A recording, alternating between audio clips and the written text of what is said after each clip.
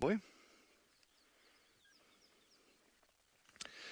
But yes, once again, we do appreciate everybody joining us this morning on our safari, on our sunrise safari. And we do appreciate all the amazing comments, the questions, suggestions. Hey, my boy.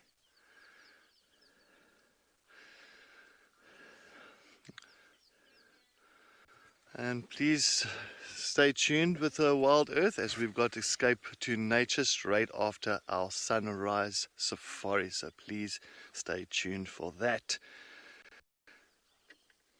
It's also always nice to watch all the dams around the areas. Okakoyo, Mashatu, and back on Djuma Dam as well. Always very interesting stuff. And it looks like the male elephant has decided to go behind there's a green thorn right at the end. But yes, once again, thank you so much for all the comments and questions, and thank you so much for joining us, and hopefully we will see you once again this afternoon on our sunset safari. And yes, for more questions, more comments, and for more great sightings. So from the Wild Earth team, we say thank you and goodbye.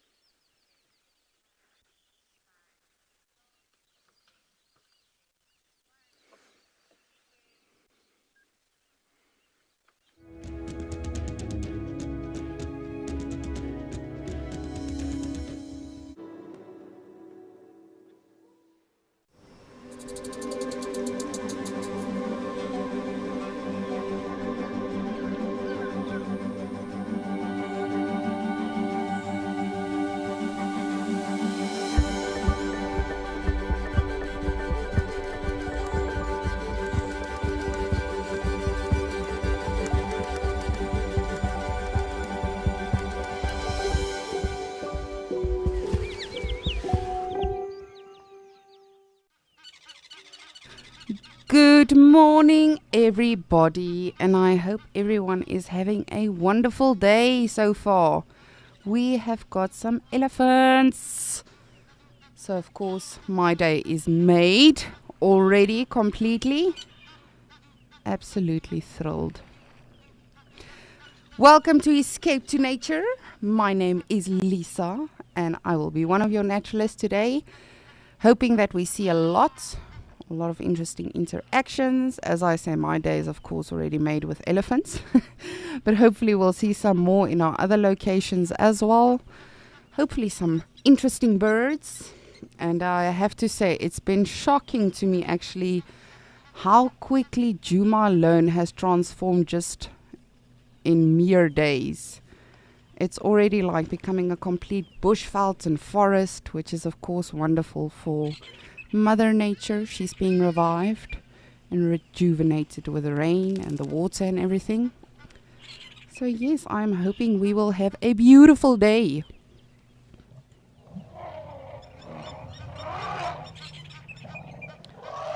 Oh, hi baby.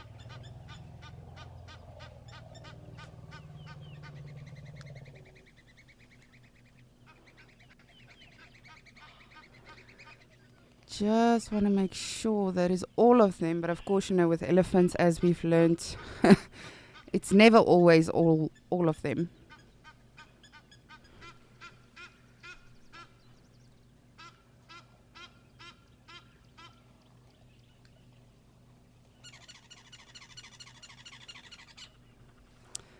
Amy, good morning, and thank you so much for your comment. Yes, absolutely. Nothing better than starting the day with elephants. Of course, whether it's in Mashatu, Ukukuyo, or Djuma, any of our water holes is really absolutely just amazing. Woo! That one had a little too much to drink, it seems. It's always impressive how they can actually get up from that awkward position for such a big animal.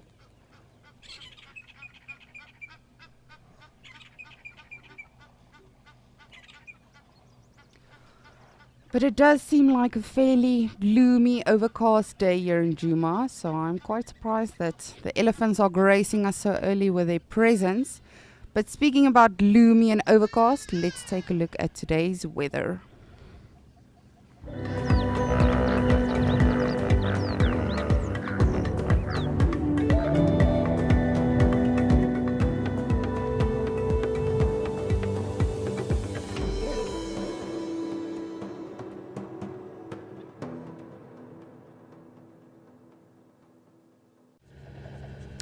Wonderful. So as always, I say it's good to know the weather and what the weatherman says about that day. But I've learned with Mother Nature, you can never go on the weather and predict sightings because it's never the way you expect it to be, which of course makes it so much more exciting and just wonderful, just like life, The scary but wonderful thing about it is you never know what's going to happen. So I really do hope we will see a lot of brilliant sightings today in all of our locations.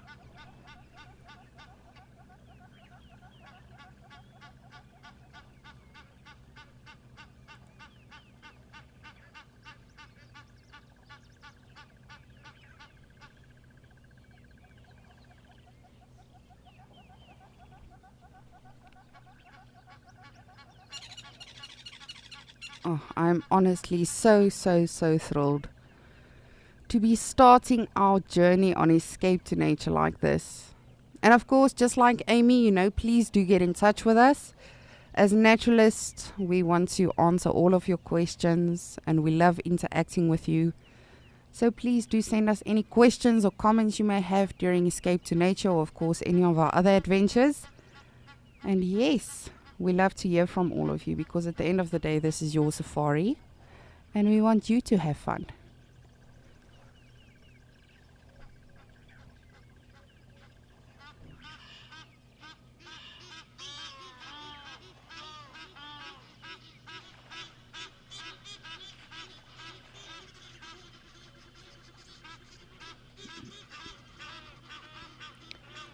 Lauren, good morning. Thank you so much for your question. Oh, Lawrence, my apology. So, elephant skin is very, very tough, of course, because, they do go through dense bushes with thorns and everything. Of course, they do sometimes fight with one another as well. So, they've got a very protective skin, if I can call it like that. However, that being said, an elephant's ear, you will not believe how soft it is. Of course, they've got a massive vein system behind their ears to help with their temperature regulation, to cool their bodies down. And an elephant ear at the back is so soft, which is actually very, very interesting. When you look at them, they don't look all that soft, but super soft ears they have, as well as a tongue, believe it or not. Very weird feeling, but very soft tongues as well. But the rest of the exterior, of course, very tough and thick because they do go through very harsh bushes sometimes. But that being said, very sensitive. An elephant can literally feel when an insect or parasite or something is perching on them. So very, very hypersensitive.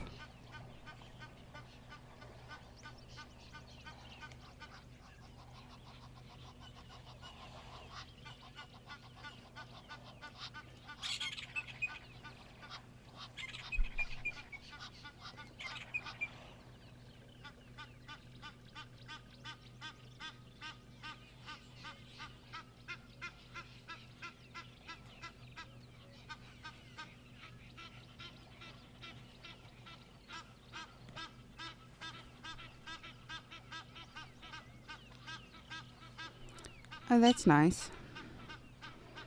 Providing some minerals and nutrients for the other animals. Aminals.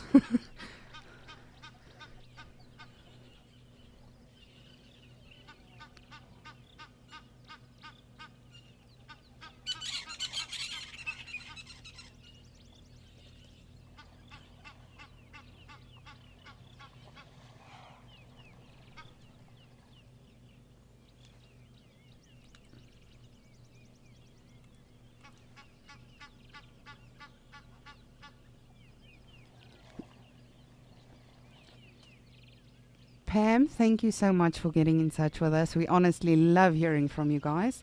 What's the average size of a baby elephant at birth?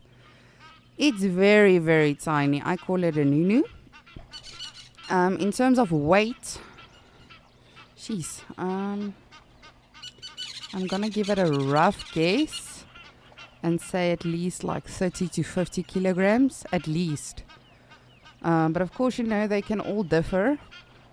depending on, if the baby is malnutritioned at birth, just like humans, some people are really, really tiny when they're born, and others are a bit bigger or taller. So it really depends, but that is generally the average size, yes.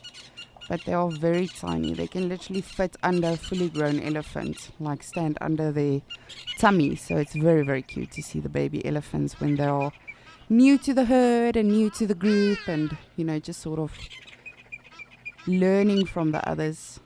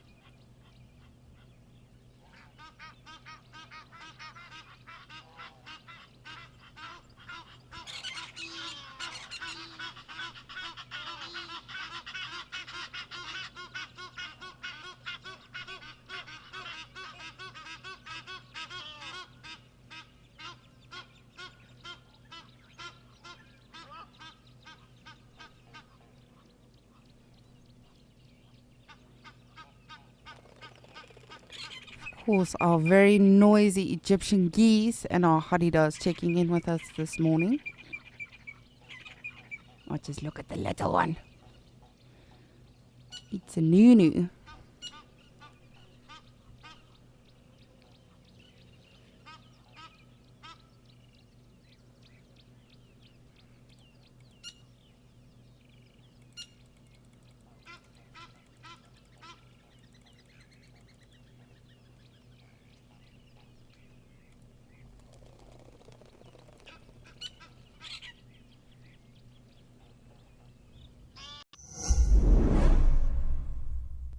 The Explorers program brings nature lovers together and helps share authentic wildlife experiences with the world. Explorers receive so many great benefits, including a chance to watch completely ad-free, luxury travel prizes, access to behind-the-scenes content, and don't forget the weekly newsletter filled with inside information. Explorer subscriptions are available in monthly, 6-monthly, and yearly on our website.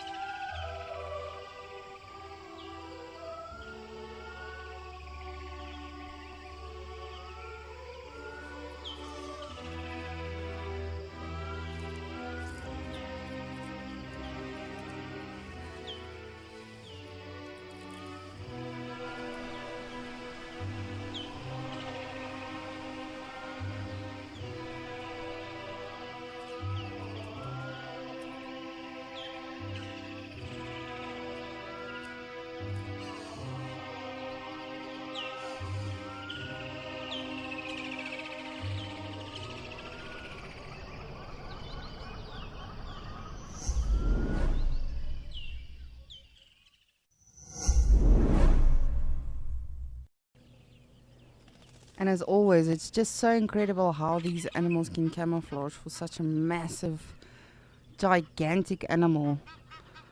Because when I actually saw them initially, before we started on Escape to Nature, they were deep into the bush and on the far end of the other side of the water hole. And generally, when I'm observing the water holes, specifically at Djuma, because it's so dense and lush, I like to, just sort of take a closer look, always make sure if there's not perhaps any cats or anything hiding.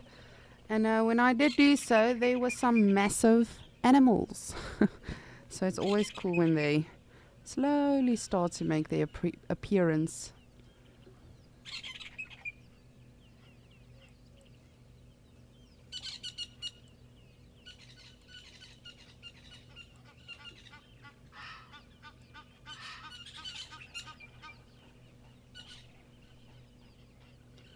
Of course, the elephants are just loving the rain season as well, because that brings forth so much greenery as well, just like a lot of the other animals that are vegetarians. But with elephants, they're fairly easygoing animals when it comes to their diet. I've seen some elephants survive in really, really harsh conditions, where you would think, I would not live here, not for anything. And for instance, like Ukukuyo, of course, those animals have adapted and, sort of gotten used to their circumstances and the environment. But elephants are very resourceful, even if they are just vegetarians, because they literally eat anything in the bush with regards to vegetation. Leaves, twigs, branches, roots, grass, bark, literally anything. So they will always make do, even, if the trees have shed all of their leaves like they have done so now in the winter time, the elephants will just very conveniently push a tree over, destroying like 20, 30, 50 years of life, and then just get to those roots, because they can smell where the trees sort of store their minerals and nutrients in the winter time. And of course they eat the bark as well.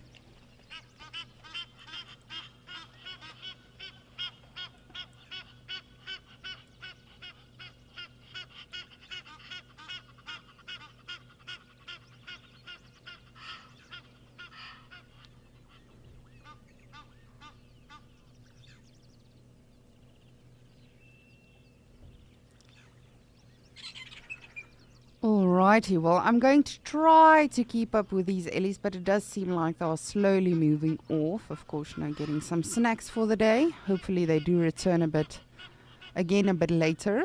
But in the meantime, I know Steve and BK are very eager to say good morning to all of you, so let's head on over there.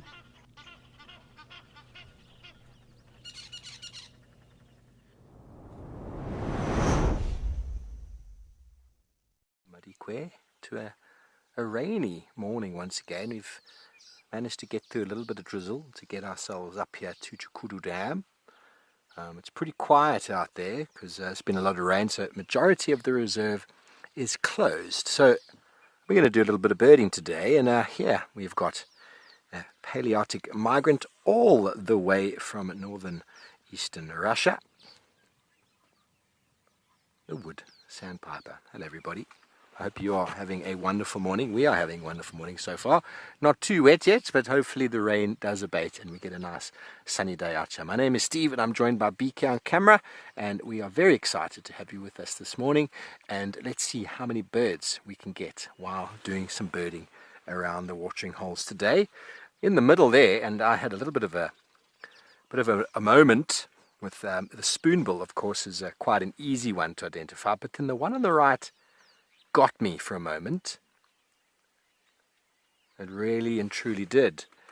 I thought it might have been a juvenile of a bird that, I haven't seen here before. Not that I've been to this dam before, but in South Africa. But it turns out to just be a juvenile glossy ibis, moving very rapidly. I've never seen one feeding like this before. Very, very busy, looking for all sorts of insects, crustaceans, mollusks, anything that it can disturb. It's feeding very much like that of the spoonbill. but it is an ibis. And it's got a probing beak, but now it is using its beak like that of a stork and a spoonbill. Jesse, it is a very peaceful start to the day. Really peaceful. The birds are very busy. Very, very busy. And actually quite interesting. I'm not sure if this pole is in your way, BK, but there is a masked weaver busy building a nest there, but I think the pole is going to be exactly where we want it, or don't want it. Just go forward a touch. Well, just with my eyes, looks like a southern masked weaver. Let's have a little look. And he was busy putting on the first strand of a new nest, the anchor of the nest that then creates the rest of it. And potentially that nest underneath was built by him as well. He's building, here we go.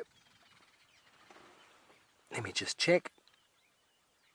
Not quite finished. Not quite finished with the construction. The outside construction is very important, and then it needs to be done in a certain way that the female is attracted.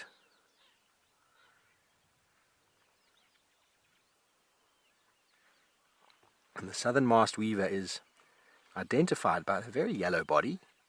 The eye is red. The mask is just onto the top of the forecrown, but the head is not black. It is yellow. And the back is not blotchy and spotty. It's quite uniform, as the village weaver has got a very blotchy and spotty back. The lesser masked weaver's got a full mask onto the top of the head, and it's got a yellow eye. Yes. You can't get it. A little blacksmith lapwing on the floor there. Let's stay with our weaver for a moment, and let's just allow all of you out there to listen to the wonderful sounds of the birds here in the African dawn.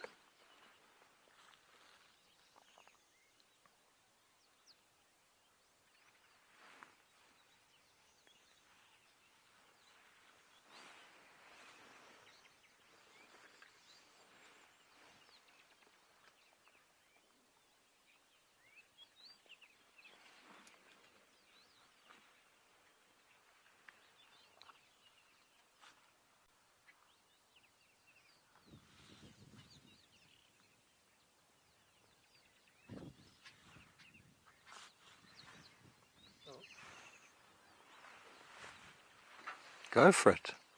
You just go for it, Beaks. If you see something you want to frame, you go for it. Oh, look how it flicks its wings. You see those outer tail rectrices were orange, and it flicks its wings. A very characteristic feature of a chat, and that one is quite a familiar looking bird, known as the familiar chat.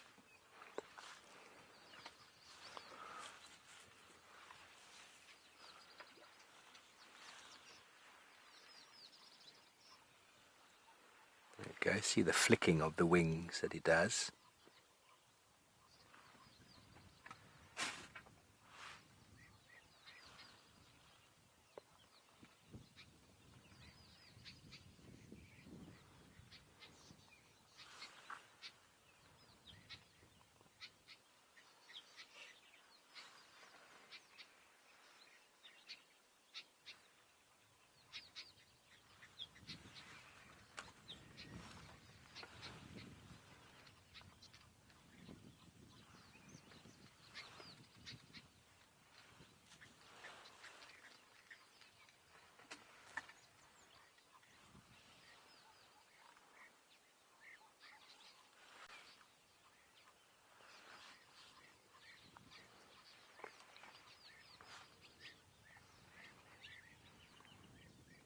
So obviously the breeding of these weavers is very well geared to that of the rainy season, because they need the grass to have grown into long strips.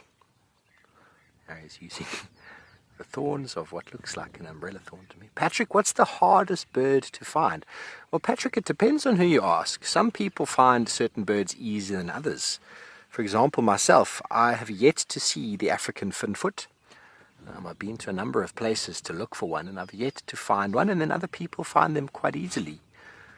So some birds are difficult for other people and some are easy for other people. It's really hard to say. I suppose there's a bit of luck. But a finfoot is that one bird that is eluding me. Finding the birds out here isn't necessarily always the difficult part. Many of these little LBJs are quite camouflaged and quite uniform in their brown coloration, and they can be quite difficult to identify, needing a photograph to be able to identify them. I think we might just either stay with that weaver nest for a little while, Beaks, or you're welcome to move on to the dam here and see what else is moving.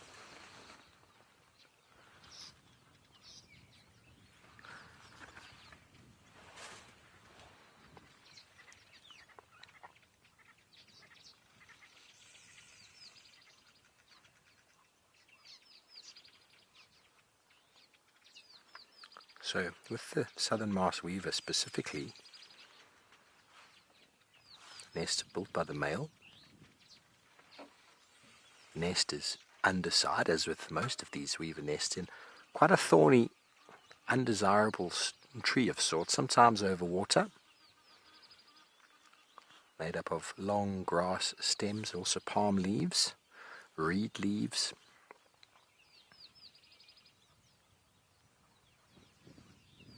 And if the female accepts his well-constructed nest, she will add a little entrance tube.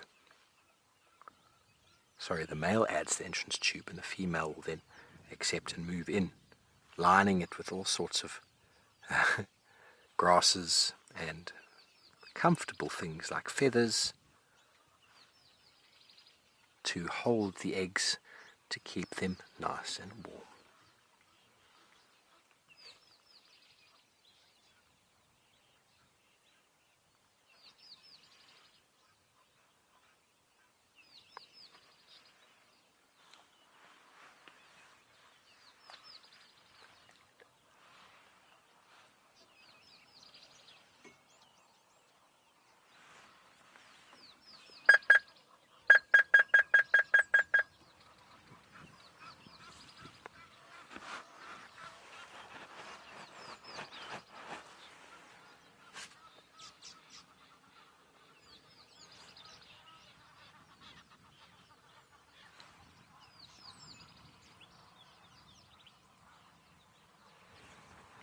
Bit of a balancing act. Now that ability to tie a knot in there in the grass is quite interesting. They are born, hatched with this ability to know how to build the nest, how to weave. Okay, he's got one strand in place, going to keep getting some more. Get that anchor in.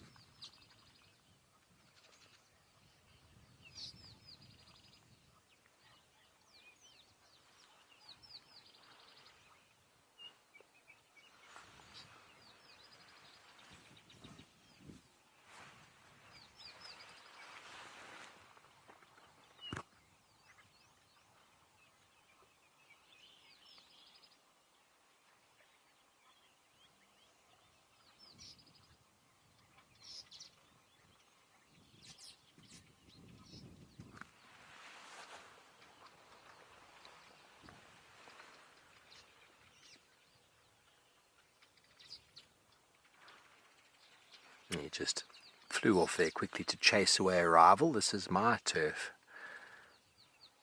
my thorny branch.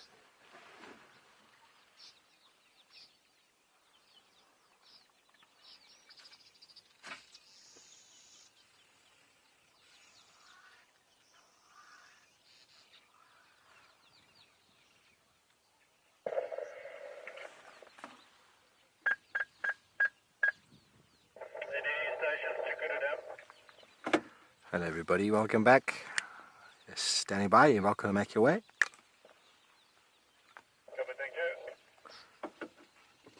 Just controlling the dam. It's what's done up in Madikwe. Dams are kind of controlled like normal sightings would be. I suppose it works quite well to eliminate lots of people all arriving at the same watering hole at the same time. And our weaver continues. That's 3 strands we've now seen him bring.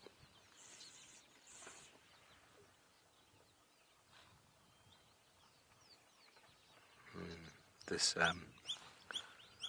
radio app that we're using keeps dropping on me, so I'll apologize if I don't always get the communications. There we go, seem to be back up.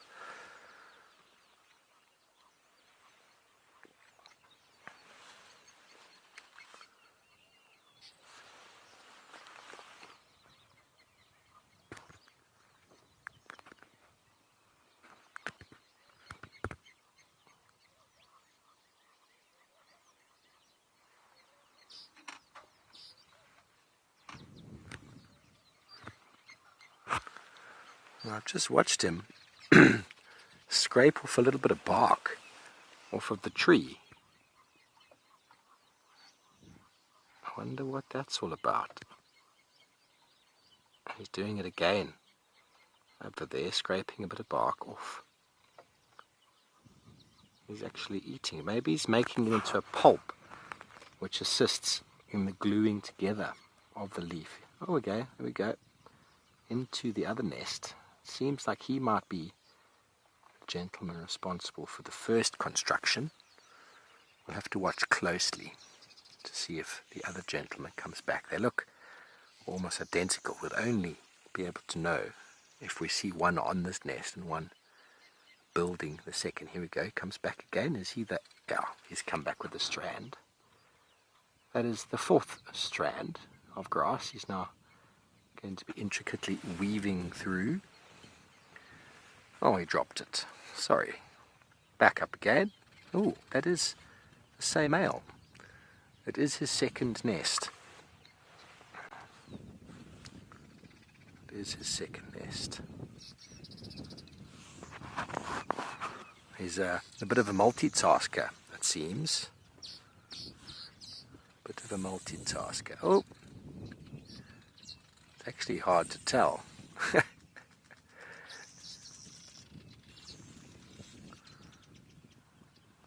Okay, well, our app keeps dropping. I'm sorry, Final Control, but okay, we're back on again.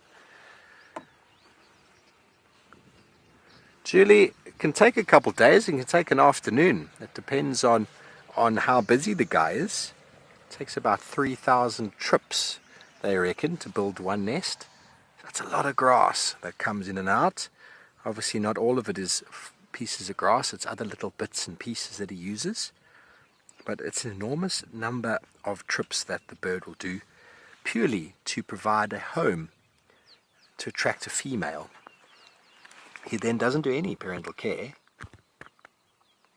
He will, however, spend time in the area defending the nest site against predation. It's often we see a number of weavers together in the same spot, and those males will compete heavily for the females that arrive, but then at the same time will defend that area against snakes, monitor lizards, if they can, of course, through mobbing and through aggressive behavior.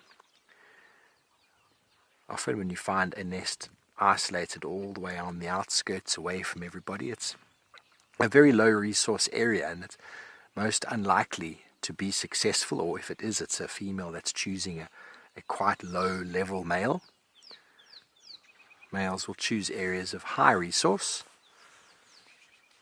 and it's why females can get away with rearing 2 to 3 chicks on their own without any help from the male, because the resource in the area is high.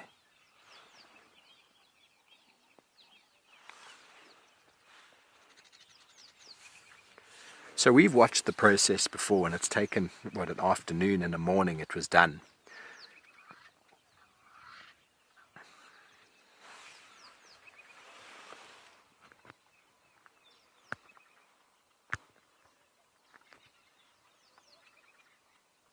We've been hearing the Deirdric's cuckoos already for a couple of days. Deirdric's cuckoo are one of the main brood parasites of the masked weavers. You'll often find weaver colonies and hang out laying their eggs in them.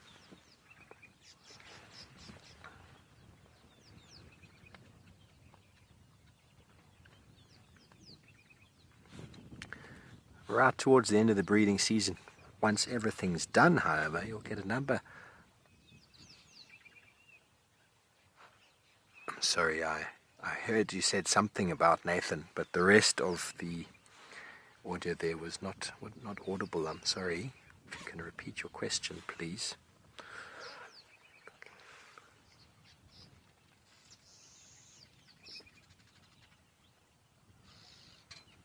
Nathan, it's possible. It is possible, but not on the same nest. Essentially, the female will choose a male that has produced a beautiful nest. She'll go in and mate with him and then lay her eggs there. The eggs are between 1 and 6, and they are laid, and the incubation is between 12 and 14 days. So it's very possible that after that she does then mate with another male entirely in a different nest. But she is then very busy looking after that first brood. So it's unlikely unless it's a very good season. There are a number of bird species that can breed quite quickly and will brood more than once in a season, sometimes even 3 times, 4 times, depending on the conditions. But she first has to deal with the current brood of chicks before she can move on to the next.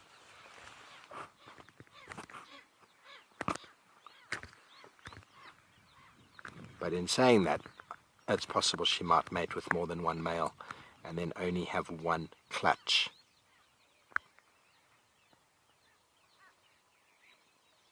You can hear the raucous calls of a purple roller in the distance.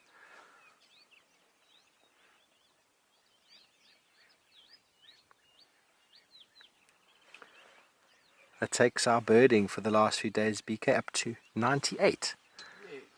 It's not bad, eh? We've only seen 3 birds of prey, so there's still plenty more of them to see.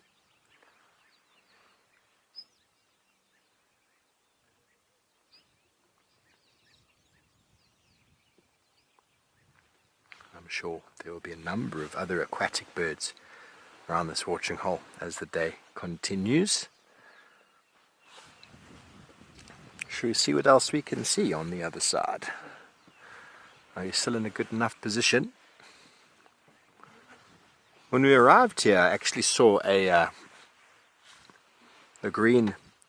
wood sandpiper chase a bird away that I was trying to get a look at. He looked like he might have been a green sandpiper. Didn't get a good look.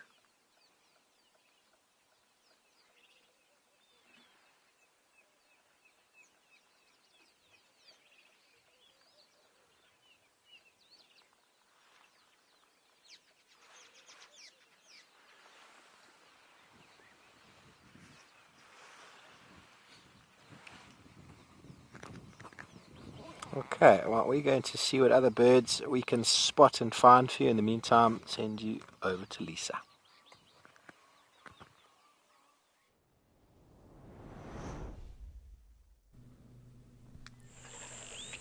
Thank you, Steve. Oh, those weavers are one of my favorite birds just to sit and observe at a waterhole specifically. But of course, you know, anywhere they are constructing their nest, they are just so fascinating. But right now we are in Ukukuyo, and just look at what a beautiful day we are having. I do just quickly want to correct myself on the elephant baby weight. As soon as I said it, I actually immediately doubted myself. So elephants can weigh anything between 90 and like 130 kilograms when they are born. So I do apologize about that. But yes, as soon as I said it, I was like, no, that doesn't sound right. But we do not have elephants yet in Ukukuyo, and of course I'm always keeping all of my fingers and toes crossed. We will. But we do, however, have our beautiful kudus that came to say good morning. Want to see if we can take a closer look at the bull, because they are of course always very beautiful. Generally, I'm always a fan of the female genders of animals. I don't know why. I think it's just merely because, you know, people tend to want to look at the males, whether it's a bull or a lion or, you know, whatever the case is, because generally they are more impressive, whether they have big horns or big mane, whatever the case is, or big tusks. And for me, I have to say that is the case with kudus. They really are beautiful animals. Just look at that set of horns. But of course the females are also very beautiful. So I could be mistaken, but it seems like a male with his ladies. They are just off to the left. We'll take a look at them now. And then of course our ever-present springboks. Springbokkies.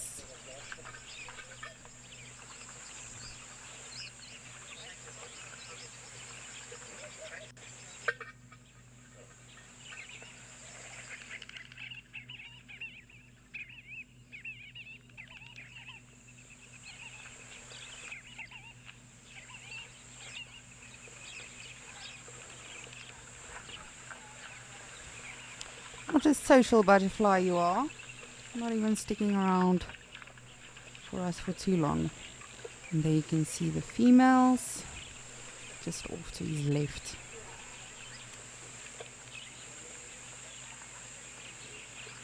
I always call them the Mickey Mouse antelope. They have really, really large ears. Just like most of your prey animals like zebras, antelope in general. So of course, you know, they tend to rely more on their hearing and smell as opposed to their eyes, where your predators such as leopards, lions, they have very, very good eyes. So it's always interesting, you know, to sort of see how Mother Nature created pros and cons for each and every individual.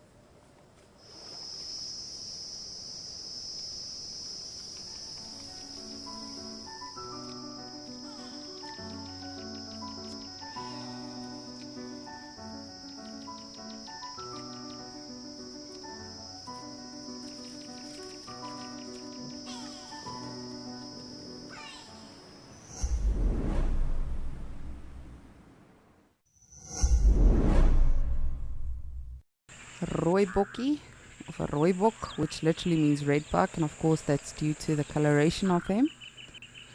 And then springbok, also very straightforward.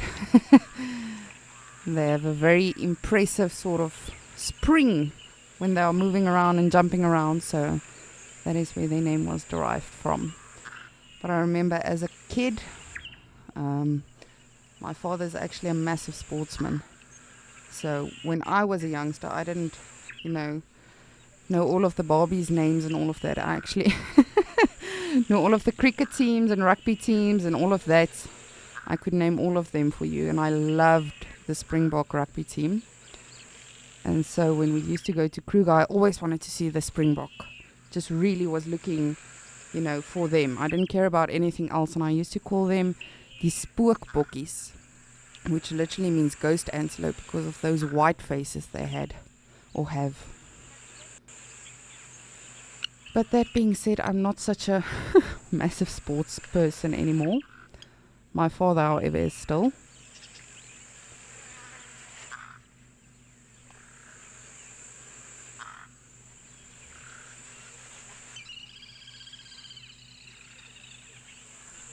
Oh, I just love the call of the little grebes, these tiny ones in the water.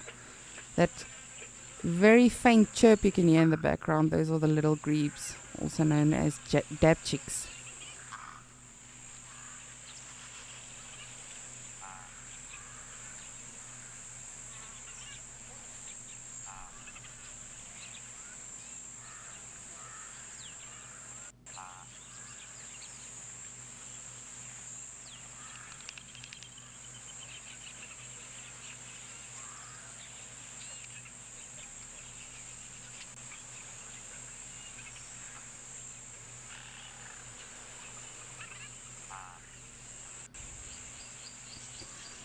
Raymond, good morning, and thank you so much for your question. You would like to know how impalas defend themselves from predators. So most of these animals that can fall prey to any predator, their first thing would be to immediately make an alarm call, of course, to let the predator know, listen, we have seen you, you're not all that sneaky as you might think. And then, of course, when a predator does start coming for them, they'll try to run away, and something like an impala, it's very rare for them to actually outrun a predator. They can try, I don't really want to say even to a predator. Impalas, of course, have horns because the males establish the dominance within themselves. But to be honest, I've never seen an impala, take on a leopard with its horns or something. Not like a warthog, for instance, with its tusks and its skull. But that being said, as soon as a impala, for instance, is taken down, it will still try to get away and do what it can, but for the most part they will generally, their first thing is to alarm call, and that lets not just the predator know, but that also lets other animals know, like, well, something is wrong, someone is around that is not supposed to be around. But they do have their horns as well, but as I say, I personally have never seen or heard of an impala that actually tried to fight a predator with its horns. But of course they do have the horns on their head to defend themselves. And then with impala, interesting enough, they also have what we call a metatarsal scent gland, which is situated on their legs. Now that gives off certain scents and pheromones. So when males are challenging each other, or when it's mating season, or whatever the case may be, that gives off certain scents to other impalas as well. And of course, when they are running away from a predator, that will also give off a certain scent and pheromone. So it's very interesting with animals. They're very, sometimes I wish we could be more like animals, because they are just so tuned in with their senses. And of course, their smell, their hearing, their sight. So they really do smell a lot of things that we don't. Of course, they've also got the Jacobson's organ situated in the roof of their mouth, and that is also a very, very good tool for them to sort of chat to the brain and say, okay, well, this is a female that's ready to mate, or this is another territorial male. And I'm not just specifically talking about impala now, this is for all of the animals, and that is actually how they also communicate with one another.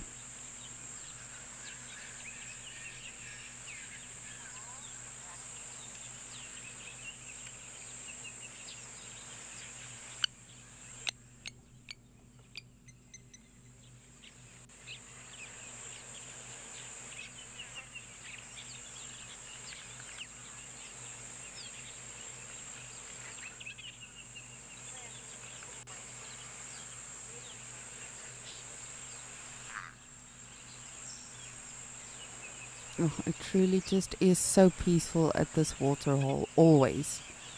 Whether there's a lot of animals, where there's just a few animals, it's always just, I love these noises and the sounds and everything that's just surrounding this whole area.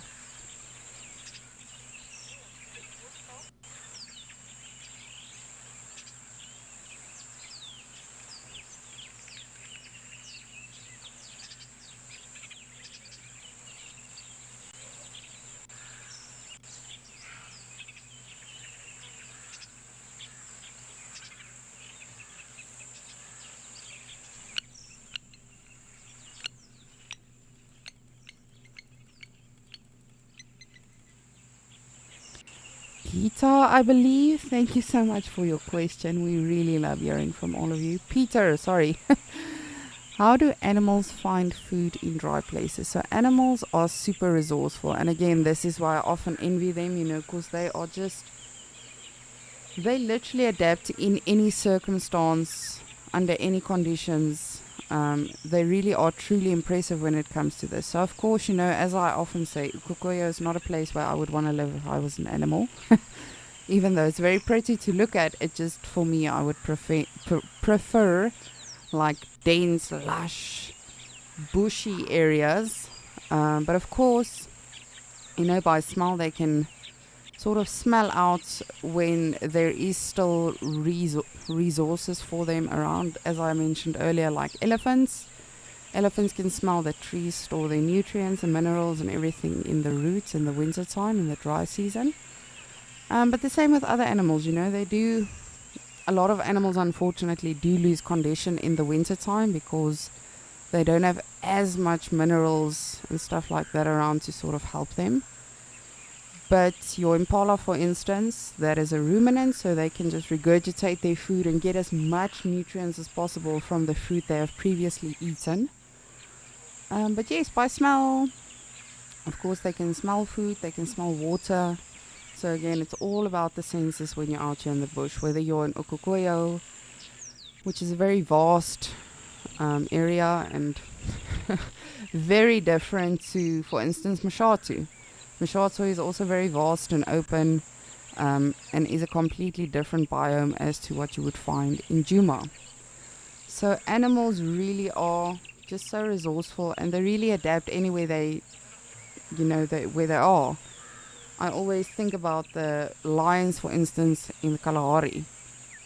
Like, if you were a lion, would you want to live in the desert?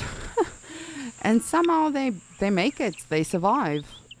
So animals, it's all about survival of the fittest out here. And they really do whatever they need to, using all of their senses. And of course, if they are not strong enough, Mother Nature will take them out, because that's what it's all about.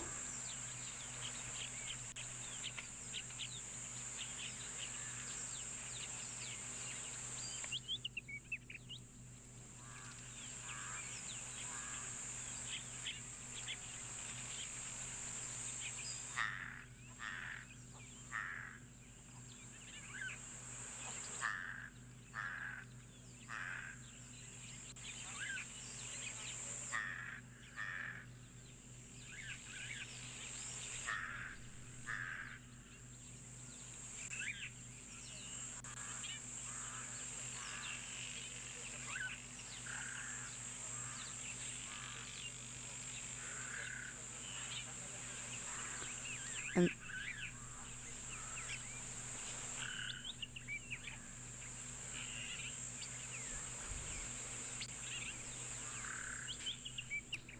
Teddy, good morning. So generally any animal that can fall prey to like a predator or something, it's not necessarily that they are social, because they like hanging out with each other or whatever. I think it's predominantly because of the fact that they sort of realize, okay, well, safety in numbers will hopefully help us, when a predator does come around. But yes, there are definitely animals that are not social, like your leopards, for instance. Leopards are solitary animals, as we've learned by now, unless they are mating, or unless it's a female with cubs. Same with cheetah females. So So cheetah females are also solitary unless they have their cubs with them or unless they are mating. Cheetah males generally form coalitions. But again, this is not, when we say these things, this is not that you are never going to find a situation where it's, you won't find more than one leopard together. I've actually had a sighting like that where a male leopard was feeding on a carcass in a tree. A female was at the bottom. And they actually swapped places, and the female had a cub with her.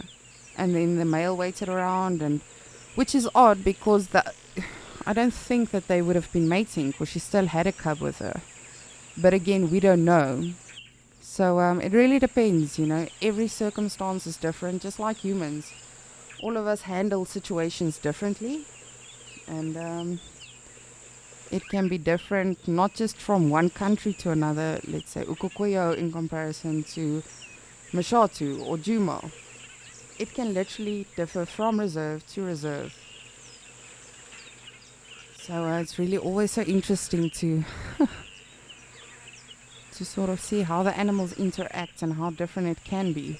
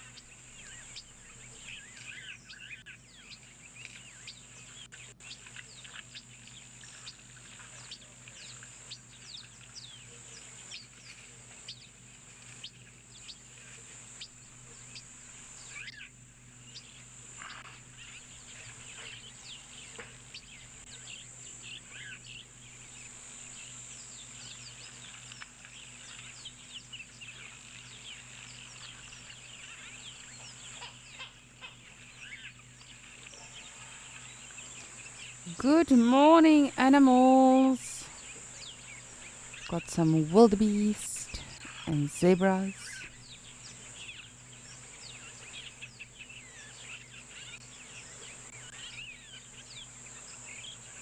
Oh, I just love it when the animals come down to the water hole.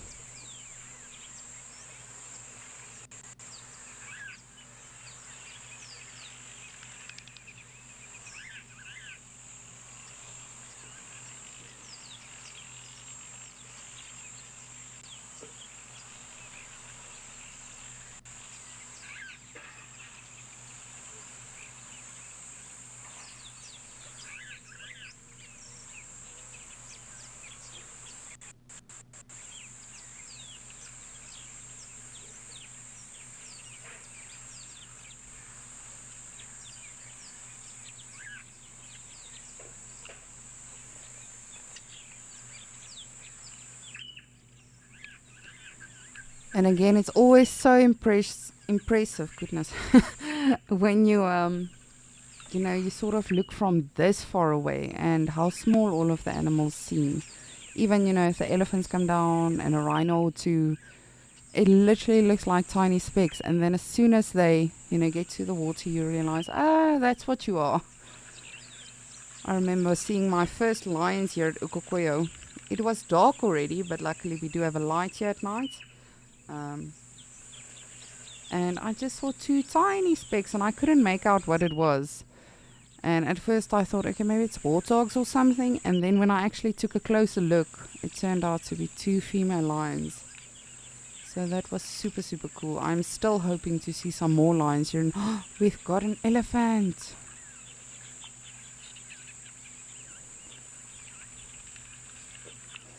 Sorry.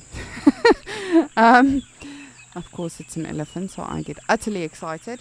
But yes, I am still hoping to see some more lions here in Okukoyo. It has only happened for me once. But you never know. There's still lots of time. And as I say, it's always good to be grateful for whatever we see under whichever circumstances.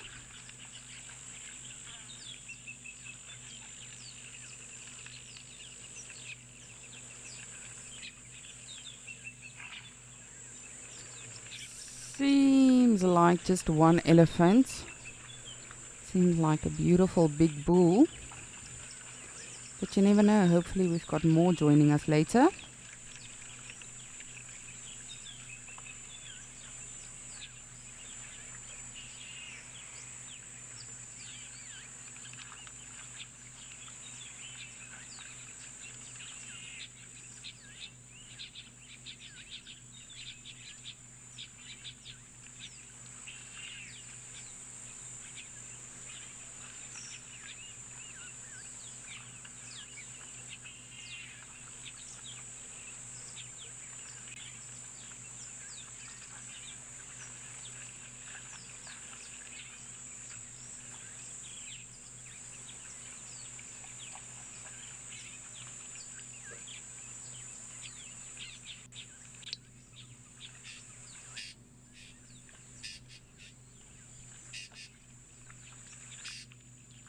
Oh man, what a sight to behold. All of these different animals. And it's always interesting to see, what the interaction is. Because some elephants are super chilled. They'll just come, drink water. They don't care about the other animals. And then often I find this more with your herd of elephants. Especially if they are younger ones or teenagers, they tend to chase away the other animals. They can be very cheeky at times, but it'll be interesting to see what this bull's reaction is now. But again, that being said, it's not always a norm. We don't know what happened to this bull before we got here. So, has he been having a super chill day? Did someone make him angry? Or provoke him perhaps? Or is he just taking it easy for the day and he wouldn't mind the other animals being here?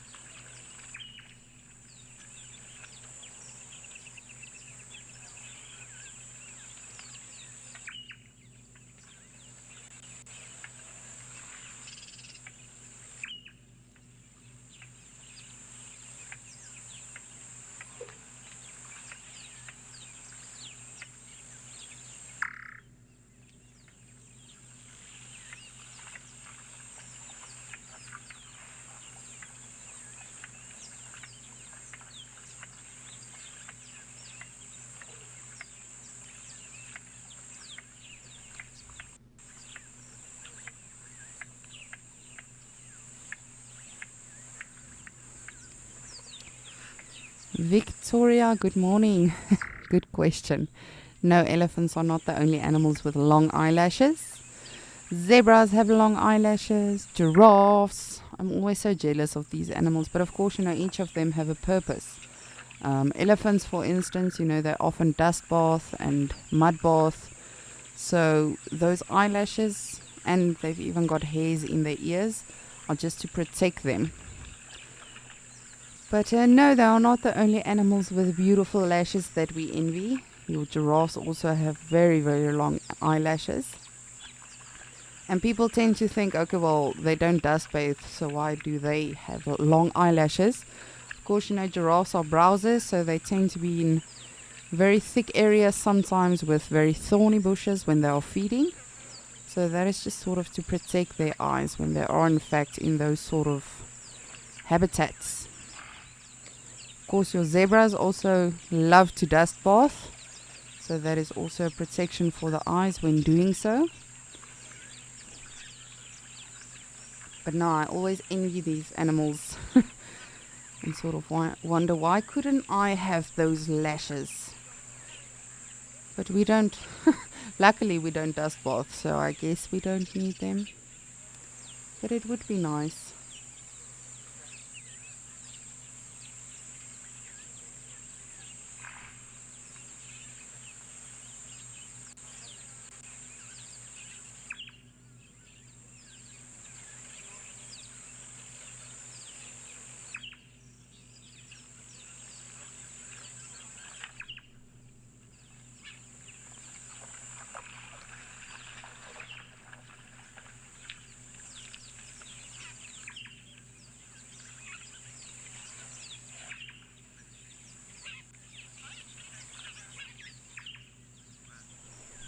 Oh, just look at our beautiful elephant. Definitely an older bull.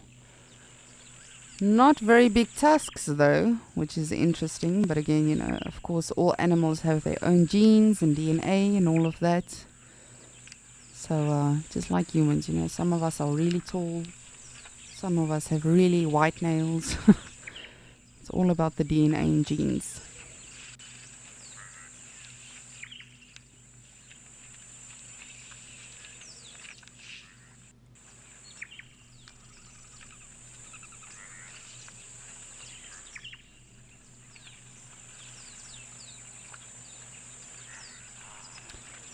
Alrighty, well, I'm going to keep an eye on this beautiful elephant, but in the meantime, I'm going to send you over to Nick to say good morning.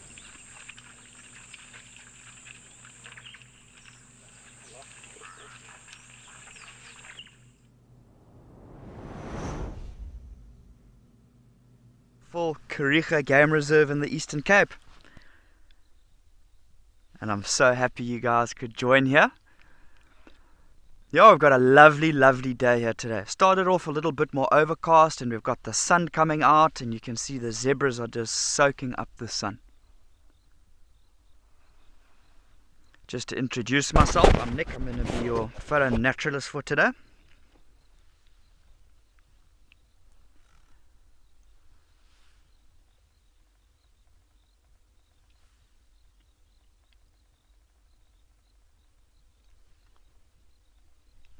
Yeah, so like I was saying, we started off with quite an overcast morning. There was, we did have a little bit of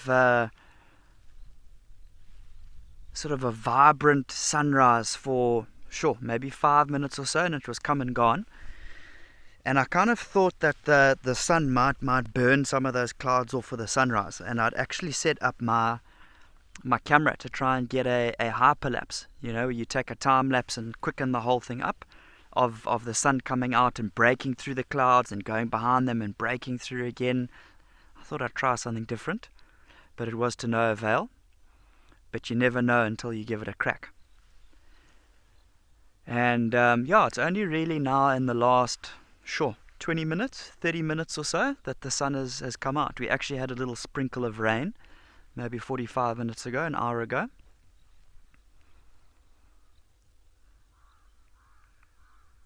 And it's going to be interesting to see the movements of all of the animals.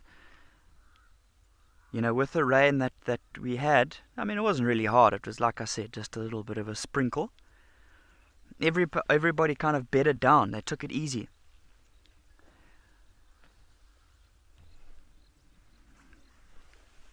And I mean, in the Eastern Cape, we know weather can change just like that.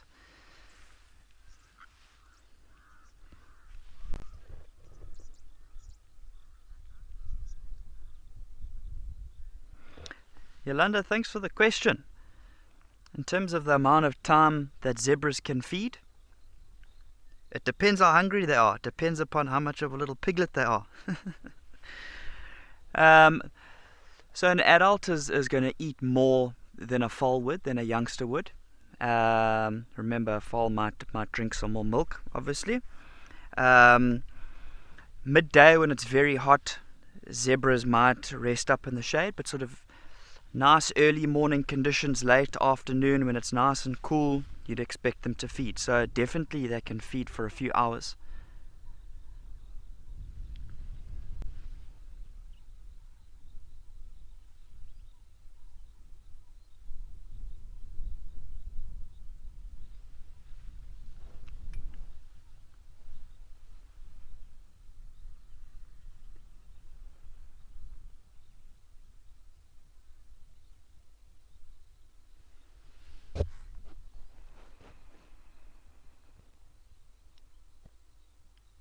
So you can kind of see how the zebra closest to us, that whiter one,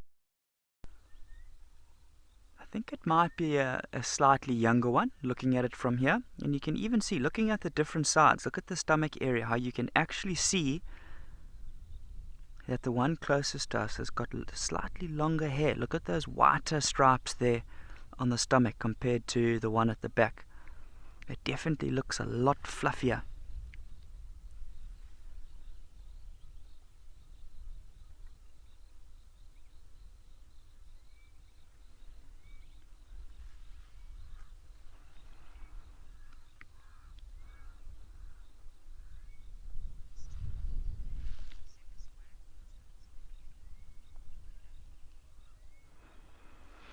Heather, in terms of the movement of the tail, why is that zebra swishing its tail all over the place? That's just to chase away flies and little muggies and things like that. I'm not too sure what it was this morning. Obviously the weather conditions were having some type of an impact, but there was a whole lot of small little insects flying all over the place. I've had them flying around the vehicle and around my head for probably most of the morning. And I've also, my hand has been going all over the place trying to chase them away. So it's a similar concept for the zebras. You know, if you have a look at that tail, look how nice and long those tail hairs are. That's going to be a good fly swatter and insect swatter. So in terms of them swishing it like that, it's not showing any type of mood there. It's more just the insects.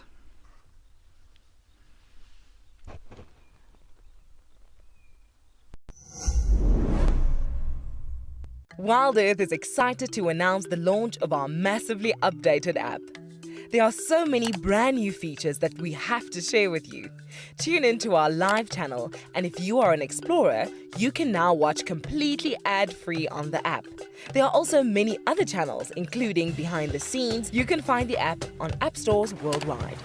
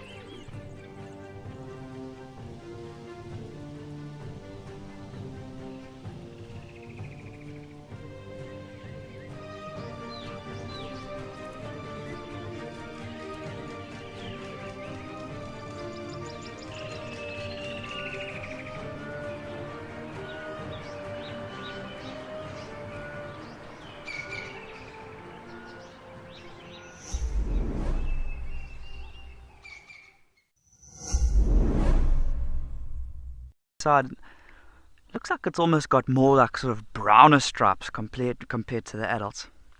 I think it's more just the angle that we're looking at here, and maybe a little bit dirty. And it is quite interesting to have a look at that.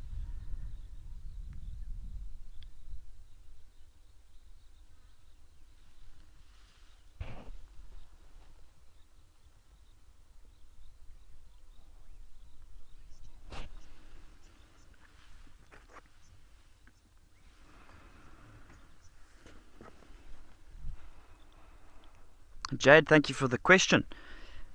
In terms of the communication between zebras, a lot of it is going to be sort of body language, you know, telling each other how they're feeling through body language, the positioning of their bodies.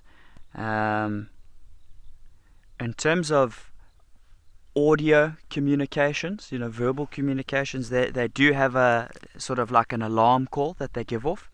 In terms of if they've spotted a potential threat, which is quite a characteristic call of the zebra.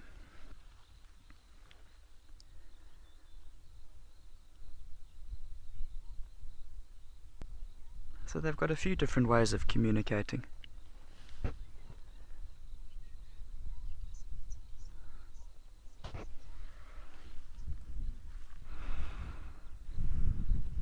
Alright, so it seems like zebras are the flavour of the day here, as well as with Lisa. We're going to take you across to her now with her zebras.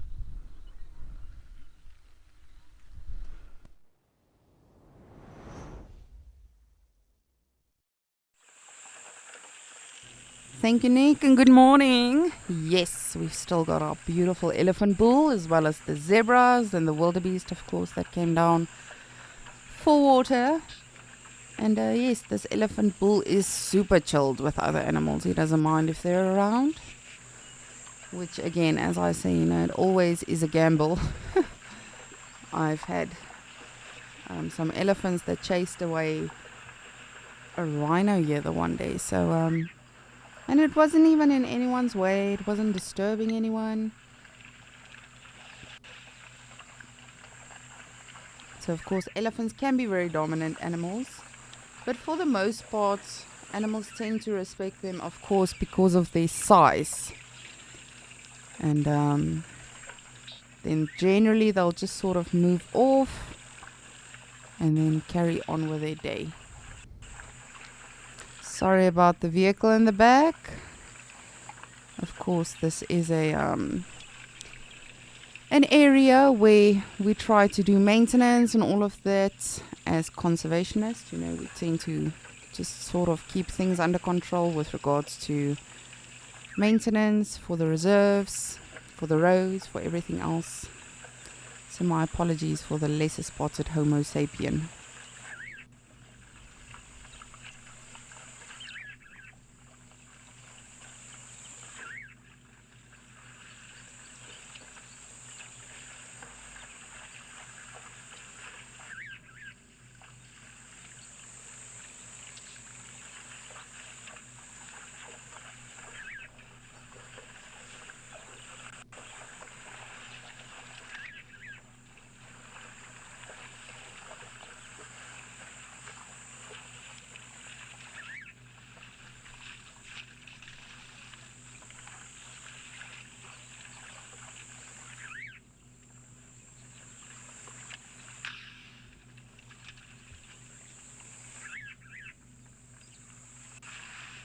And as I mentioned earlier, the ears are a big factor in elephants with regards to their temperature regulation. So their ears consist or take up about 20% of their body mass. And they've got an impeccable vein system in their ear or ears. And that is why they'll constantly flap it just to sort of regulate the body temperature by constantly circulating the blood, which of course is cooling down the body. Oh, that's lovely.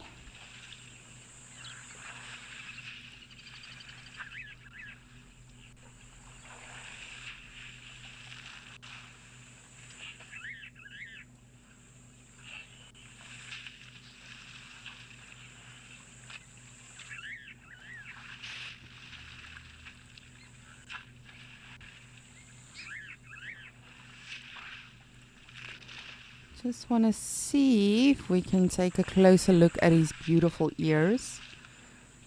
So as I mentioned earlier, funny enough, this is actually one of the softest parts of their body, is the back of their ears. So you can see the rest of the exterior of the body is quite rugged, almost seems leathery.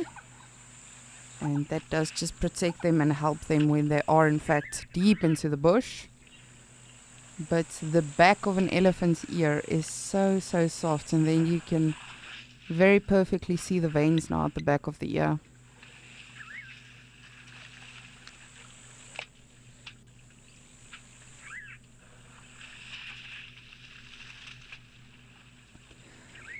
Christina, yes, I have seen an elephant without a tail.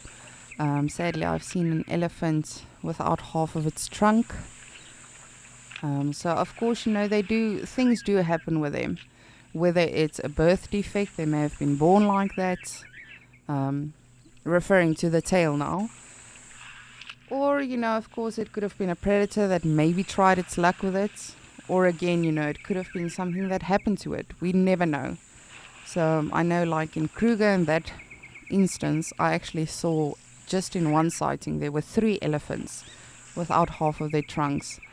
And that was actually, I was told by the guide, that was because of crocodiles that actually got to the elephants. Because of course, when they're drinking water, yes, they have incredibly good smell.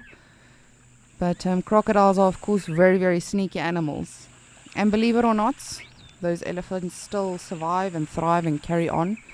Again, animals adapt as they need to. There's an elephant in the Kruger National Park which has a massive hole in her head. And at first, a lot of people speculated and thought, okay, well, she must have been shot or something. Of course, if she took a shot to her head, she would not have been alive today. So that is actually a birth defect. They did some research on that cow and they found that it's a birth defect. She was born like that. And it's literally, you can see like everything inside her, sort of her head area. I don't know how to, because it's not a skull. Because you can still see the flesh and everything underneath. So very, very interesting. But animals adapt as they need to. Very, very admirable, I would say. For me at least. I wish we could be more like animals, just adapt to our environment. They never throw tantrums and stuff, they just... I think they sort of know they don't have a choice. Adapt or die, and so they do.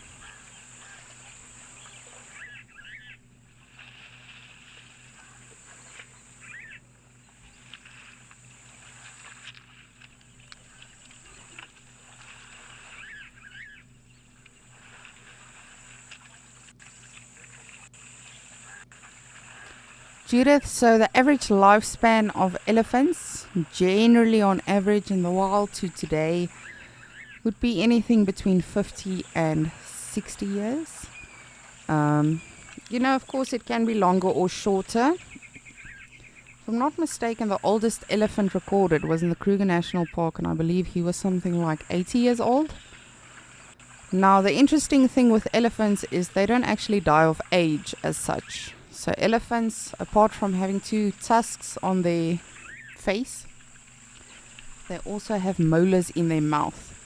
So during their lifetime, they will have 6 sets of molars.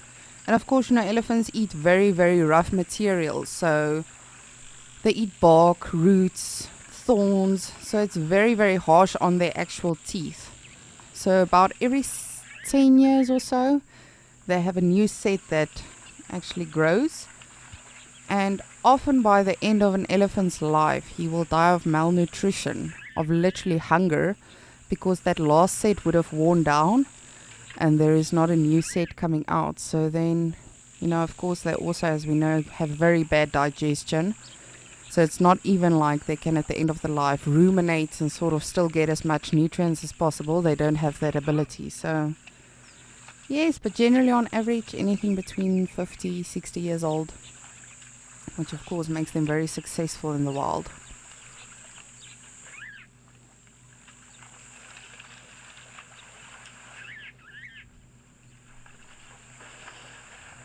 Okay, now I've had enough. You can move.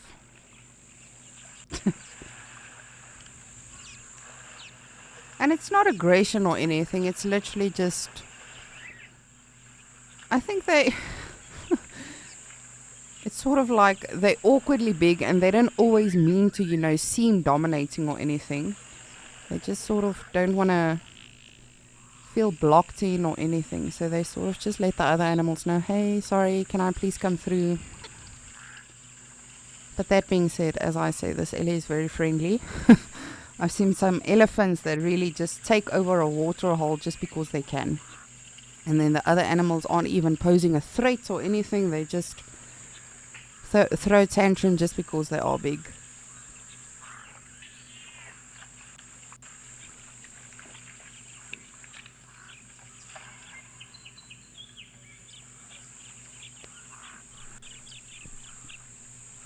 What a beautiful scene this is.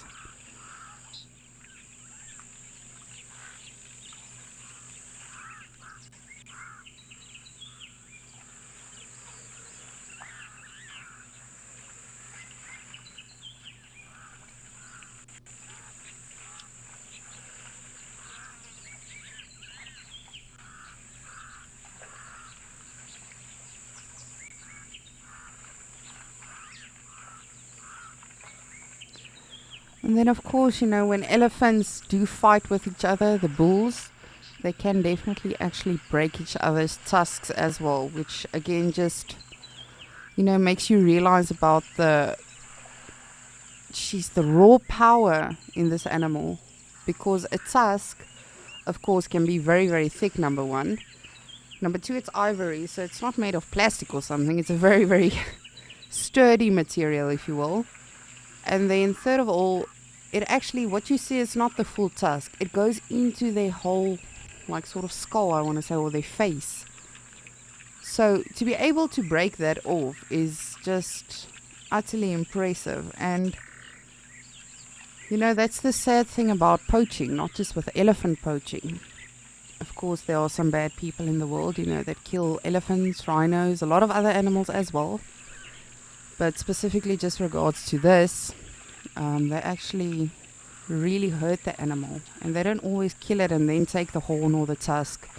Sometimes it's as cruel as to just put the animal to sleep, take the horn or the tusk or whatever, and then leave that animal. And generally, if they wake up and they are not found, they unfortunately more often than not bleed to death, because those people take the whole tusk. They don't just take a piece. Same with rhinos. They literally cut the whole horn out of the face.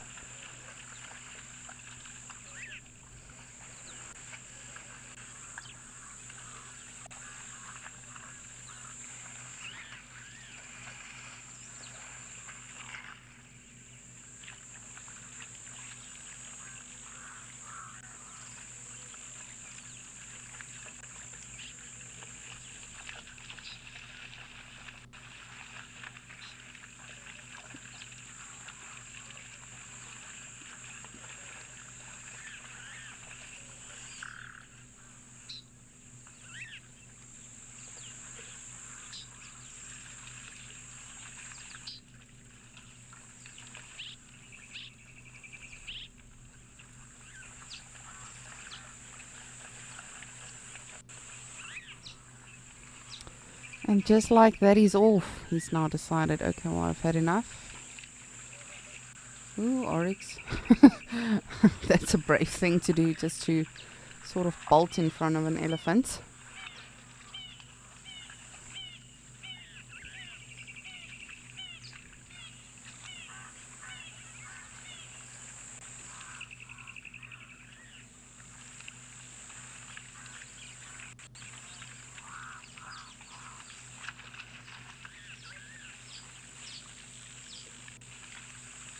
Just sort of keeping an eye on him, making sure, all right, sir, are you done? Can we now have a turn?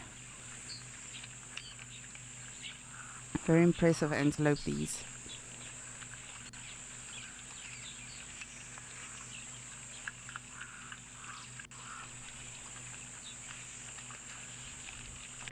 They've actually got a very cool vein system in their nostril area, or in their nasal region, which is called the carotid artery, and that actually helps them to sort of cool their heads down, just so that it doesn't overheat.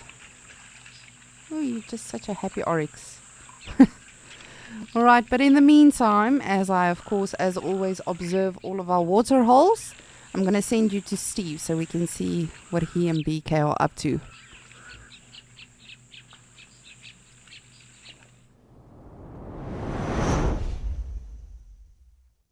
Thanks, Lisa. Welcome back, everybody. Our male southern masked weaver has been busy. And since you've been away, well, he's definitely tending to 2 nests. That first one, he was just doing some touches on it now, and the other nest is being constructed. The anchoring is pretty much in place. Quite incredible how he does that. He's going to start with a ring, like, ooh, a female just went straight in. How glorious. Let's see if it is a female. Look like a female by the color. They are quite drab, the female weavers. They're very difficult to identify. Obviously they know what the males look like.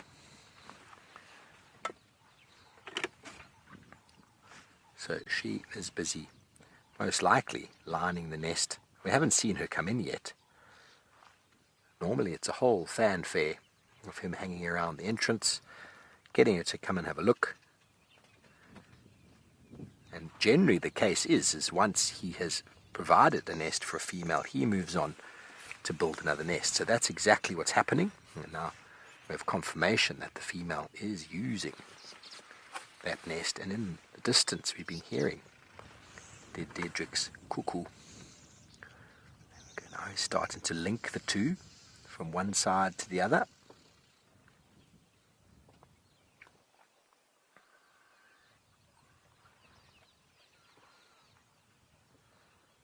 Ethan is very busy. He doesn't stop. He doesn't stop. He knows exactly what he needs to do. There you can see that the ring is starting to be formed. He's going to have to neaten it up a little bit.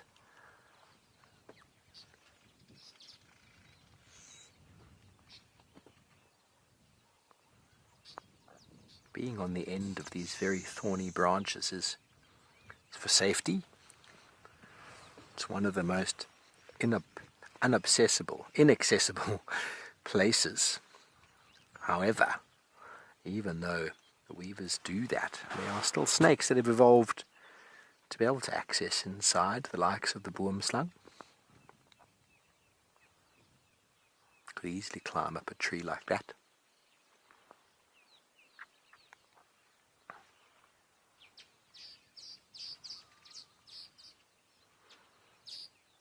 I think you were actually with me, BK, at Djuma when we had that boomslang killing that frog. Were you there? Or was that in Po? Must have been in Po. Had a boomslang that had caught a grey tree frog right there by our kitchen. It was you. Now you remember. Make me feel bad that I don't remember it was you.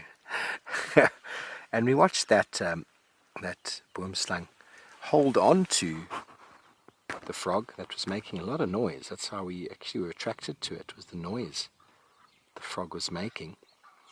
It held on to the frog as the venom slowly made its way through the frog's body, and then we watched it slowly ingest it. Quite something to behold.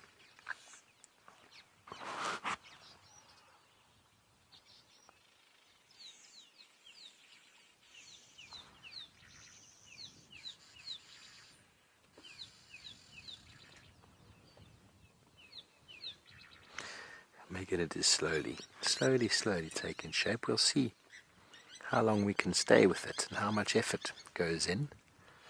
Obviously we can't watch every movement this male makes,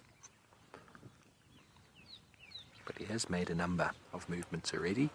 What is he coming back with next?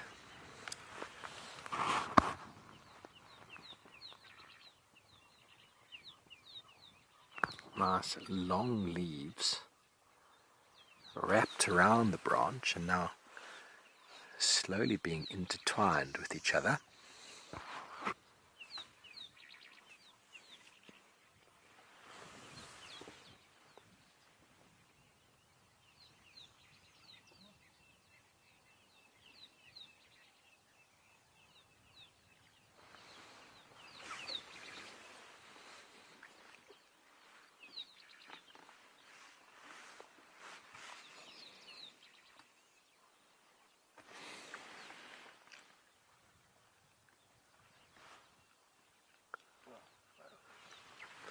And he's back with another little sprig.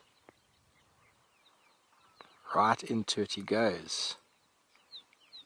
This one goes over here, and this one goes over there, and this one goes over there. Threading it like a needle with his beak. He knows exactly what he needs to do. Now I know I've spoke about this before, as I'm sure many people have, but it is a very interesting topic. They took a weaver and they bred it in a box or a cage. For 6 generations they watched it have eggs and do the whole thing from adult to egg to hatching, those chicks becoming adults and then hatching, and after 6 successive, female just flew back into the next one with a little soft bit of fibrous material. And 6 generations they bred the weavers without the ability to build a nest. And then after 6 generations, they provided what would normally be used in the wild for nesting, and the weaver constructed the perfect nest. So that showed science and the world that birds and small, fast-breeding organisms are hardwired with most of what they need to do in their life. Most of what they need to do. And he's back again. Yep. Generally, as I was talking about with our lion a couple of days ago, that the longer lived an animal is, the more parental care is required, and with parental care comes learning. The shorter lived an animal, the less parental care is required, and also the less physical learning takes place. More so, they are born with the ability, the knowledge, the knowing of what to do.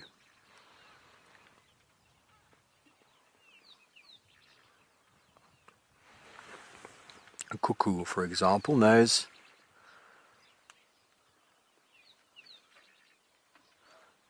to breed with a cuckoo and to speak cuckoo and which species to lay their eggs in. Weavers are inherently born with the ability to build a nest, even if they are prevented from doing so for generations. So it's fascinating. If you think about us, for example, for me to learn how to weave a basket, it's going to take a lot of trial and error for me to get that right. No one showed a weaver how to do it. He just knows.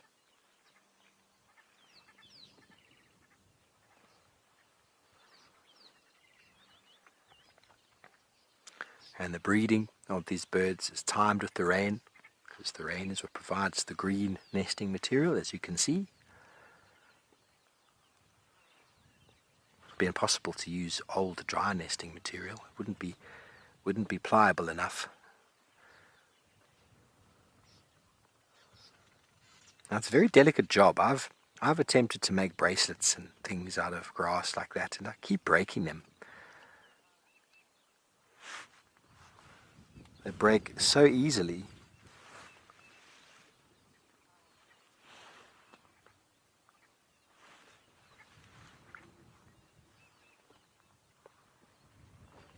And all of this hard, painstaking work that these gentlemen will go through,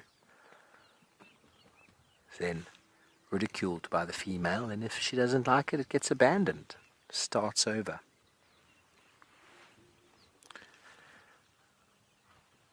That picky behavior from the females is what's led to such intricately woven nests. It probably started out as something very basic, and over time, over selection, over selectivity of the females over many, many, many, many years, it's led to some of the most intricately woven nests you'll come across.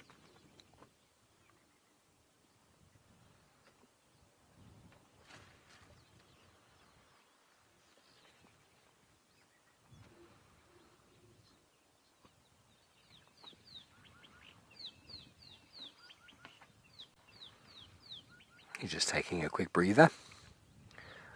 And remember, everybody, in this time that he's building the nest, he also has to feed. He has to feed and keep himself strong and fit, defend the nest area, dance for the females when they come nearby, and somehow also prevent himself from being eaten by a bird of prey.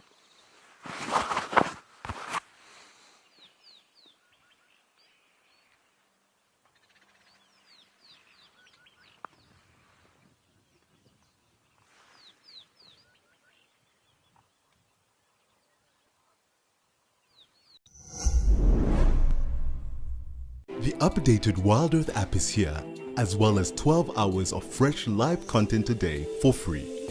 You can watch repeats and highlights of shows you have missed, and if you have subscribed to be an explorer, exclusive access to the behind the scenes channel, access to rehearsals for new locations, a chance to give us feedback, and explorers also watch totally ad-free.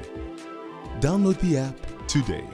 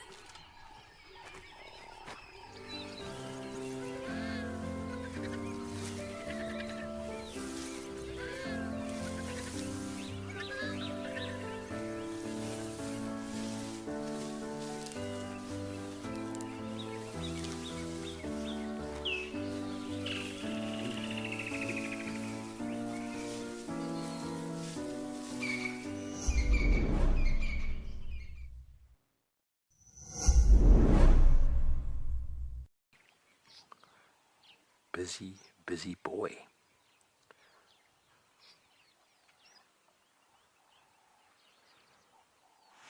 It's done really well in the short time we've been here. It's going by the book, setting the foundations for the design of his intricate woven nest.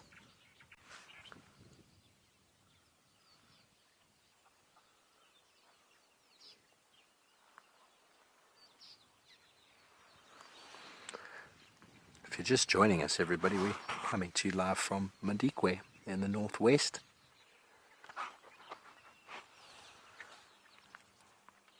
At the Chukuru Dam. Chukuru is the Tswana name for white rhino.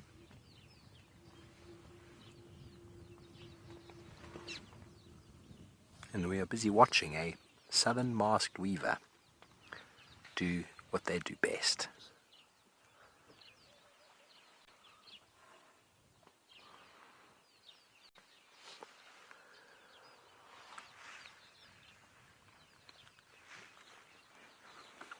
That is what the nest looks like in the beginning.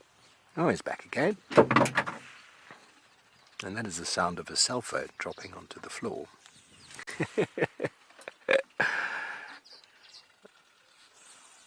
That is the sound of the southern masked weaver. It's a very metallic-y electronic sound.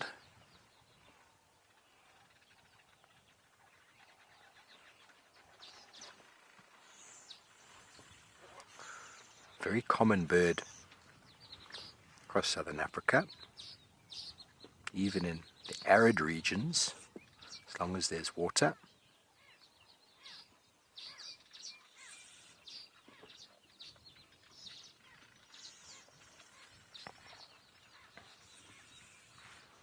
Do have small localized movements in the winter months, but they're pretty much localized. They're pretty much in the same area. very difficult to identify when they're not breeding. And this breeding plumage that you see on this male is one of the obvious elements that he is a breeding male. He has to be in full breeding plumage for the females to even look at him. And then he's got to be able to hang upside down like that, one leg or two, on his nest and dance for the female, who will then investigate his nest. So breeding plumage cannot be attained unless an bird is in physically good condition. If they're in bad condition in any way, they will not be able to molt into that breeding plumage and will be unavailable for the season. Can happen through some injury or maybe low food availability.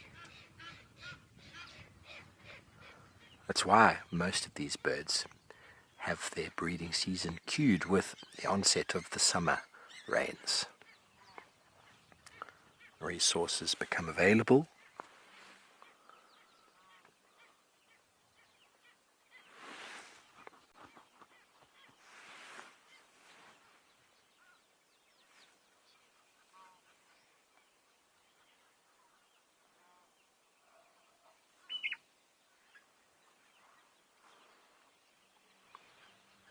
And they do go through quite a lot. He builds the house and he dances, and then that's all he does. He doesn't provide them with any food whatsoever. He doesn't assist the female at all. As soon as the female moves into that nest, which he's found one for that nest, he mates with her, she takes over the nest, and then he starts constructing a second one.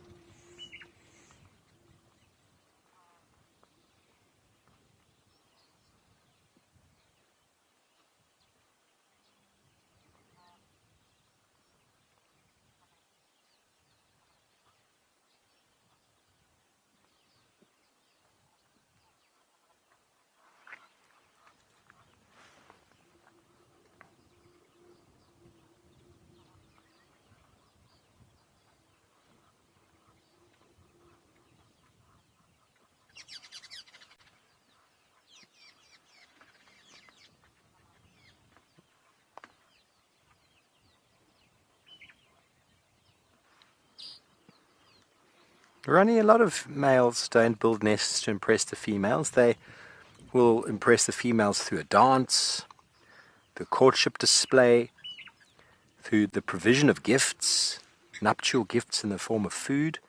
We have a number of birds out here that nest in cavities in trees. So they don't actually build the nests at all. But they might provide her with some form of food to show what a provider he is. They might have an elaborate bird song. Beautiful bird song that attracts the females. This blacksmith lapwing, for example, male and females will pair. How exactly the female chooses him, I'm not 100% certain, because they are identical.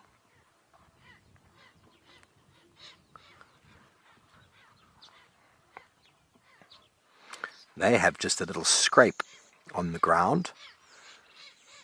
It's really not very much at all.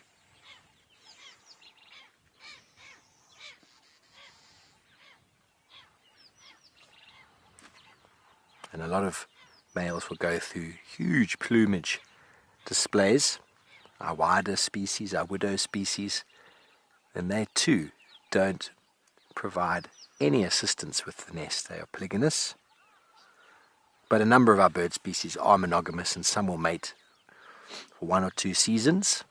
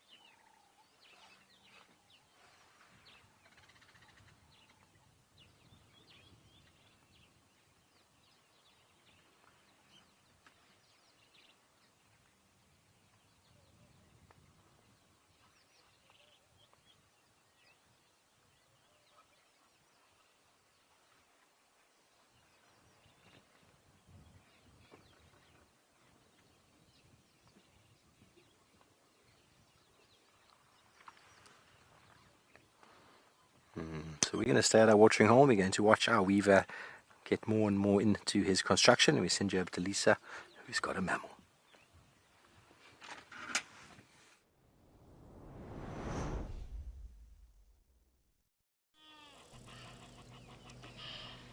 Thank you, Steve. Yes, indeed. I've got a beautiful Nyala. Beautiful, beautiful. You can see he's just busy regurgitating. And of course, he's got some friends on him. The oxpeckers. So, of course, they will be cleaning him. Getting their food. He's getting cleaned. He's getting a massage. So, it's a very cool relationship they have. And these are the red-billed oxpeckers. He was actually lying down a while ago, and I just took a quick scan around the bush just to see if we're not perhaps overlooking something, and then I did see him. Very well camouflaged, but luckily he got up for us to give us a beautiful show.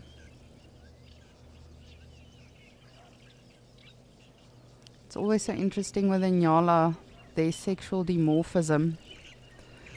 Of course, you know, the males have horns, the females do not have horns.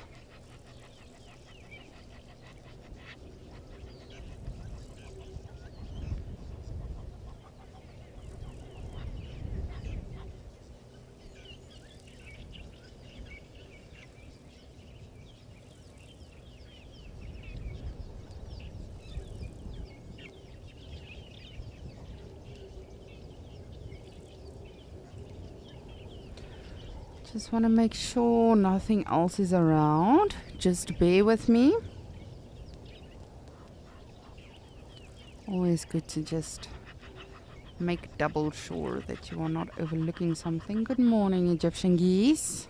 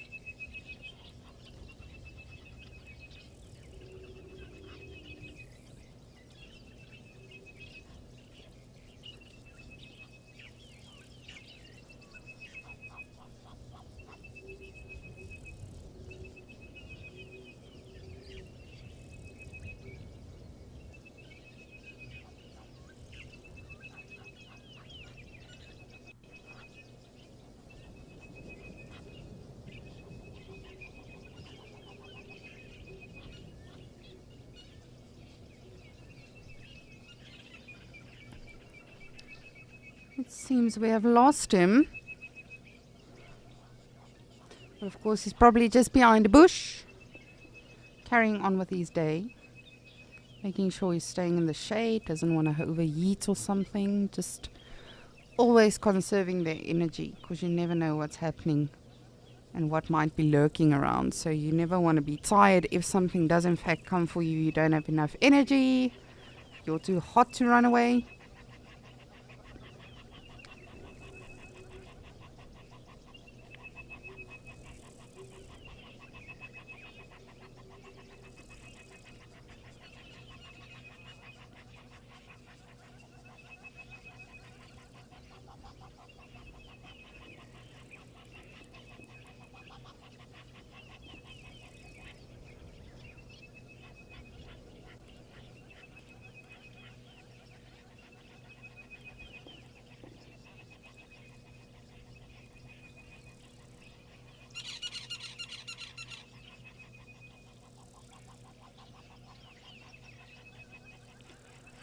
Just absolutely beautiful. All of these sounds and noises. That is often what I say to my guest.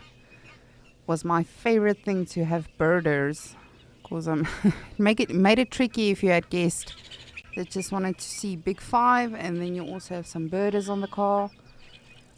But yeah, it was always so much fun when I was still actively guiding. When you have birders on your vehicle and you say to them midday, let's just go to a water hole and just sit. And they don't even have to see the birds, just by hearing the noises and the sounds, checking the insects and everything. Oh, it's just truly so special. That's why I always say, don't ever say with Mother Nature, we saw nothing. You probably overlooked something, but we heard a lot, we experienced a lot.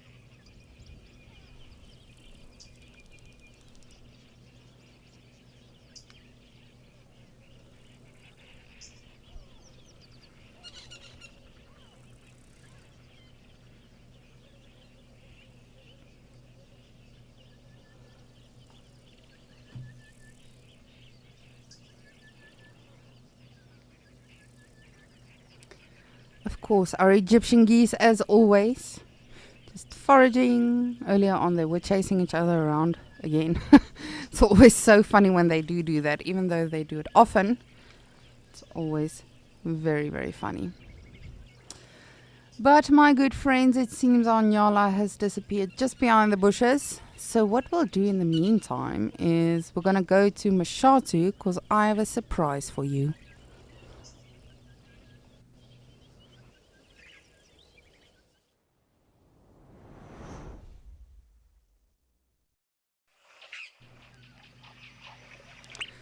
Da-da-da-da! So now all of our water holes have had elephants. And I'm only referring to the ones that I observe. So we've had elephants this morning at Djuma. We've had one elephant at Ukokoyo so far. And finally our elephants came to say good morning at Mashatu.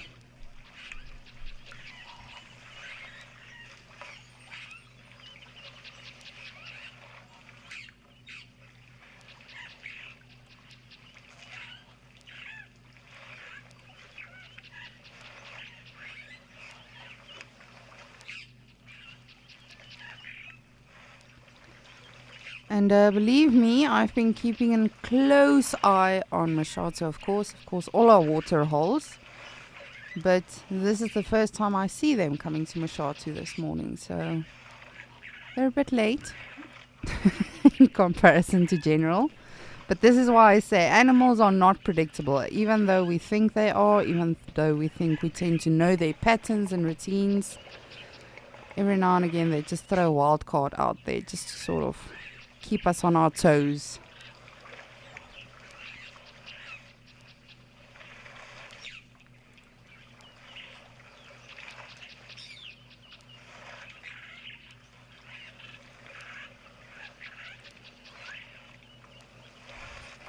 Teresa, yes, more elephants. I'm also just excited as you are.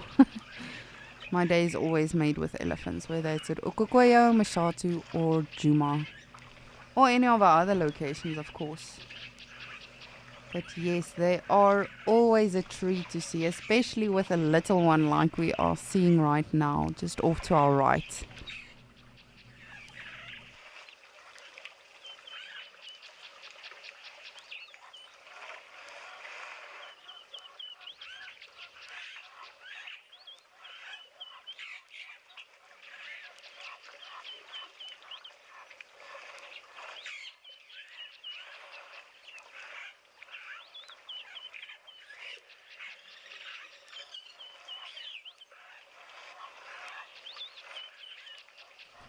How absolutely incredible is this?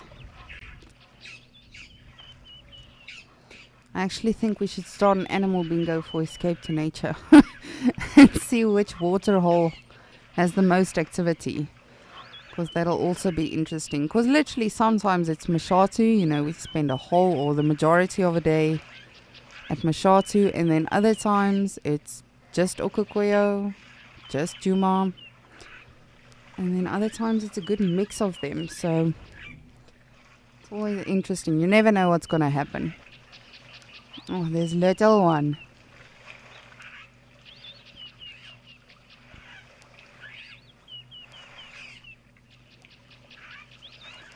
Good morning, Madame.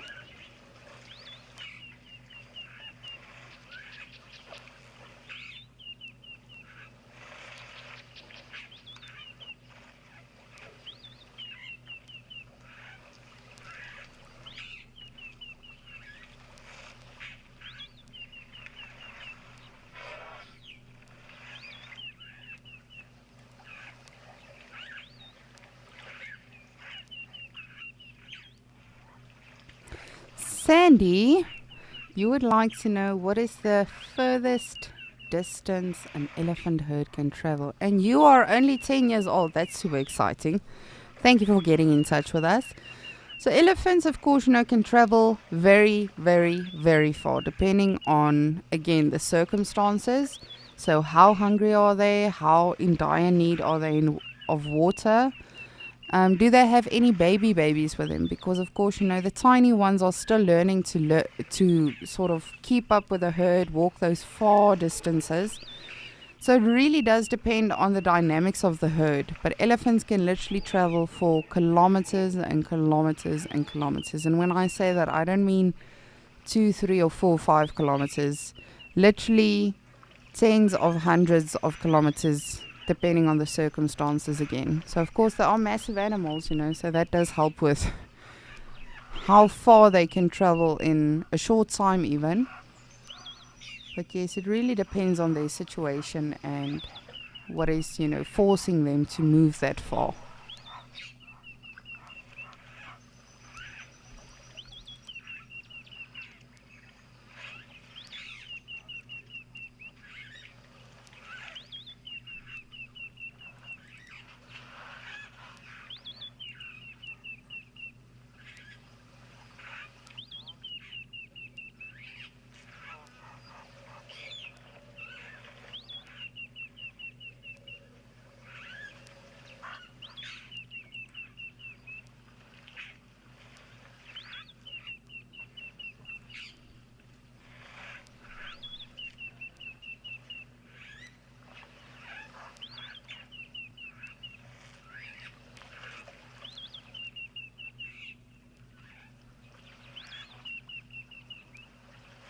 Oh, this truly never gets boring or old or anything.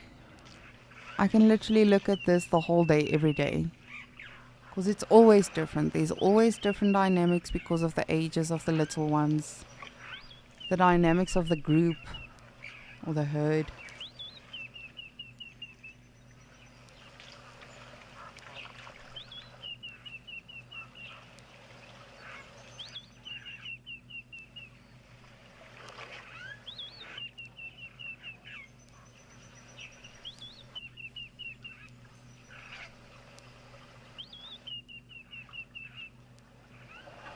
And just look at how she's sheltering that little one.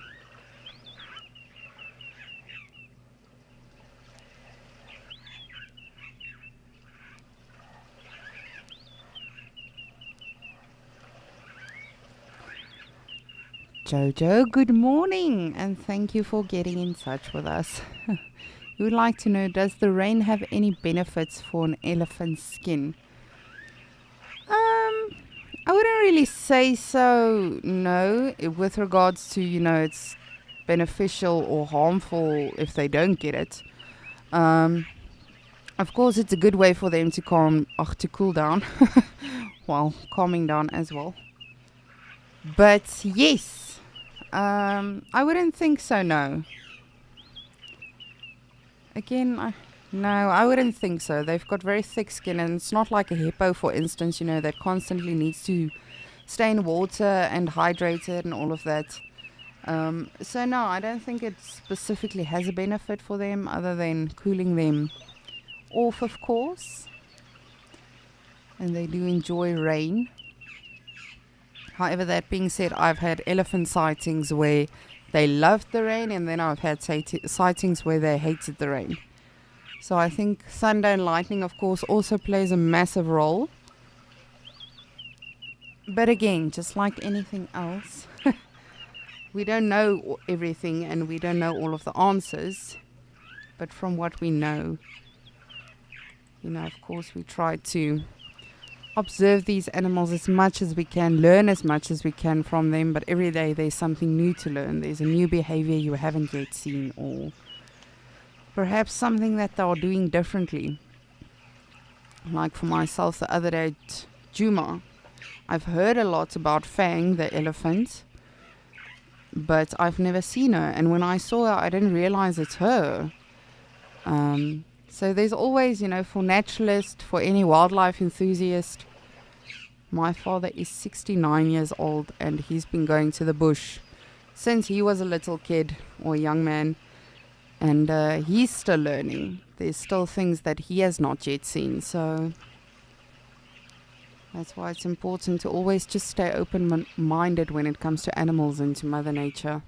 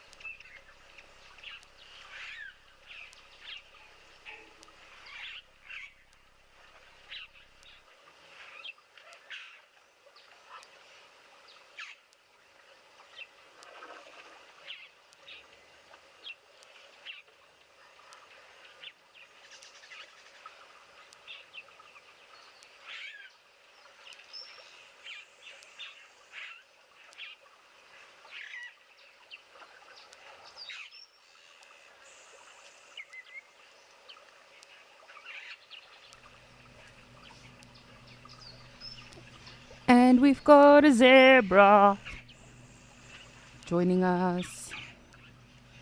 So now we've had zebras in Ukukuyo, Mashatu, Kariga.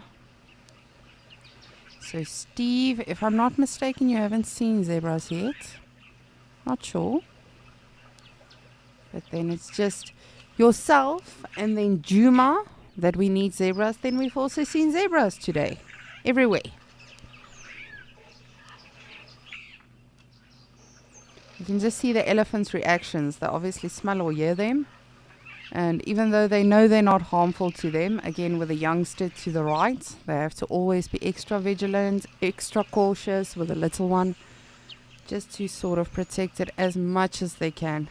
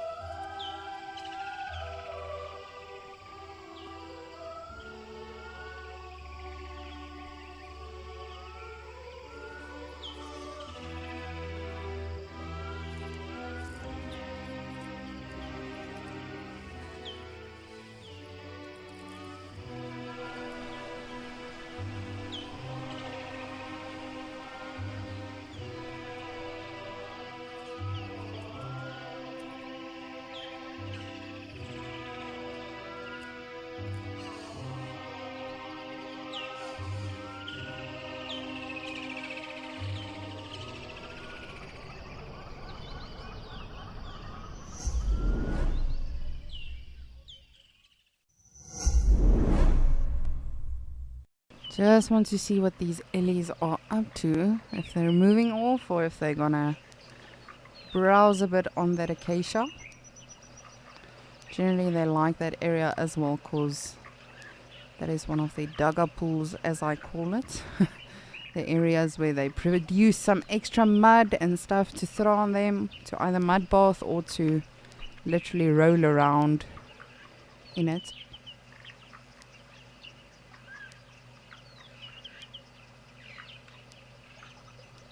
But no, it seems like just one of them is enjoying the salad and then the rest are slowly moving off. Come, young one. They're going to leave you behind.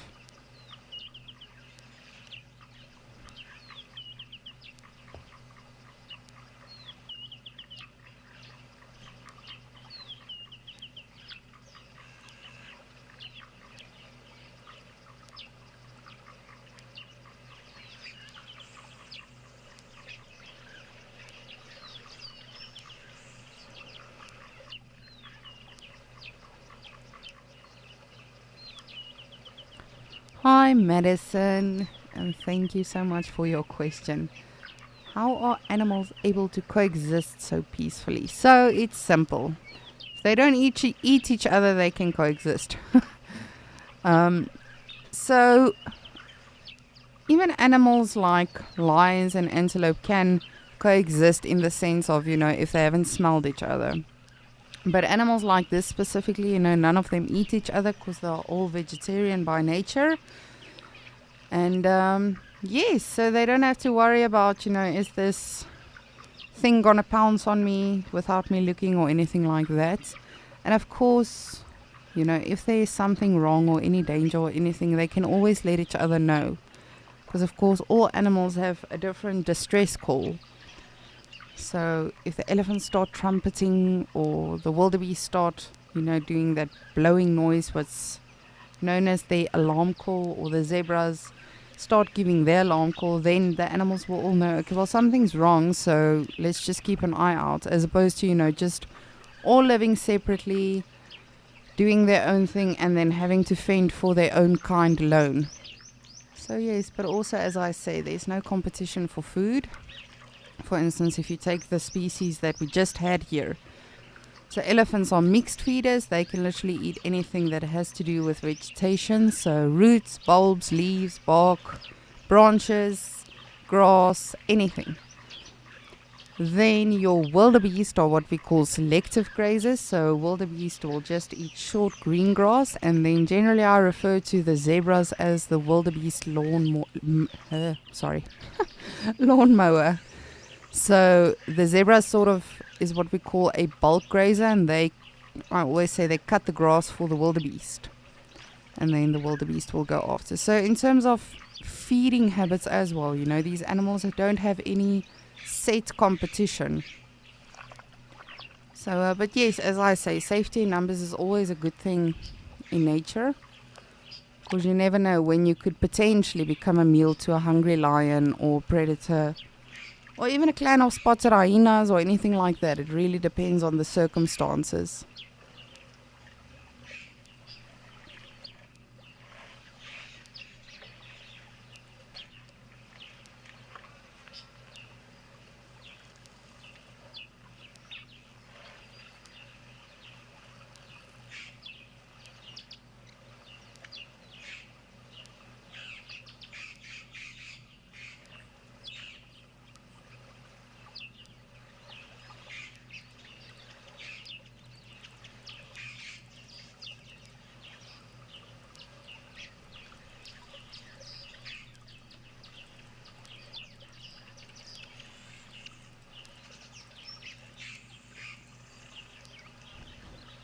Abigail, so you would like to know, at what age can an elephant start eating fruits?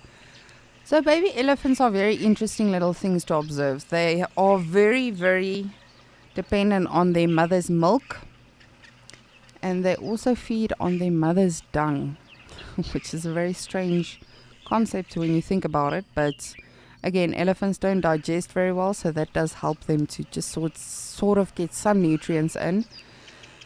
But really it can vary. I've once worked with an elephant that was being rehabilitated. She had lost her herd. She was actually known as a pink elephant because she's sort of like a albino, as they refer to her.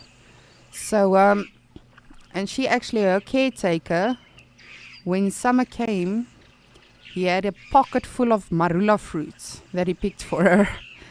And he actually called her out of the herd, and she came running to him. And it was the coolest thing for me to observe. And at that time, she was, if I'm not mistaken, she was 8 months old. So yes, it really, generally a couple of months old.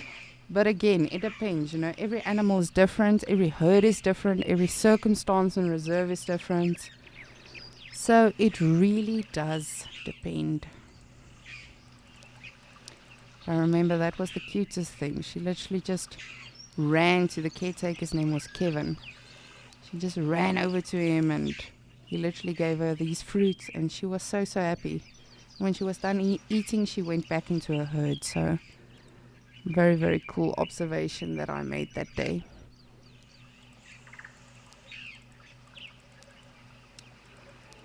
But that is also the thing with baby elephants. So as I mentioned, this baby elephant was actually being rehabilitated and reintroduced to a new herd, which was thankfully done successfully by the end.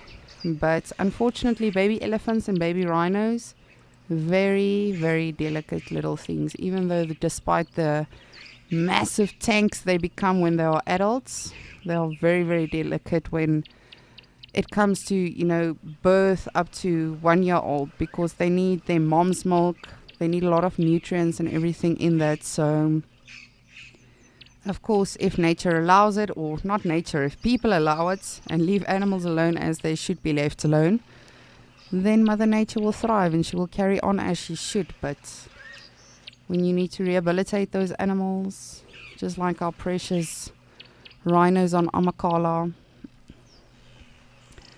it's quite the task you have ahead of you then. Sorry, not Amakala, Kariga. So I myself have also worked with animals that have been victims of poaching and all of that. It's not a pretty sight to behold. It's a very, very terrible thing to have to go through, and you really realize how important these animals are.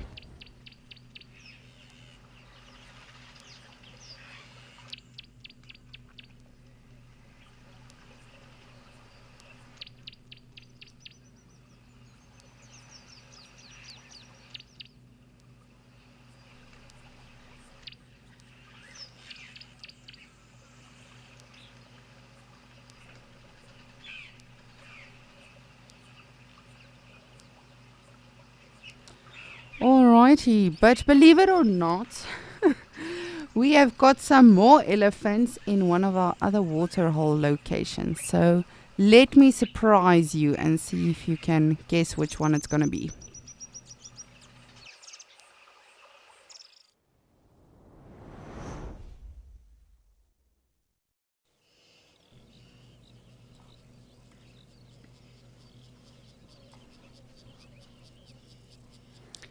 Look at that! We are having quite the elephant day now. Which again, I'm never complaining about that. I love them to bits. I can literally watch these animals all day. But yes, just to get back with, you know, regards to animal poaching in general. Because of course, you know, it's not just elephants and rhinos that fall victims to the hands of lesser spotted Homo sapiens. It is also something like lions, for instance. People kill lions and they actually use their skulls and their bones and their organs and stuff like that with all sort of different beliefs. You know, with regards to it's going to make you as strong as a lion when you ingest those organs and stuff like that. But that's besides the point. You know, a lot of these animals are falling victim to humans, unfortunately. And that's why I always, and I know I've touched on this a lot, but specifically when I see elephants, as I say, I've had the honor and the privilege to previously in my career a few times have worked with either elephants or rhinos very up close, and to see what these animals go through. And again, it's not their fault. And this is what we don't realize as humans. Without technology, without weapons and all of that, we are nothing. I always said, if you want to kill something like an elephant or rhino or whatever the case is, by all means, I'll even give you a machete. But do it without having to shoot that animal or immobilize it in any manner. Like, just walk up to it and see if you're going to succeed, because you're not. And at the end of the day, I think that's always so important for us as humans to bear in mind. We are nothing. Absolutely nothing. And I'm not just talking about something as big as an elephant, for instance. It could be an impala, it could be a wildebeest, it could literally be anything. So it's so important just to have the respect for these animals that, you know, they deserve. Because they really are so incredible, and we tend to forget that. We tend to think, oh, they're pretty to look at, they're very fascinating, very nice. But we're not always remembering how much we are to take care of them and educate other people that don't realize the importance on these animals.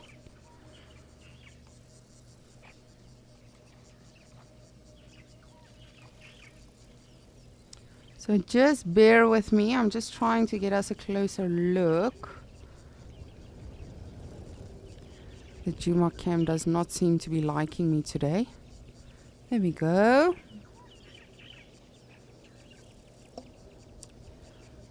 So this is what we would also still be referring to as a calf. The one off to our right. The other day I had a massive argument with someone that it was an elephant. I think it was like 8 months old or something. And I still refer to it as a baby elephant. And this person was set on me having called it a calf. And I was like, okay, well, it's still tiny.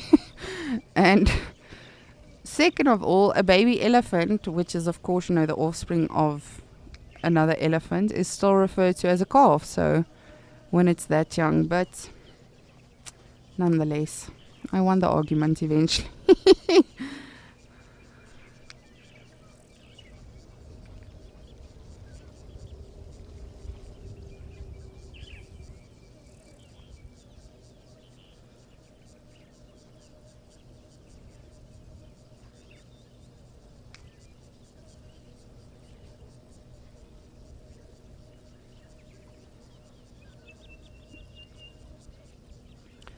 Amber, I have not yet seen a blind elephant before.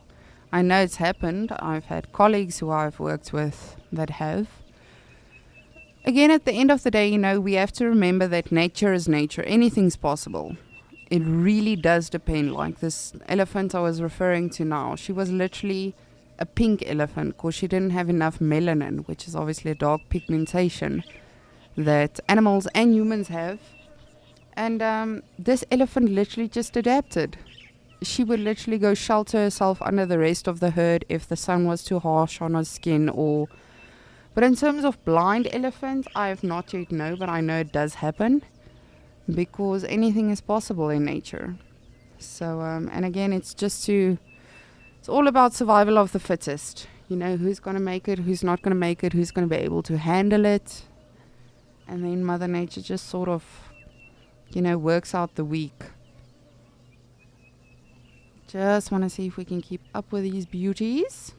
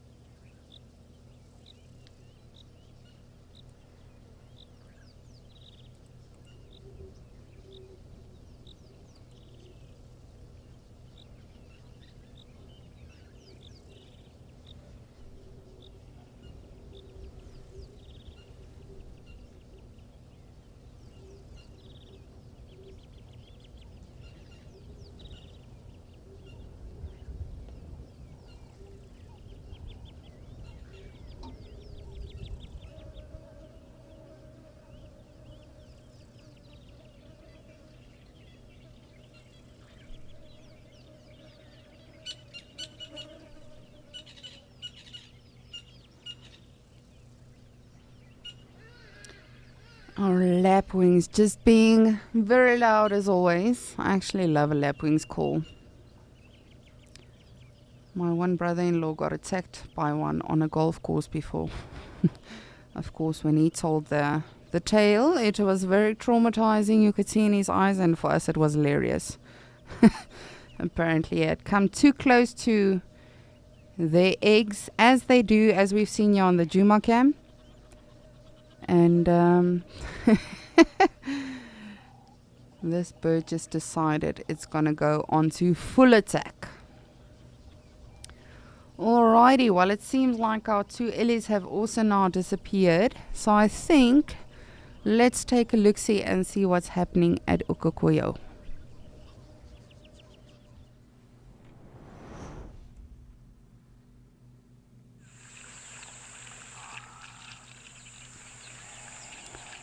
As always, a lot of animals. We've got the springbok. Well, I should say we've got a lot of the springbok. Then, jeez, I think this is the most I've seen at Ukukuyo. That's pretty cool. So in the back we've got some zebra, oryx. We haven't seen a giraffe yet today.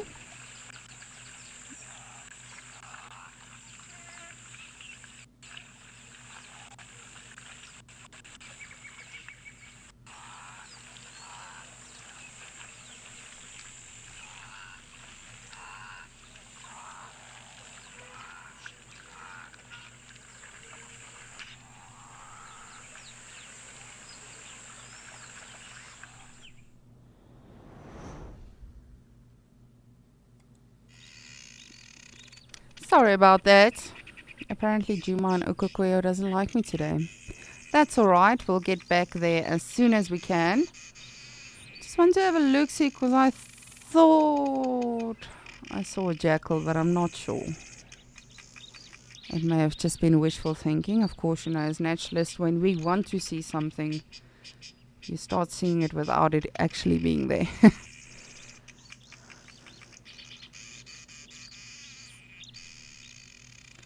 But I have not seen a jackal in quite some time here at Juma, so... Oh, sorry, Mashot. So that would be lovely.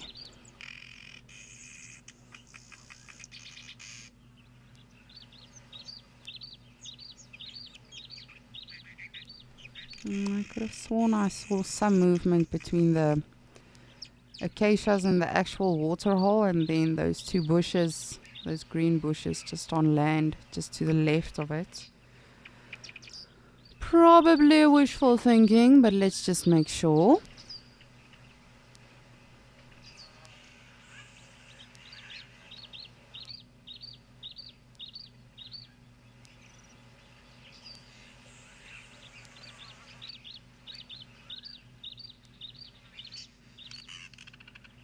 If there was a jackal, it's either sleeping now or I really am going crazy. I mean, the possibilities are endless. But whilst we're on this side, let's just make sure there is in fact nothing here on the shallow end of the water hole. Because from what we've seen, the warthogs do tend to hang out here midday. The hardy-does, my favorite, of course. There's some Egyptian geese in the back. Don't know if it's the two or the little one.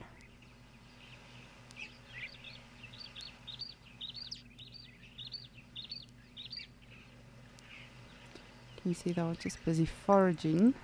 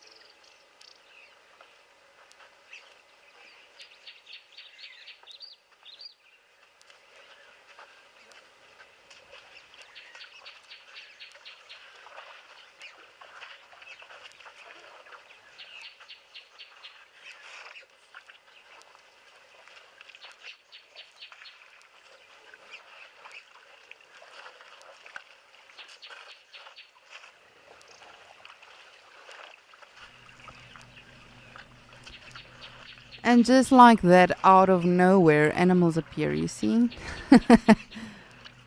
As I say often, when we're just double checking every single corner and area that we can, just to make sure we're not overlooking something, these massive giants just quickly sneak in for a drink and then just disappear again.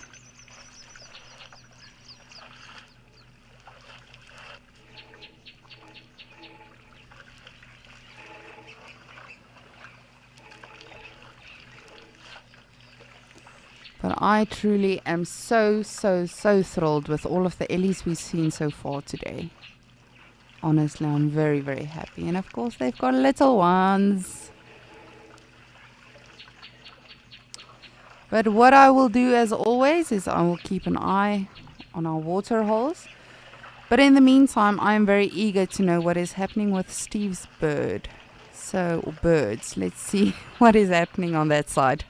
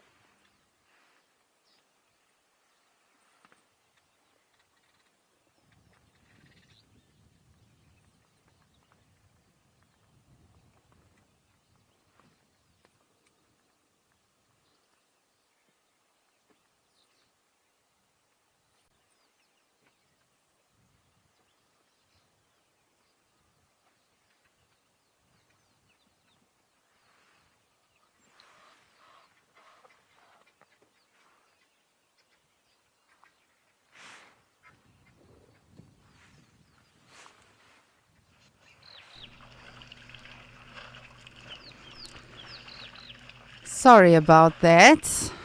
But look at all of... oh, goodness. Just fell over my own tongue. Look at all of these elephants. Our apologies. We'll try to get Steve back as soon as we can. But literally, as we left going to Steve, there were just more elephants, like literally streaming in. Oh, this is so many of them. What a glorious sight.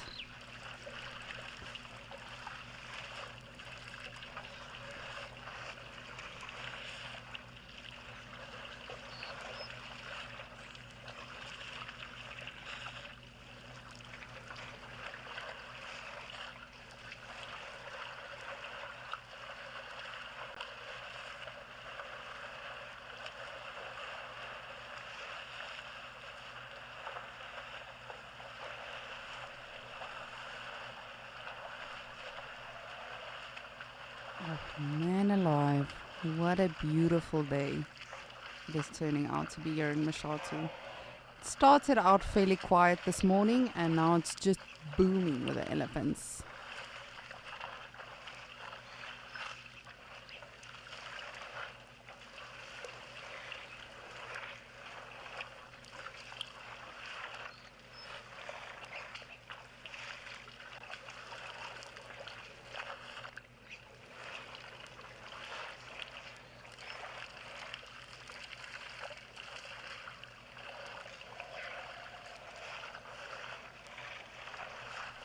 You can see a tiny, tiny one again, just off to our right.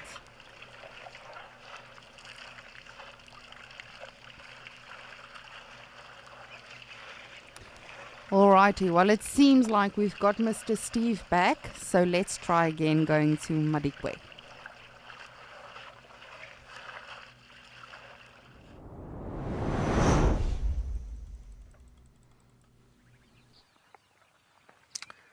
Thanks, Lisa. Malawi the bird is doing fantastically well. He's now putting in the supporting ties around the ring that he's made. He's done some fantastic work. Look how thick that bundle of grass is now.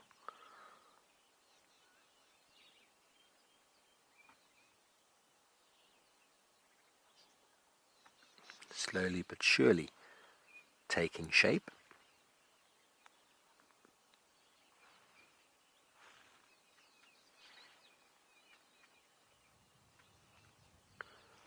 Once that is established, I'm going to start forming the dome around that, which will then cause the branch obviously to hang a bit lower, because it will be a bit heavier, like that one. Nearly impossible for it to fall off unless gale force winds come through, or a very unhappy female decides to dismantle it for him.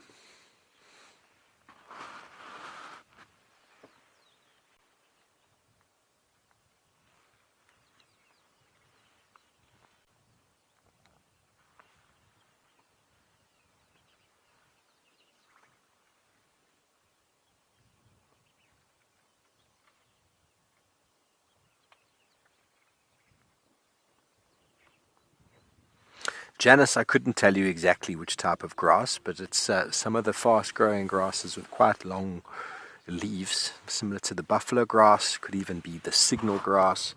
I'm scanning around where we are now to see whereabouts he's been landing, but it's a bit early for any of the grasses to actually be in flower. So he's busy grabbing leaves of grasses that have not yet produced inflorescence. So it's difficult for me to tell you exactly which species he's using. But they like to use Phragmites or reeds, any of the thicker sort of grass vegetation types. I would suggest buffalo grass or signal grass, but whichever ones are growing really around in the area would be selected. Nice long strands, useful. Okay, so there he's landed on the floor. I'm going to have a look on the ground.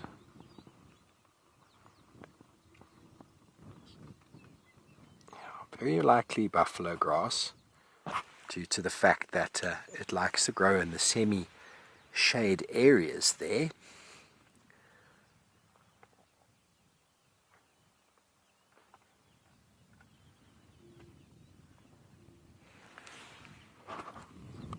But being this close to water, you would expect to find a number of our increaser 2 type of grass species growing. Can't see an inflorescence, although some of the old inflorescence coming out of that bush do indeed look like Panicum maximum.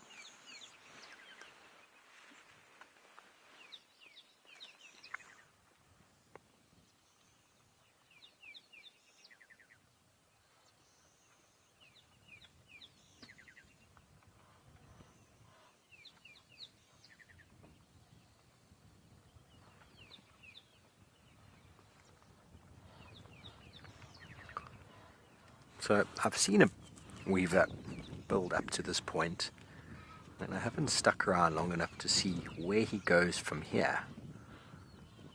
I'm no crocheter or knitter of any sort. My grand did teach me a little bit when I was younger, but that is a very long time ago.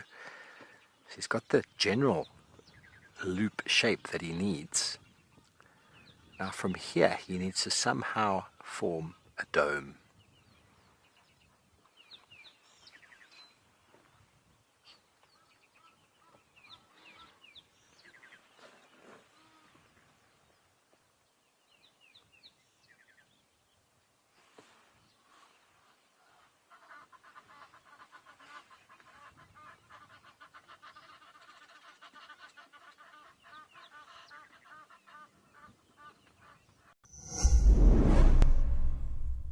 Every day brings something new here on Wild Earth.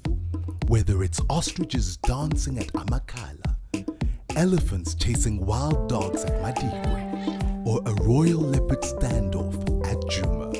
Now, you never have to miss a beat. If you are not always able to watch live, Then download the Wild Earth app and you can catch up no later than 1 hour after the live show has finished.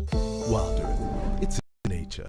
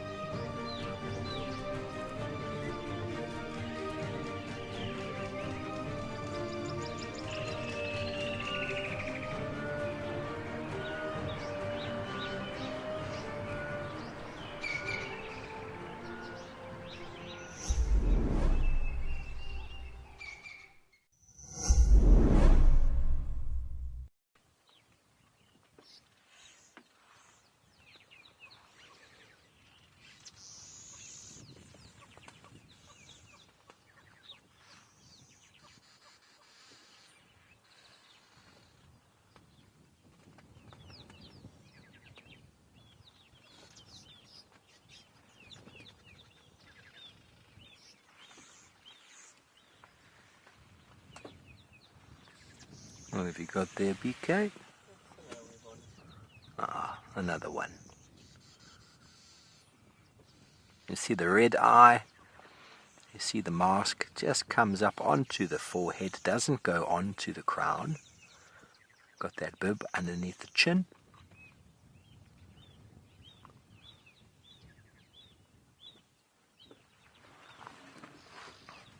Not uncommon to find mixed species flocks of weavers in nesting areas.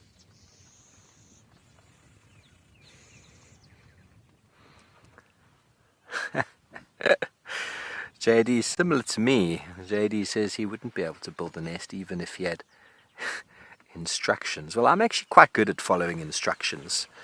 So in recipes, if instructions were there, I'd probably manage, but very nimble fingers are required.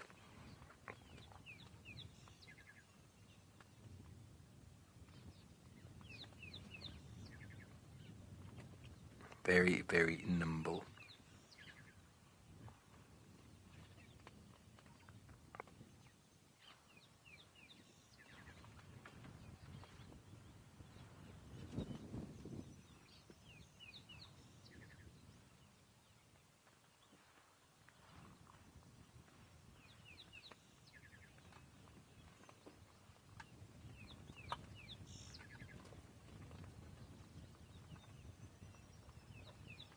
I think I can hear a yellow-bellied aramomula in the background.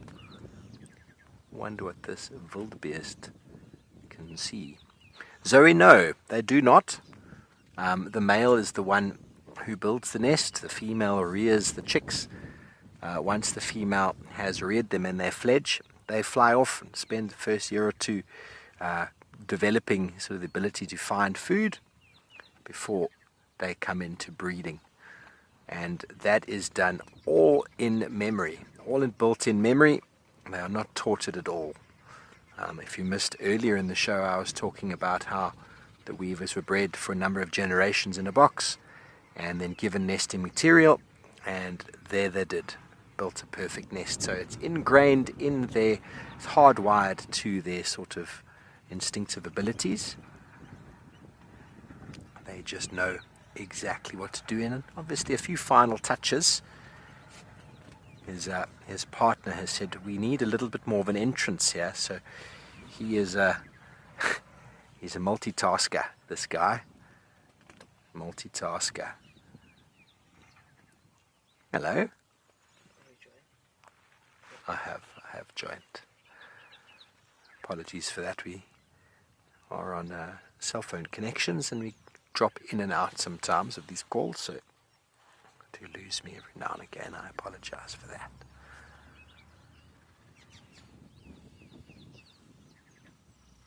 So when he advertises his nest, once it's been built like that and he has to attract a female, he'll hang underneath and flap his wings, make an enormous amount of noise. And the female will come and have a look at what he looks like, see that all of his feathers are where they should be in the right coloration, before even considering checking out the nest that he's constructed.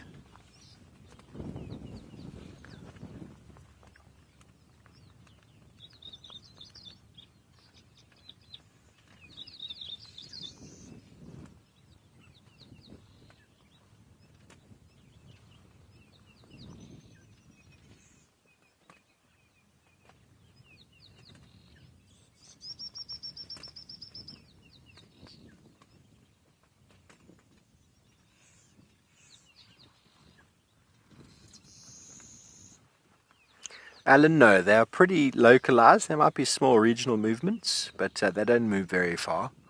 They'll just move in sort of nomadic with regards to any food resource, but they are regarded as being sedentary with very localized movements. They won't move very far. They'll just lose their breeding plumage. Males and females then look pretty much the same. It's nearly impossible to identify them out of the breeding season. The red-headed weaver being the easiest because of its red beak. And obviously the buffalo weaver remains in its coloration all the time.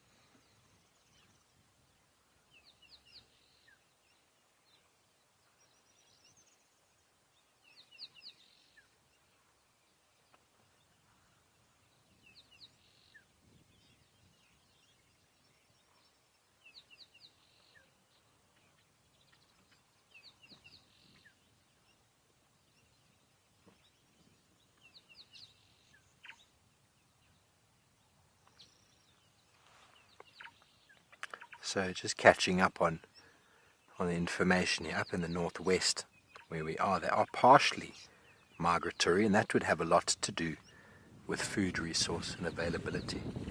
Oh, hello, white-throated robin chat. That's very nice to see. That is a new one for the books, new one for the app. Let me robin chat.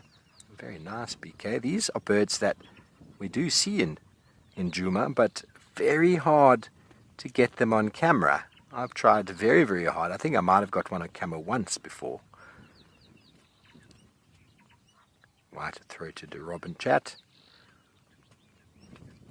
It's a locally common endemic, usually occurring in pairs, liking thickets in acacia, broadleaf woodland and forests, but usually near watercourses. Where we find them in Djuma is in the Galago shortcut drainage line and sometimes in the Mulwati system.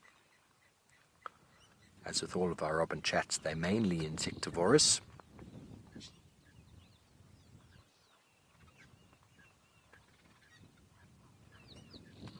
Very beautiful song when they do sing it. I'm not going to be playing it for you now because we are in the height of the breeding season. I don't want to be disturbing the birds. Maybe he'll call for us while we got him on camera. That'd be wonderful.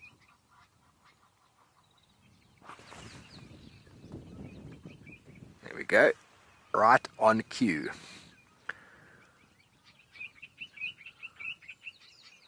It's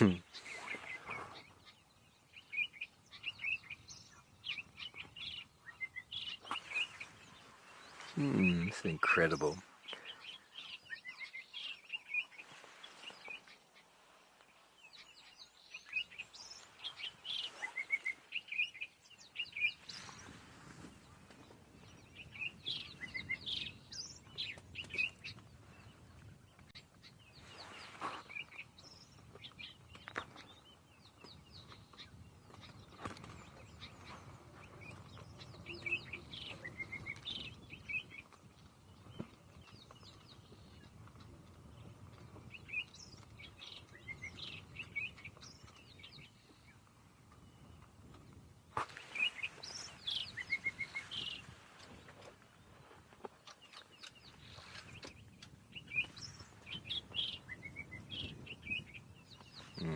Well, we're going to stay here with this very cool bird and send you off to Lisa, who seems to have some buffaloes at a watering hole.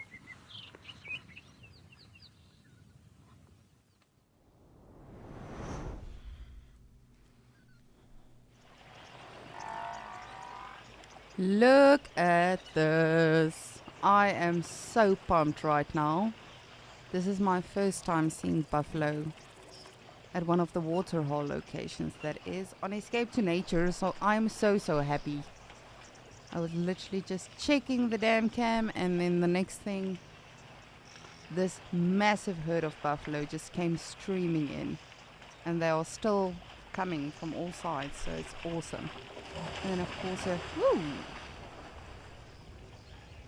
course we've got a giraffe there in the background, if you can spot it.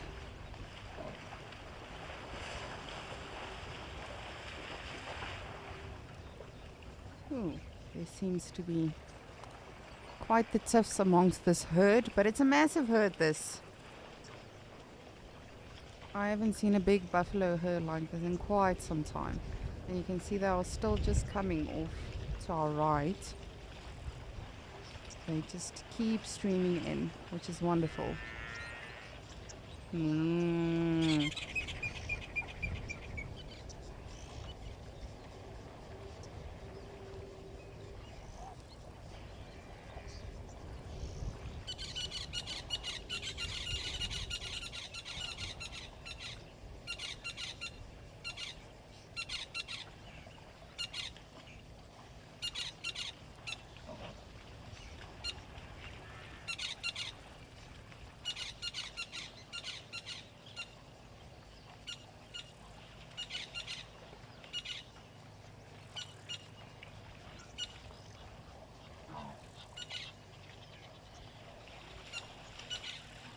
And what a wonderful cool off this must be, especially if you're such a big animal, just like, you know, the rhinos and the elephants that also come to cool down. I think when you carry around that much weight, you know, of course it's much harder, even though they do have different cooling systems, all of the animals. I think this is ultimately just the best way. Just like humans, you know, aircon is nice, a fan is nice, but definitely a swimming pool, for me at least, stays king. Joyce, yes indeed. Very cool to see all of them. As I say, this is my first time on Escape to Nature. To see buffalo at any of our locations with regards to the water hole, so I'm super happy. Very unexpected, I'm going to be honest. I did not expect to see this today. I guess ultimately, you know, that will always remain the golden rule. Expect nothing and appreciate everything, and then hopefully you might get away with a good sighting.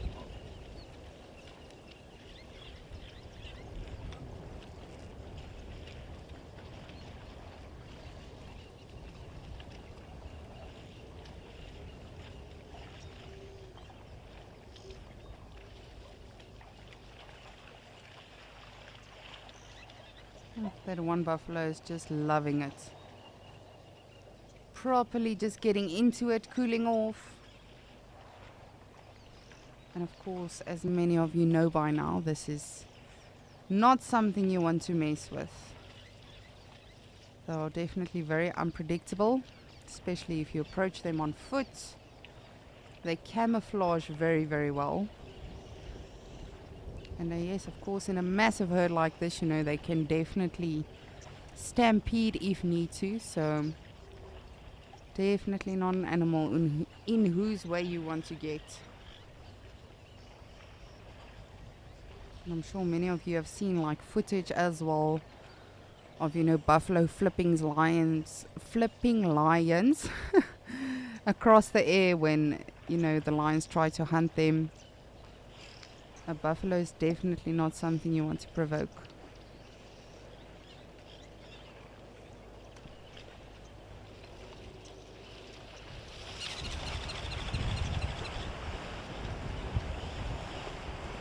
Woo! Not sure what happened there.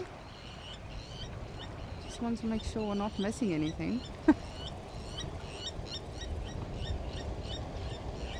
But you can see there is a slight breeze. So it might be that, you know, because it's windy, as we've talked about a lot of times, your elephants, rhinos, buffaloes, bigger animals, and a lot of your other animals will be a bit more on edge. Because they can't exactly sort of predict and pinpoint where noises and sounds and smells and everything is coming from.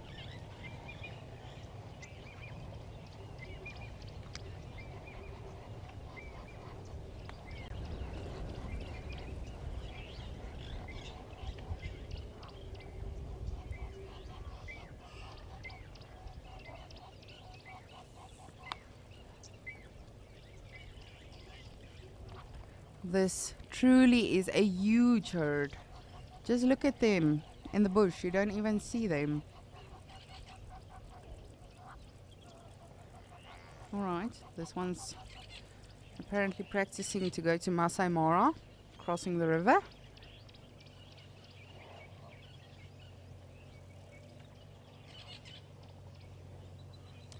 That would be me if I was an animal. I remember going on holiday or even just at our house when we were kids. If my mom said, okay, time to get out, I would literally like do the length of the pool and get out on the deep end just to sort of get that last cool off session. But yes, as we saw there now, as I said, this is not an animal in whose way you want to get, especially if they stampede like that.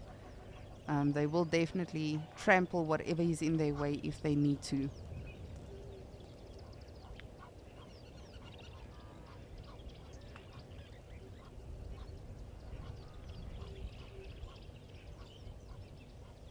Oh, but this really just... I don't want to say this too loud because I don't want them to hear me, but this is almost better than the elephants for me today. And of course, you know, elephants are my favorite animals, but this is my first time seeing buffalo. Specifically on the Djuma camp for me. So yes, I'm very, very excited right now.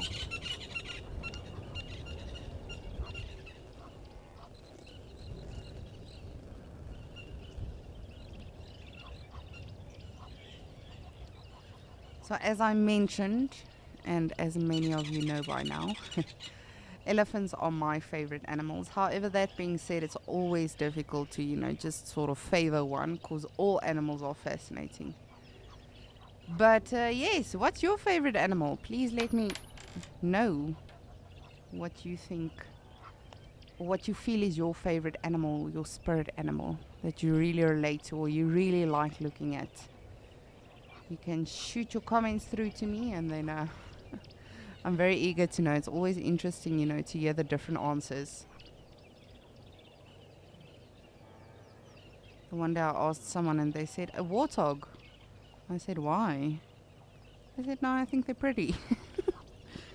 Alright, each to their own. Now, of course, taste differs. How boring would life be if we all liked the same thing?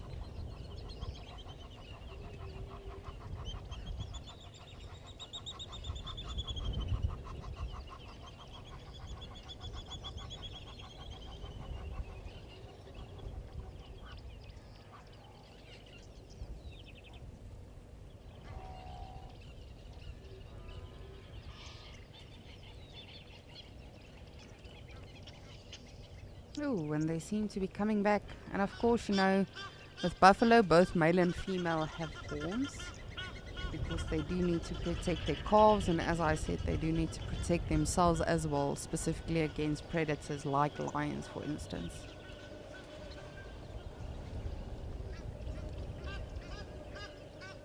Ooh, you have upset the geese. Move away, buffalo, slowly.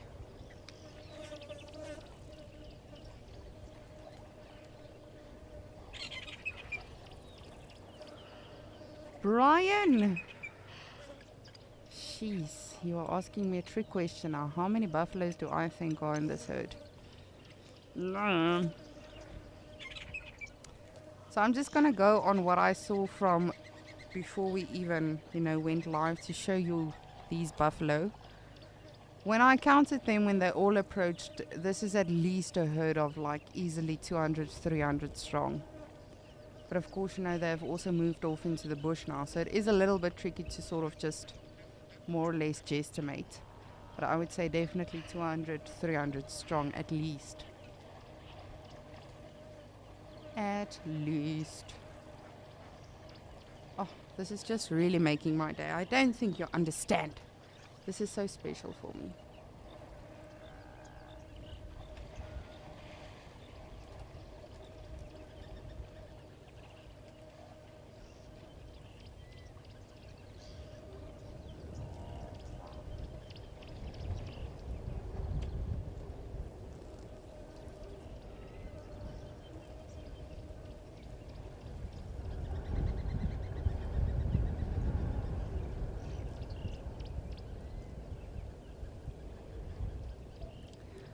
And of course, also a very water dependent animal. They need to drink water frequently. So often you'll see in a lot of reserves that they lose condition quickly because they are either not getting enough nutrition from the food that is provided in that area, or it might be getting dry. But this is actually a very, very expensive animal to buy. If you were to buy, let's say, for a reserve or farm or something, you plan on breeding with them or something, they are very, very expensive, because to actually, find a perfectly healthy buffalo that either doesn't have TB or foot and mouth disease, they are very prone to a lot of diseases. So often, lions as well can get infected when they feed on buffaloes. And that animal was actually infected, so very, very expensive animal to purchase if you were to purchase them for a reserve, or whatever the reason may be. But of course, you do need a permit. It's not just willy-nilly, I'm going to buy a buffalo and put it in my garden. It's luckily, we do have very strict laws with regards to that.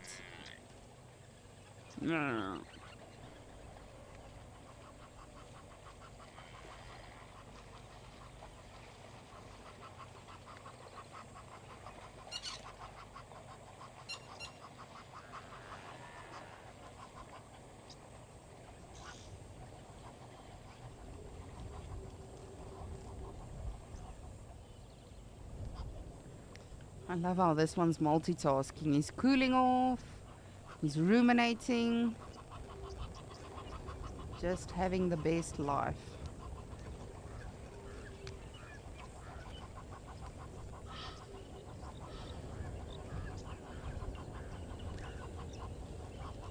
Bruce, good morning. Thank you so much for that. How are diseases managed in places like the Kruger? So this is always a very tricky topic to touch on, because of course, conservationists and game reserves, etc., national parks, they try to control everything as much as they can, but that being said, with as much limits as possible, if that makes sense. So of course, and we do want to help animals. But when you are in conservation, there's a very, very fine line between, am I helping this animal, to sort of ensure that its genes are going to carry forth, or its species going to carry forth, for instance, like a rhino. But that being said, you can't save each and every animal, because at the end of the day, Mother Nature is designed in such a way to control everything and to sort of eliminate the weak. So diseases are actually a good thing. However, that being said, they can of course be a very bad thing as well. But yes, it depends. I've worked on reserves where they have actually treated all of the buffalo, against TB and foot and mouth disease and all of that, where you literally have to dart each animal with a vaccine, which is a very, very expensive practice. I'm not gonna lie, it's a lot of money. That's the sad thing about conservation, a lot of money goes into it. So that is how they would manage it and monitor it. But something like Kruger is massive. Kruger is literally millions of acres, so it's a massive area. You cannot control everything. And as I say, as humans, we should try to control as little as possible, because at the end of the day, Mother Nature doesn't need us. She's been thriving even before we existed, before we were here. So we as humans have to try and interfere as little as possible. But that being said, it's difficult, especially if you have something like a national park or a reserve, especially a private reserve which is fenced. You only have those animals on your reserve. So there's a very, very fine line when it comes to conservation, controlling diseases amongst animals. But yes, something like a buffalo, not an easy animal to dart.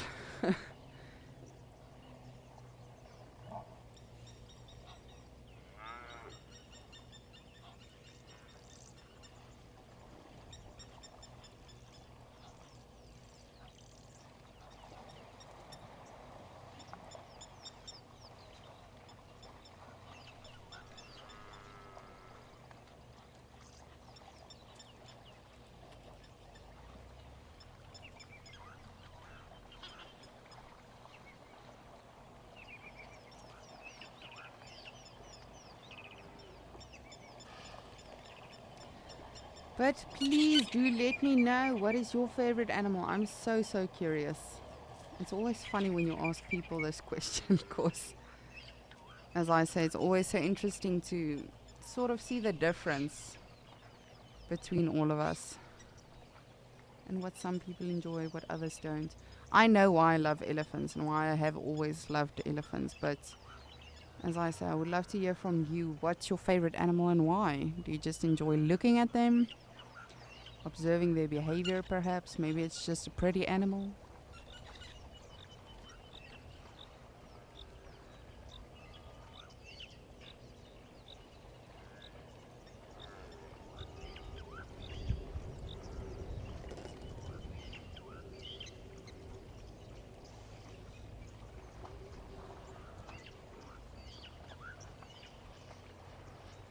I often had guests that said to me, I don't know what's so special about them. It just looks like a glorified cow.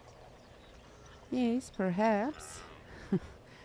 But as I say, a very, very powerful animal, this. Not something you want to mess with. And then people say, okay, well, the cows aren't dangerous. Any buffalo is dangerous. Male, female.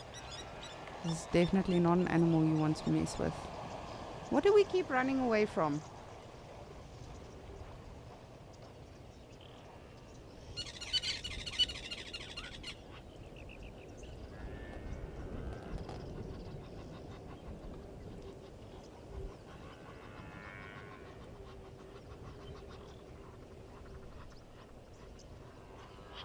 But again, an animal that could fall prey to a predator, so as always, just being extra vigilant.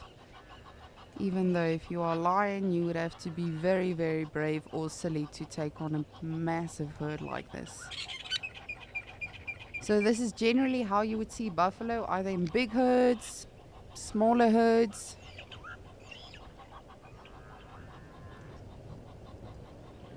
But yes. And of course they can form their bachelor herds with the older bulls that have retired from a herd. But this truly has made my day, and I hope it has for you as well. But in the meantime, while I see what these buffalo are up to, if they're going to stick around or move off, let's head over to Nick to see what him and his giraffes are up to.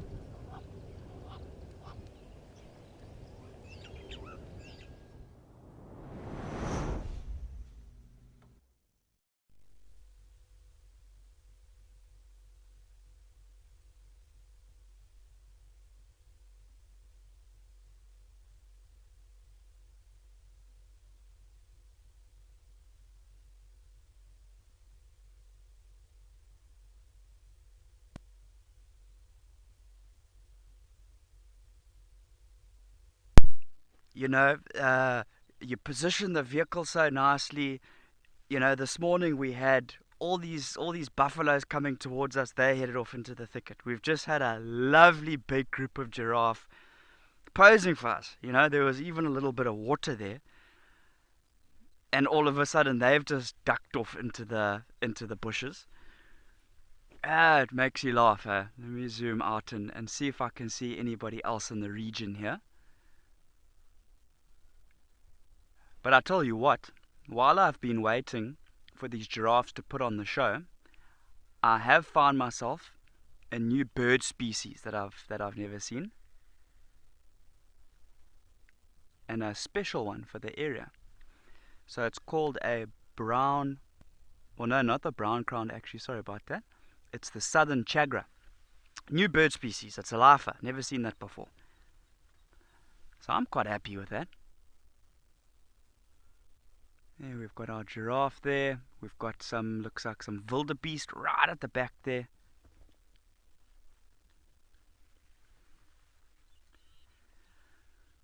Yeah, so I'm super happy with this little southern chagra.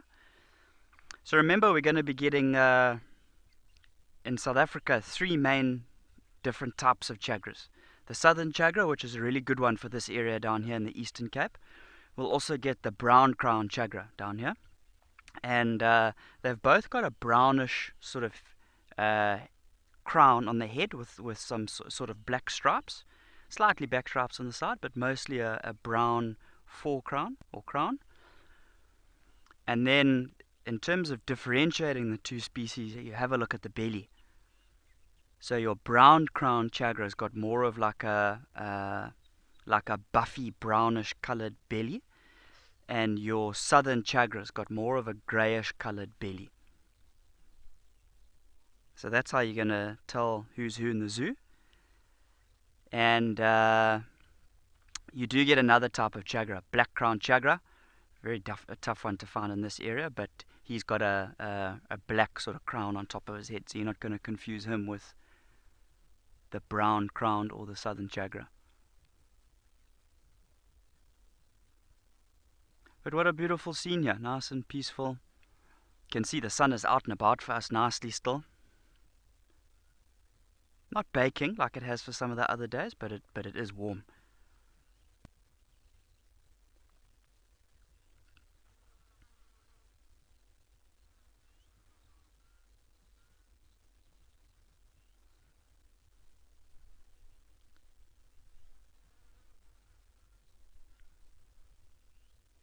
And is there anybody else out there who's into their birding, that enjoys trying to find new species? Anyone keep any bird lists? If so, what are your lists at? What numbers are you at? Send your answers in. I'd love to hear. Yeah, you know, obviously when you head to different areas, you know, you're going to get a whole horde of different species of birds. So, you know, home for me is Durban. So, you know, I've birded that area quite well. And obviously coming down to the Eastern Cape, you've got a completely different type of biome here. And with that different biome, obviously it's got a whole different assortment of plants and shrubs and things like that. And in turn, birds as well.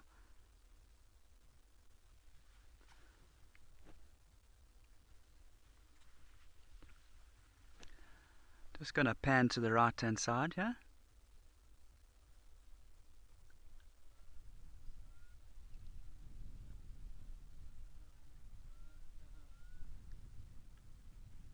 Grace, 100%. There are some birds that are endemic to the Eastern Cape.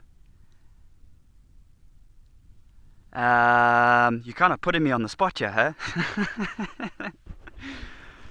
I'm just trying to think now. In terms of this area on Kariga, another really good one would be the Knysna woodpecker. I think you might even get the Knysna woodpecker slightly in the Western Cape as well. I'm just trying to think. But Knysna woodpecker is another really good one that I'm still looking for. Obviously I talked about this chagra, the southern chagra. That's another one that I've been searching for high and low.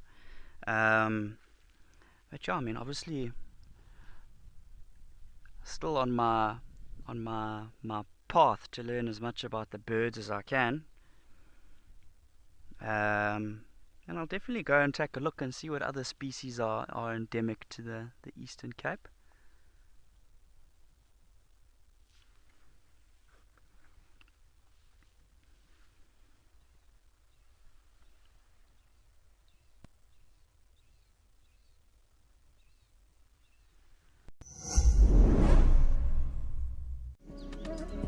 The Mara Triangle is one of the most stunning locations that we have had the privilege to broadcast from, thanks to the unsung heroes, the Mara Rangers, who risk their lives to protect this Eden.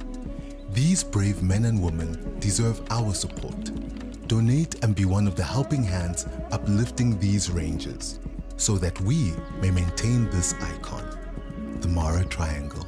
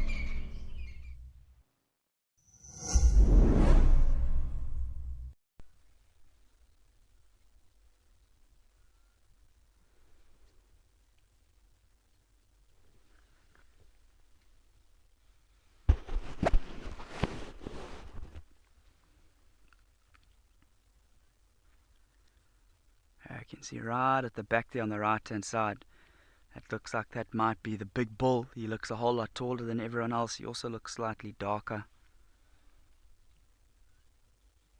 Obviously it is a little bit further away, so it's tough to tell, but that would be my guess.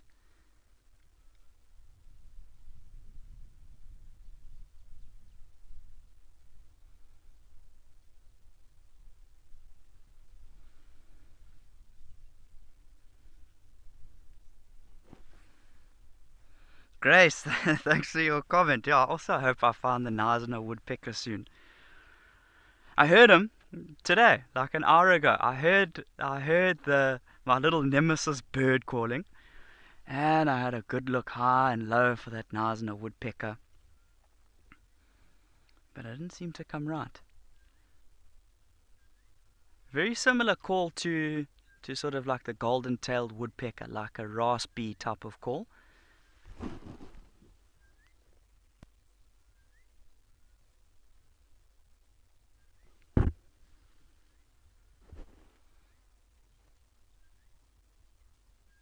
Yeah, and obviously with the river system moving through Kariega here, that's going to bring in a whole different horde of birds as well.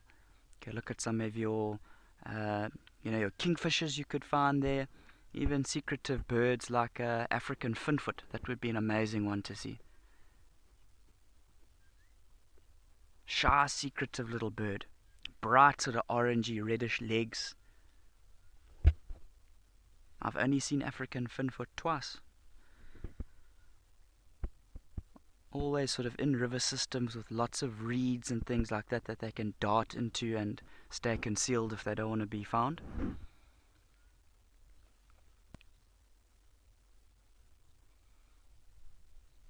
Another good one here in the thicket biome that I've been hearing a lot is the Nerina trogon. I haven't seen him, but I've been hearing him for the whole day today.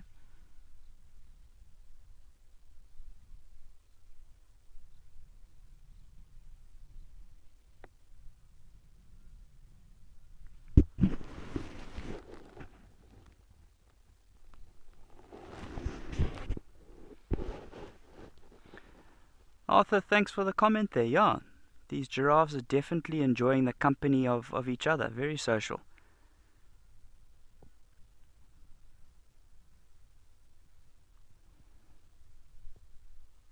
Yeah, it's a nice big group. Some of them have kind of headed out into the thickets out of the frame, but I mean there must be a good 20 or so in this group, in this journey.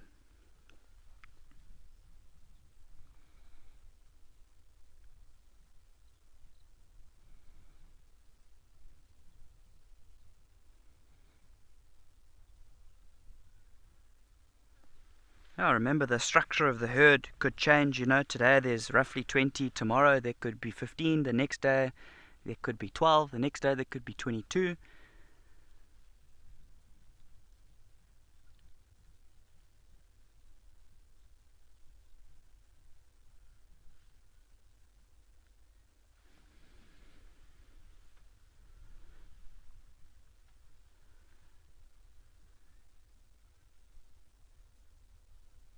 Lovely peaceful scene. That giraffe stretching the legs out at the back there.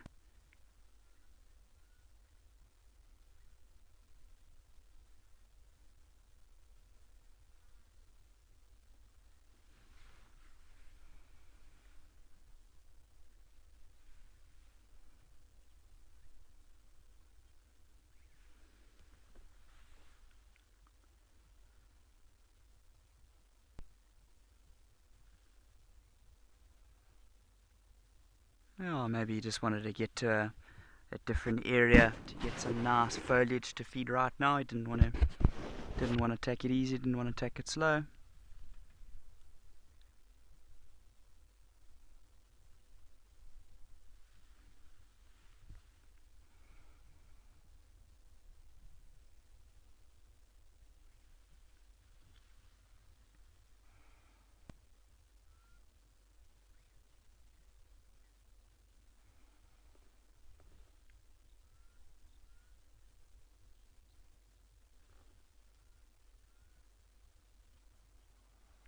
Yeah, and obviously with this, with the temperatures rising, that and coming into summer now, this is when the sort of the snakes start to get active. And I've actually seen 2 snakes today. The first one was a quickish glimpse. It looked like a yellow-bellied sand snake, and the second one was a bright green snake, but it was half of a second view and it darted off, so I couldn't ID which snake it was. But especially in the low-lying areas closer to the river, we should start to see a lot more snakes coming up.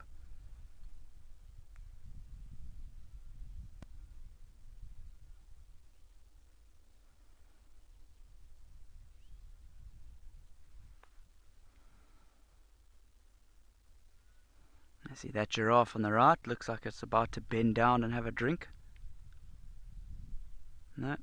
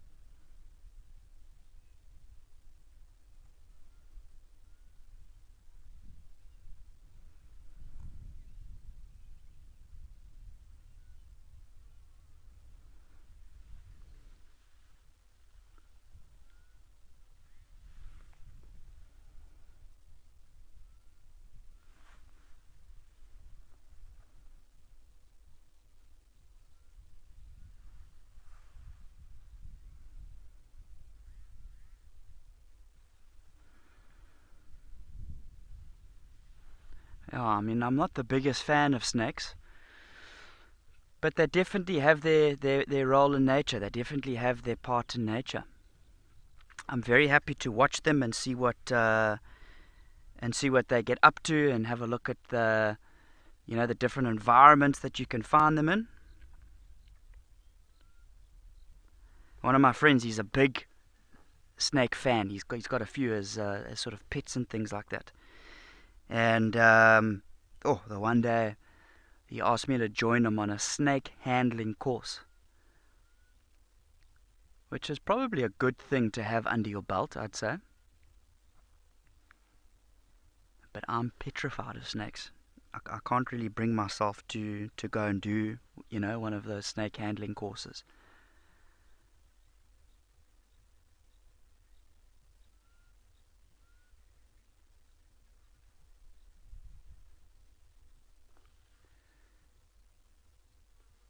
Anyways, we'll leave the little slithering critters to themselves. Let's take you across to Lisa in Mashatu.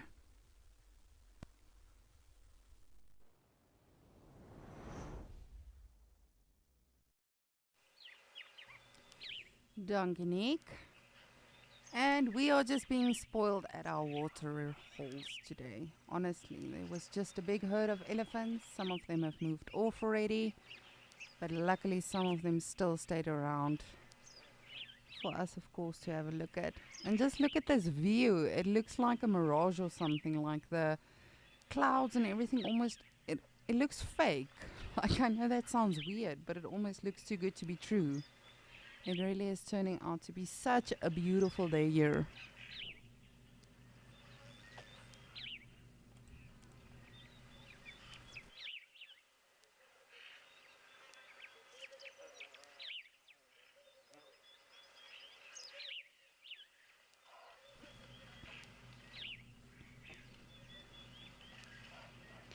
Just absolutely incredible. I'm honestly so thrilled, but also grateful for everything we've seen so far today. And of course, my fellow naturalists as well. Steve with his beautiful weaver that's constructing the nests. Nick with his plains game, the giraffes. We really have the best job in the world. And when we say that, it's really not to rub it in anyone's faces. We really are so lucky to be doing what we're doing and to have you join us. Just for you to be with us and experience this with us and wanting to learn. I mean, that for me is the greatest honor. It's just being able to educate people on Mother Nature and the importance of her. I think we tend to forget often how important it is. All of this, these elephants, these trees, these birds.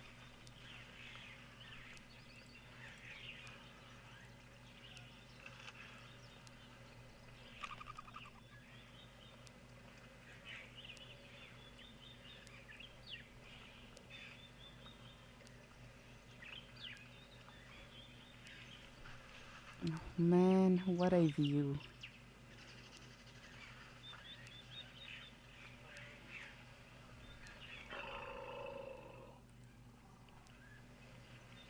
Just want to see what that that shady one is doing.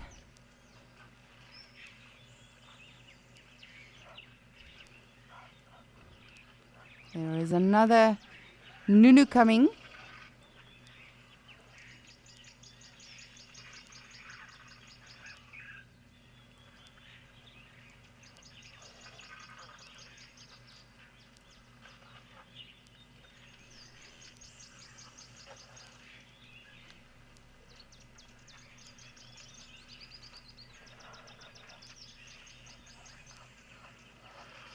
Yes, indeed, it's having a good butt scratch. Just sort of getting rid of that itch. Have to make do when you don't have hands and when your trunk can't always reach in every single place.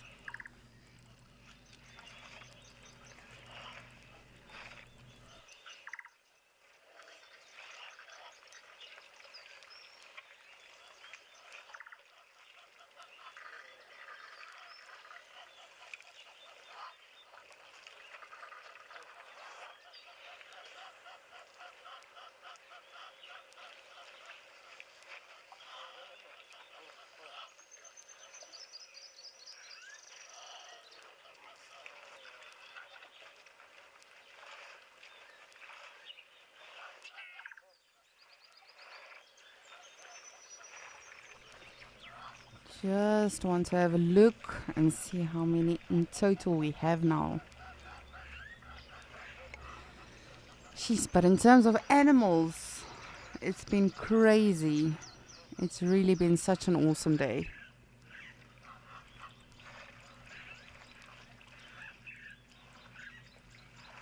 But I'm of course still waiting to hear from you. What is your favorite animal? Because currently, as you know, we are looking at mine. And I of course know why I love elephants, because they're awesome. But no, for various reasons. But yes, let me know what's your favorite animal. It doesn't even have to be an African animal. It can literally be any animal in the world. And why? You know, often you ask people, why is that your favorite animal? And they're like, I don't know. So that's fine as well. But yes, if you have a story behind why you have a favorite animal, please share it with me. Of course, you know, we're on live. This is interactive. And I would love to hear from you as well. So we can chat a bit about our favorite animals. Just want to have a look-see to our right if there's any Ellis here.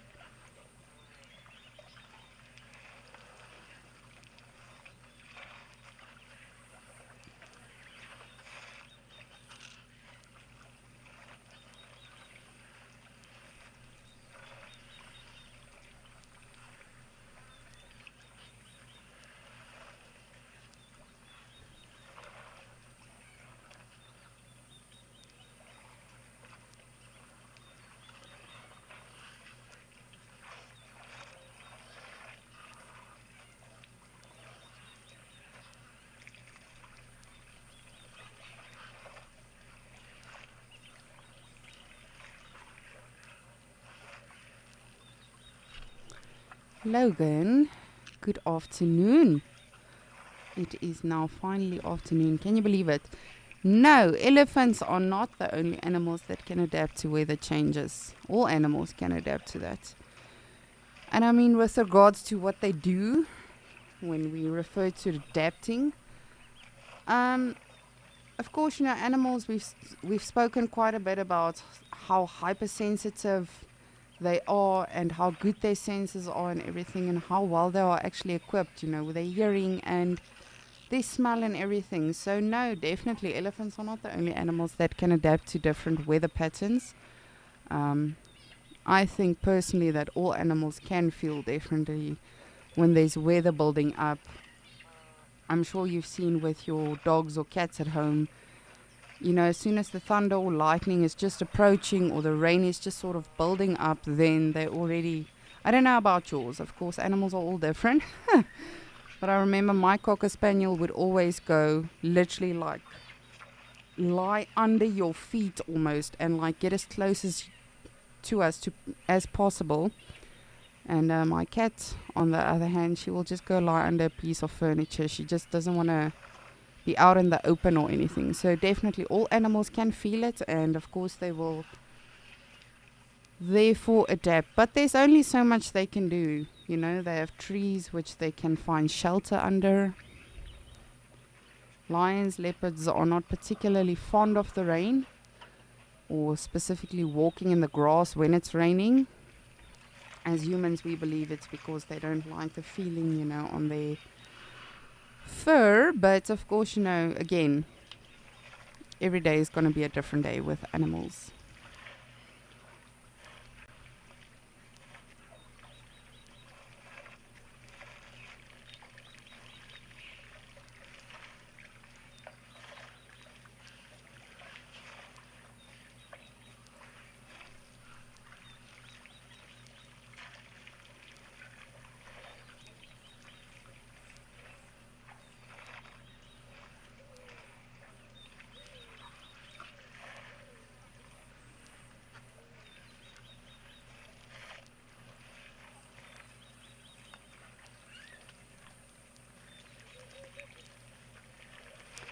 Nancy, you have let me know what your favorite animal is. Your cats. Definitely, I agree. As I say, I can be such a hypocrite sometimes because I literally say everything's my favorite. I used to always think I was just a dog person, and then I don't want to say I got a cat. I inherited a cat from my one sister.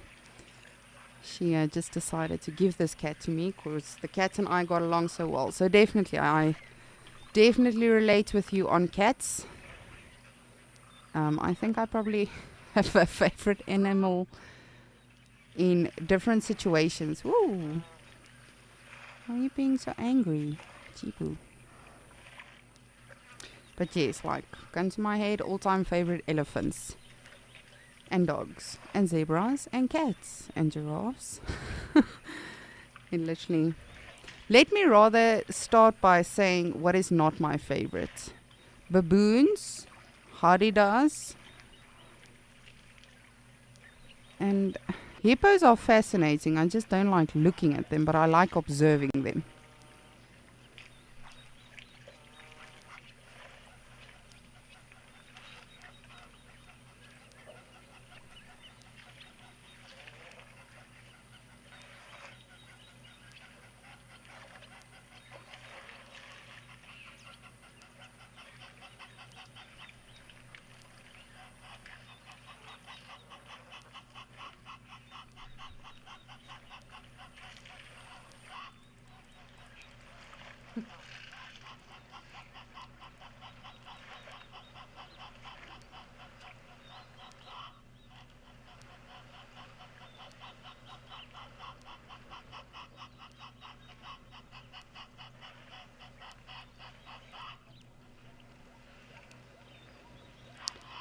Dee's just giggling in my ear saying she knew Hadidah would be somewhere on the list, probably on top of the list.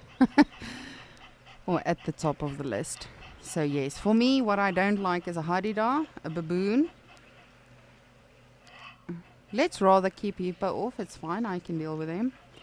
A solifuge, for those of you that do not know what a solifuge is, please go look it up, it's disgusting. And then also a centipede, which is also known as an ear crawler. And the reason for that is I've actually had one in my ear. And the problem with that is I'm dead when I'm asleep, so who knows, maybe I've got centipede in my brain living there. Of course I'm kidding, but yes, no, true story. I've had one in my ear, not fond of them, don't like them, or rather have to deal with a snake.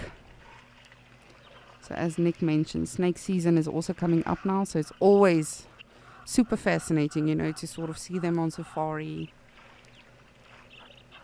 Hopefully we will also get to see some on our dam cams at the water holes.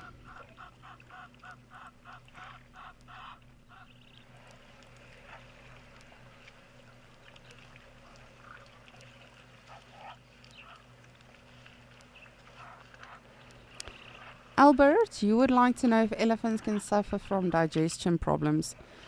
Definitely, I think personally, any animal can suffer from digestion. We see even as humans, we suffer from digestion and all of that. I have actually seen a constipated impala, which is a ruminant.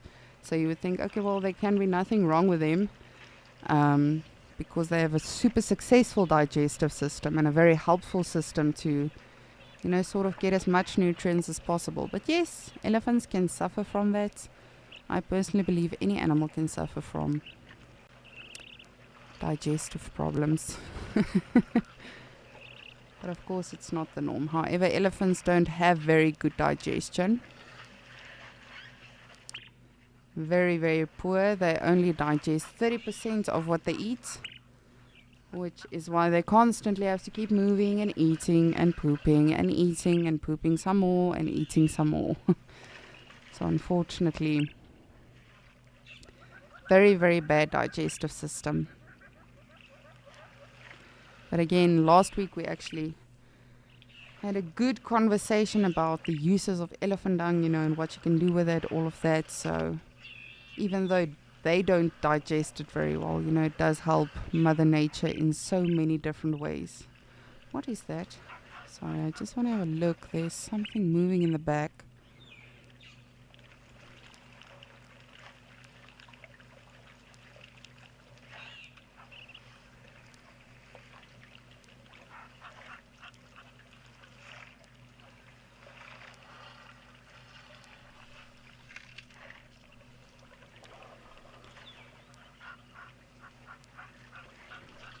Just bear with me. Just want to have a look. See, I saw some movement. Looked small, like a jackal almost. But of course, I don't call anything before I have certainty on what it is.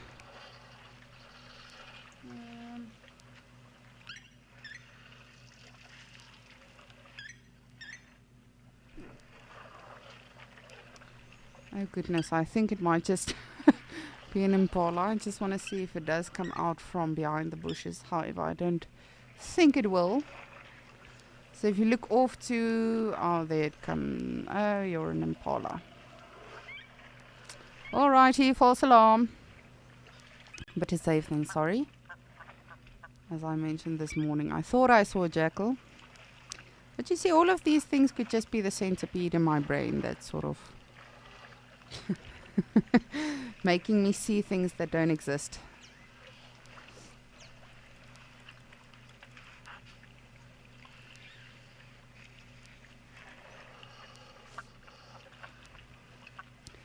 When you are asking a very, very good question, but one I cannot answer with certainty. What age can a baby elephant gain full control of their trunk? And the only reason I say is I can't answer it with full certainty is because I've seen different scenarios. So as I've mentioned before, I've actually had the privilege of working with elephants, very closely and getting to observe them on a very, very up and close sort of level. And the one herd that I used to work with, they had a calf, and by 8 months, believe it or not, 8 months, she had full control over her trunk. Of course, she still struggled here and there, but she could drink with her trunk. She knew how to lift her trunk when she was nursing. She knew how to sort of break branches and all of that. As I say, of course, it takes a lot of years to perfect that completely, like an adult. But then I've seen calves of 3 years old that still don't really know what to do with a trunk, sort of struggle with it. So it really depends, just like lions. Some lion cubs make their first kill by themselves independently by the age of 1 year old. Other lion cubs can do it a bit later or perhaps even a bit sooner. So just like everything else, as I say in nature, it really depends. It's not always the norm for each and every single species.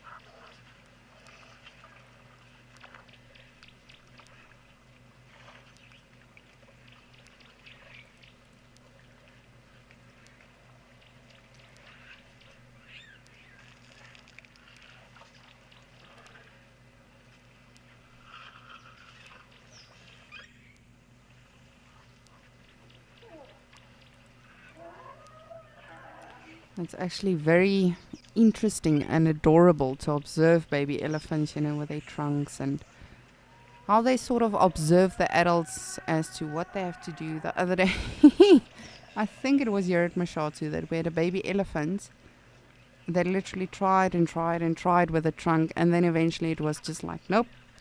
And it literally got down on its knees, lifted sort of just put the trunk out of the way and drank water with its actual mouth. So it really does depend. But it's so cute to watch them, observe the adults and try and do it on their own.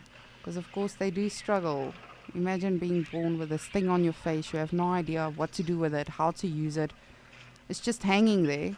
It's for something, but you are yet to discover all the beauties and adventure of what this trunk can do. It can smell, it can touch, it can scratch.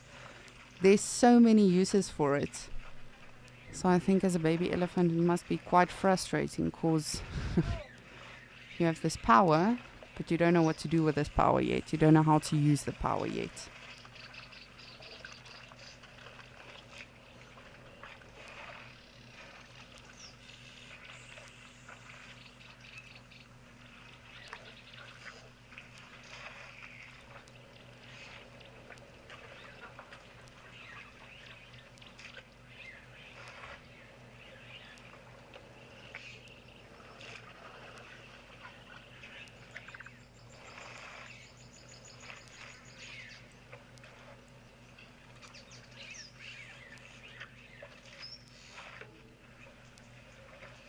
Aww.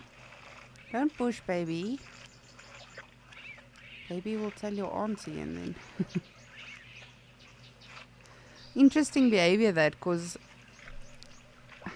I almost want to say it seemed malicious when it sort of pushed the baby and then it sort of just went in for a little cuddle. But again, this is just our interpretation. We don't know what they are talking about. We don't know what they are saying to each other. Which, that is the one thing I wish I could do, is just understand animals at least. I don't even have to be able to talk to them, just to understand them. I think would be so, so cool. But that would also ruin the surprise and the challenge, I guess. When you know what they're saying, you wouldn't find it intriguing anymore because you wouldn't challenge yourself as to what might these animals be doing. Why are they doing this? How are they doing this? Tongue twister there for myself.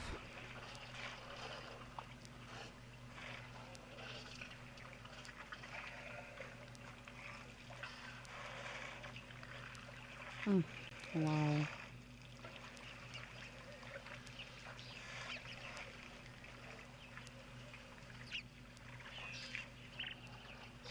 I remember when I just started as a naturalist, a good 10, 11 years ago.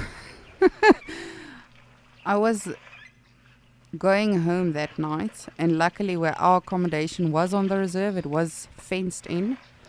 But if they knew specifically that there were animals around the area or whatever, people would close the gates at night, obviously. So I only got home late that night, or to our staff accommodation, because I had to drive from and to the lodge.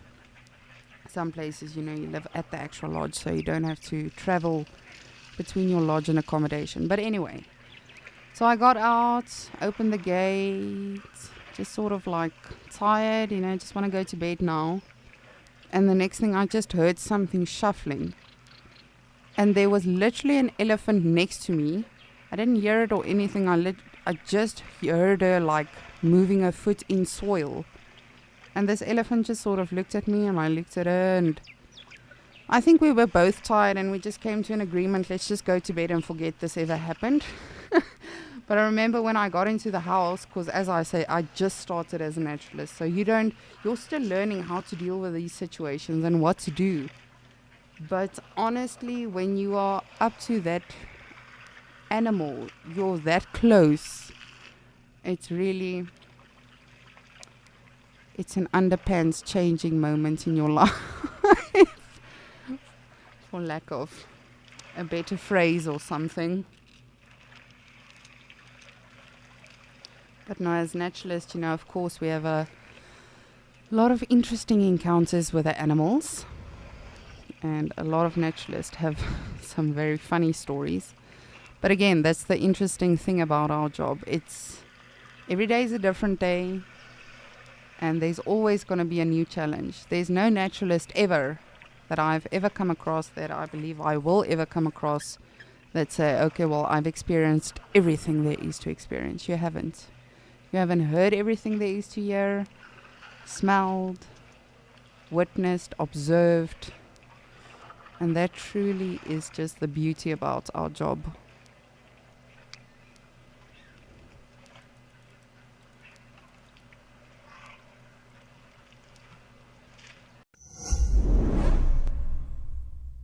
Elephants are one of those few animals that you can watch all day without ever finding a moment where there's nothing that's interesting you about them. Register for free on our website or on our app and get stuck into all the excitement of live wildlife viewing. Ask our expert guides your questions, learn more, and enjoy this community of animal-loving people, all in real time. Wild Earth, connecting you naturally.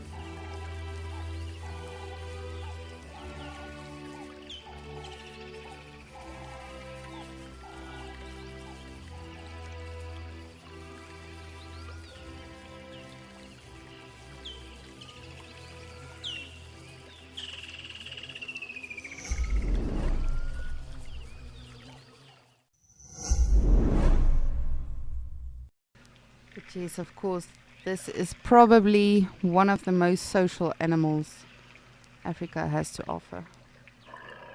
Very protective over one another and always communicating, even if we don't know about it. It's happening. Always some gossiping going on.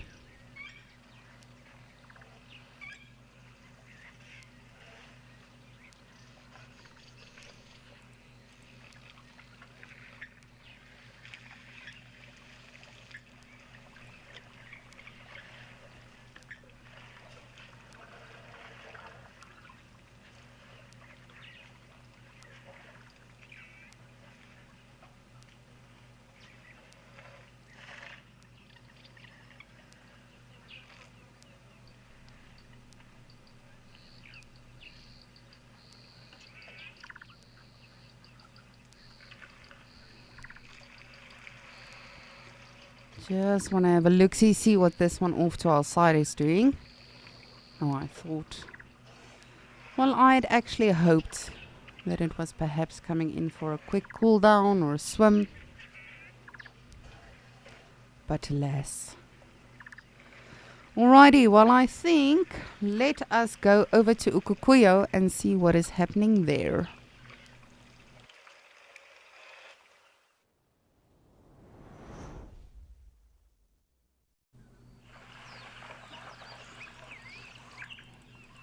Woohoo! Zebra for days. I love it. This is a bedazzled dazzle of zebras.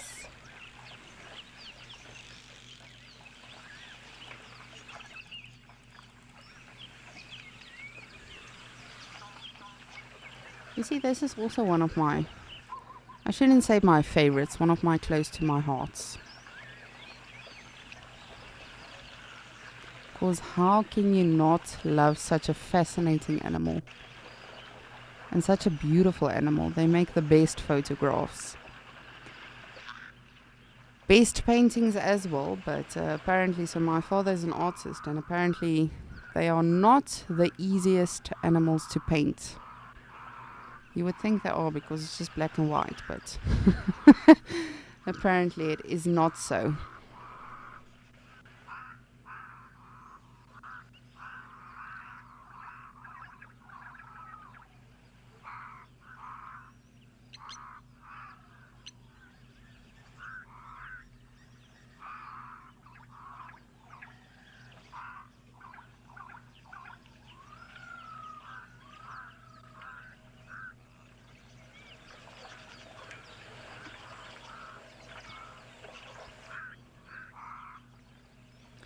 It's literally like a black and white party. The zebras, the lapwings. I remember as a kid, just like with the springbok, that I used to call the ghost antelope or the ghost bucks. The blacksmith lapwing I used to call the cowbird, because I always referred to it as a cow looking birdie. And that was also another favorite for me to look for when we went to Djuma and Sabi Sands on safari. Just how cool is this scene?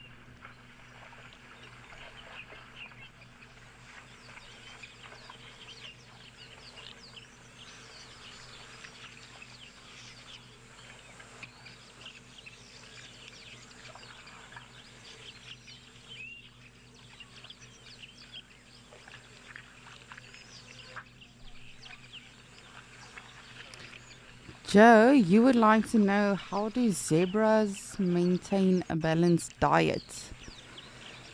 So zebras, as I mentioned earlier, are bulk grazers. So they feed on grass. They're not really picky as to which grass it has to be. But even though they are not ruminants, like the wildebeest, the impalas, a lot of the antelope, and they are not able to regurgitate their food and thus getting as much nutrients as possible, they do have an extra organ called a cecum, and that actually helps with their digestion. But as we all know, zebras are very gassy animals. So, but yes, for the most part, they feed off grasses, and yes, it's not really like they have to stick to a balanced diet, because animals, know what they eat, and if there's not that around, they will make a plan with finding a substitute for that. So it's not per se needing to maintain a balanced diet as such.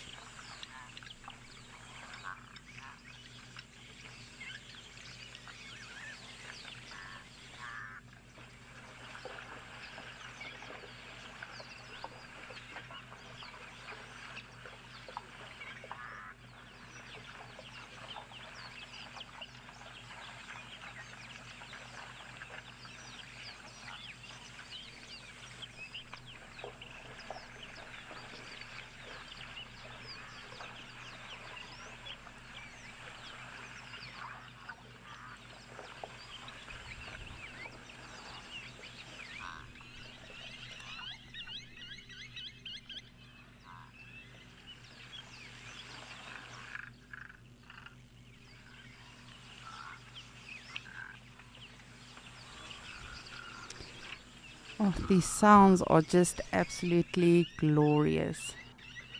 Sometimes it's just amazing just to sort of take it all in as well. Just listen to the noise and the sound. I don't think you can even call it noise because it's just so, so peaceful.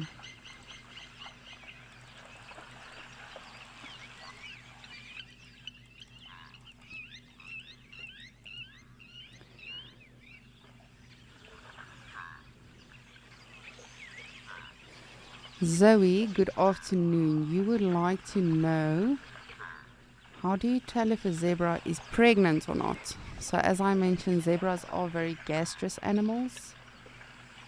They are very bloated majority of the time, so it's actually tricky to tell if a zebra is pregnant or not. However, this time of the year, you'll be able to tell it clearly. The females really do bulge on the sides. You can see the veins and everything standing out. So, but yes, it can be quite confusing to, mistake them for a pregnant one because they are very bloated animals.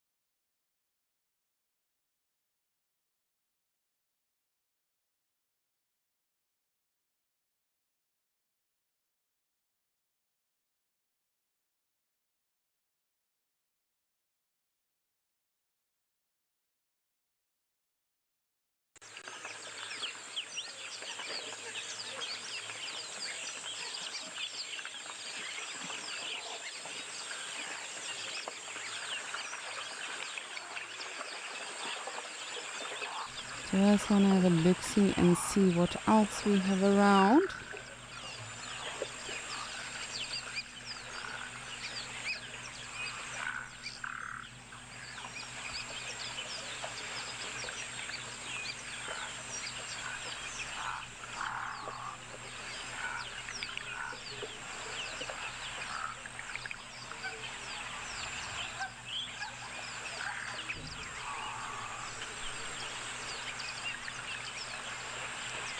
Just beautiful and peaceful and so serene. But speaking of serene, I'm going to send you to Steve so we can see what's happening with that beautiful weaver and the construction of the nests.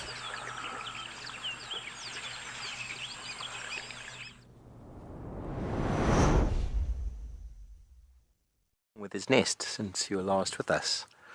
I'm only joking. This is the nest he had already constructed. He's doing a little bit of just modifications to the entrance, you know. Got to build a nice sturdy house. I was just making sure that that little ring that goes around the entrance tube is firm. And it's believed that some of the weavers built these extra little tubes at the end of the nest to prevent brood parasites coming in, or to prevent snakes from accessing, just making it a little bit more difficult for them to get in. Some weavers don't build a tube at all, and some make it very, very elaborate.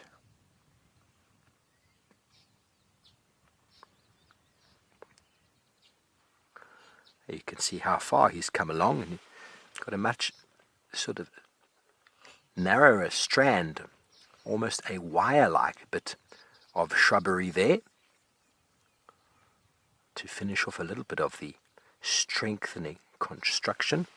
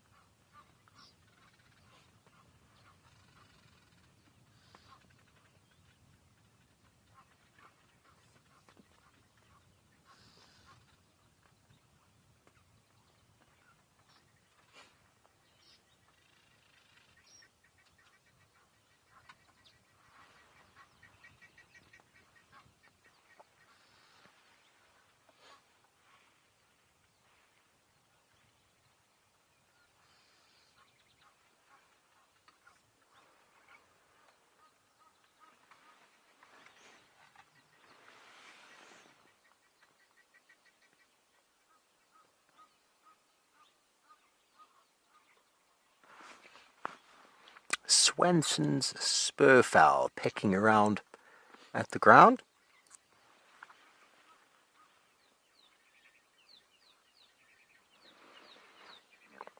It's easily recognized by that very red face.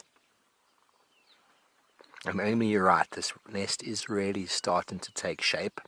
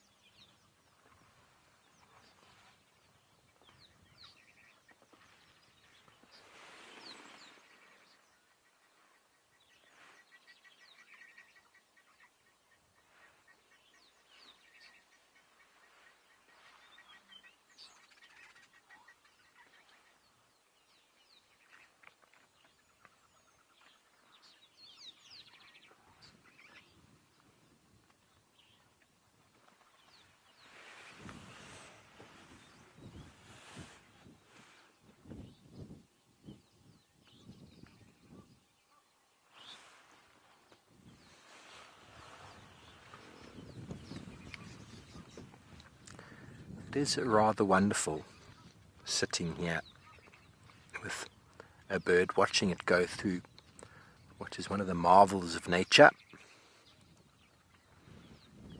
Seasonally tuned into the rainy season. The change in daylight and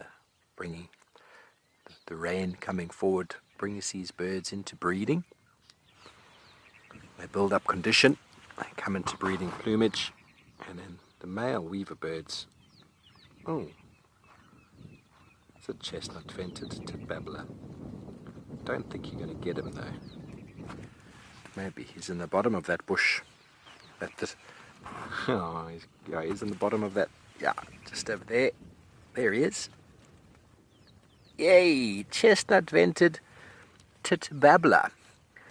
Definitely not a bird I've managed to get on camera before. We don't find them in Djuma. If we do, very uncommon. Maybe up in Manyeleti, up into the northern Buffelshoek region. You can see that chestnut vent.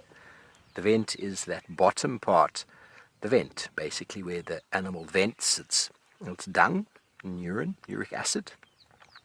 How splendid! It's now called, and I don't like the new name, the chestnut-vented warbler.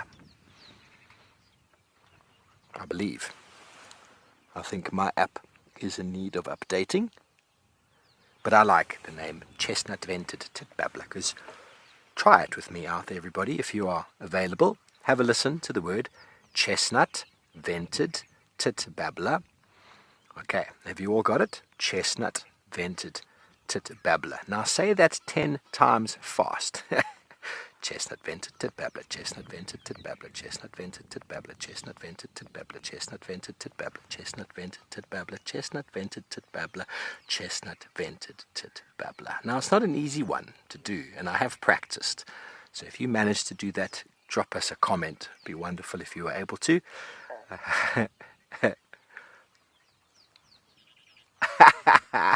Everybody at the MC struggled to get the chestnut-vented titbabbler. Now, chestnut is because of the colour, and the vent is that part underneath the bird's tail. If you look at the bird, he's quite grey and drab, and so not easy to identify him otherwise. He is very similar to the Layard's titbabbler, which I'm going to try and find here again. I don't find the Layards here, but we get them down in the Cape. I saw one just last week. I was very happy about that in the Karoo. They look very similar in everything, apart from the fact that the Layards has got a grey vent, and the chestnut-vented titbabbler has got a chestnut-coloured vent. Marvellous indeed. So you might wonder, what on earth are you talking about, Steve?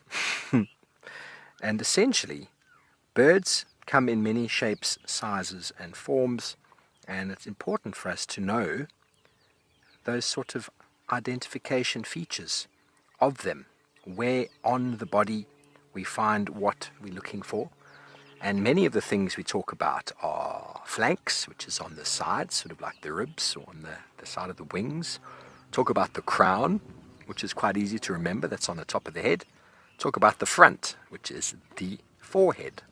Talk about the throat, which I think is pretty easy to identify.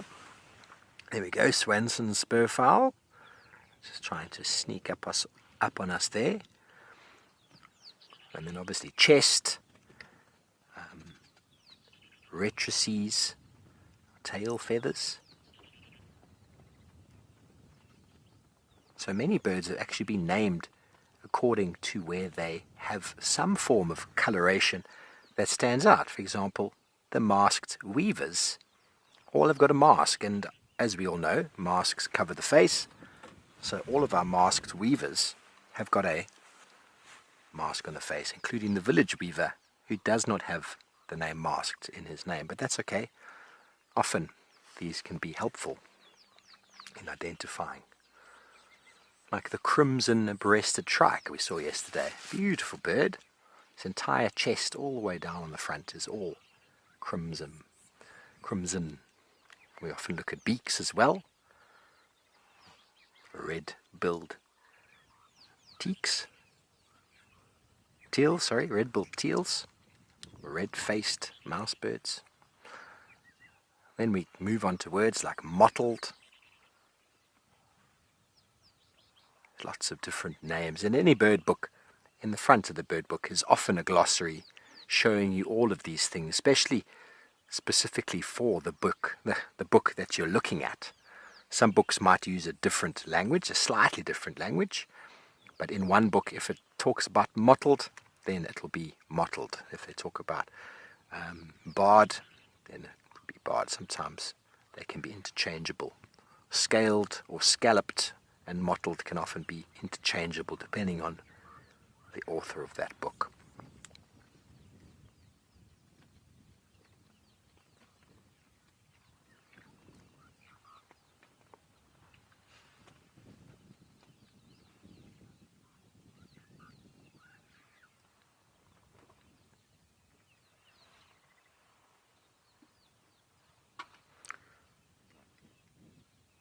So we get these, what do you got? You're going to get the teals there.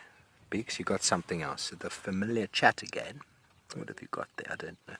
These two sitting on the back, just on the side there. Those two just in the water's edge. I saw them earlier. There we go. Left there. There they're sitting on the island. I suppose you could call that an island. It's more of a mud flat. And this is, and looks very much like a duck. They've got a dark cap, and if you could see their bill or their beak, and also a word that is interchangeable, it would be red. So very much like the other teals that we find, except the Hottentot teal has got a dark cap and a blue-grey bill, and the Cape teal has got pale plumage with a pink bill and lacks that cap. Here we go. Now you can see that wonderful beak. And the red-billed teal takes Beaker and myself to 104 birds. Beaker, no, it's going to be hard. Don't worry, it's gone. A slender mongoose just ran across the dam wall in front of us, but he's gone now. Didn't hear any birds alarm calling for him. Quite easily have caused a ruckus. Often we hear those birds chasing individuals, and we often find a mongoose. But what we've seen a lot of since we've been here is our pied crows being mobbed by all sorts of birds. The pied crow is a predator, but also a prey. They do fall victim to large birds of prey, but in their own right are incredibly voracious predators.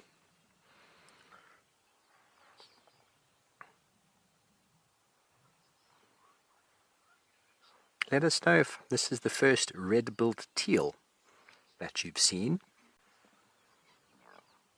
It's a common bird across the waterways of South Africa, all the way into Mozambique, Botswana, and up into Namibia. It just misses the really, really dry areas of the Kalahari.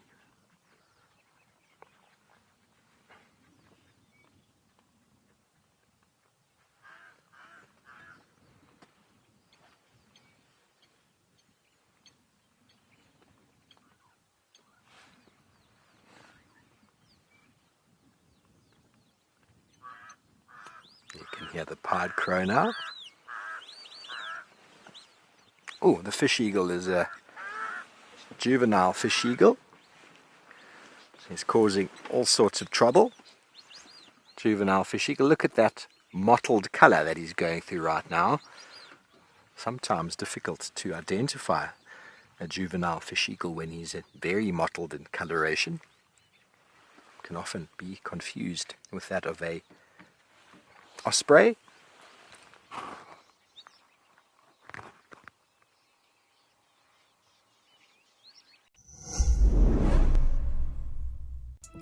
Have you ever wondered what happens behind the safari?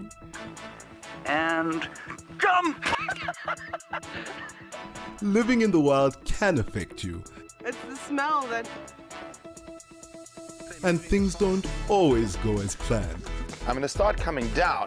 Whoa! Download the Wild Earth app and join the crew behind the scenes. Wild Earth, it's in your nature.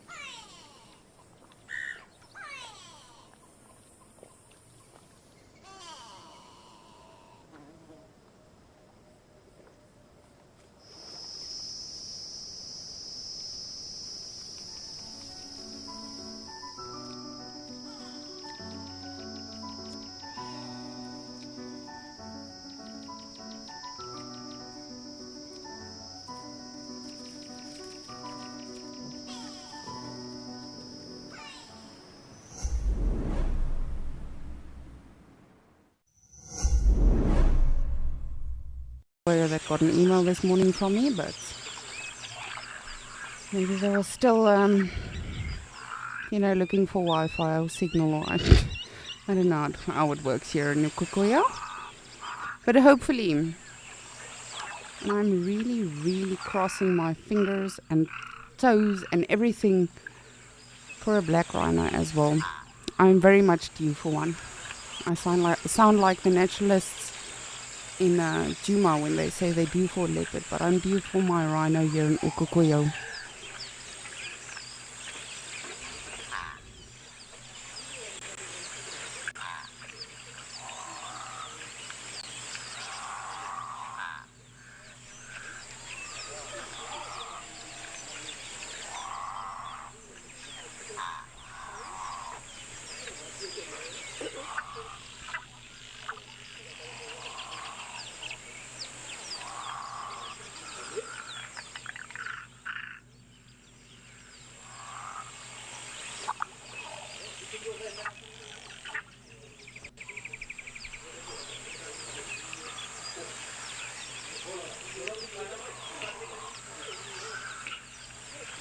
Oh, just so peaceful.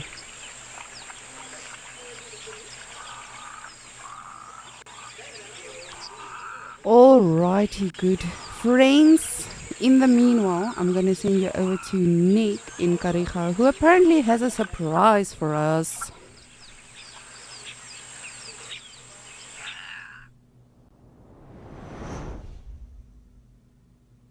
Scene here.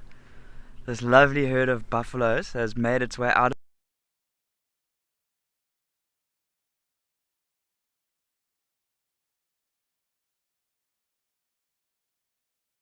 I thought this is going to be the spot. Obviously it's hot, buffalo water dependent, so I've been sitting here by this water waiting and waiting and waiting for them to come.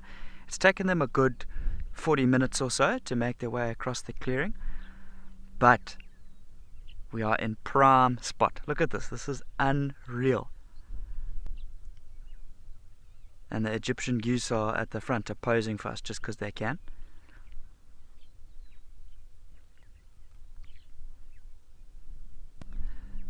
This buffalo at the front on the right hand side has been quite wary the whole time since it's got in the water.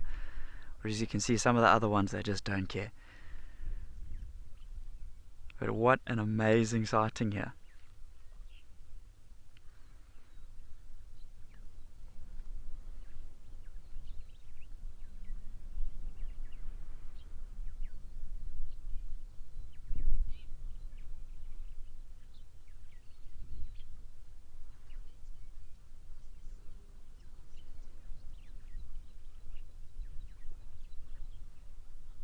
Elijah, thanks my man.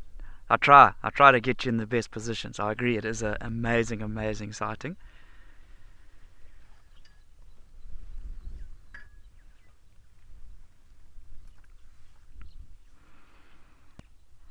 Yeah, so remember, if we think of positioning ourselves and obviously having some knowledge of animal behavior helps when it comes to your wildlife photography. So kind of, having the rough idea that they should come from that thicket towards this little mudwalla here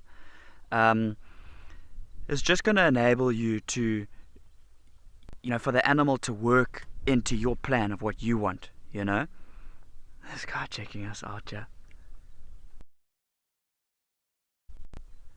Obviously with them coming to the water here, we've had them head on for quite a while. But it's just all worked into our favor here.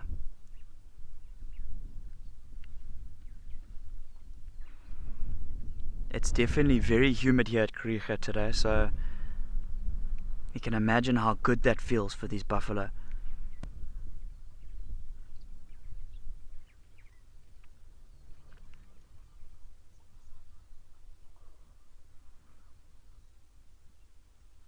I'm going to enjoy these buffalo while they enjoy their water maybe a little bit longer, see what they get up to. In the meantime, we're going to take you across to Lisa.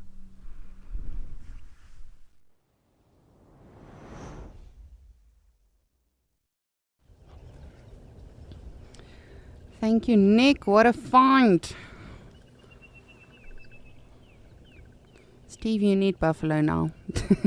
Then we've all seen buffalo today. But I'm just currently on the Djuma Dam camp, observing the impala rams. Of course, you know, the bachelor herd. They seem to be having some disagreements amongst themselves, as they do. But of course, this is just to sort of establish the dominance amongst a herd such as this one.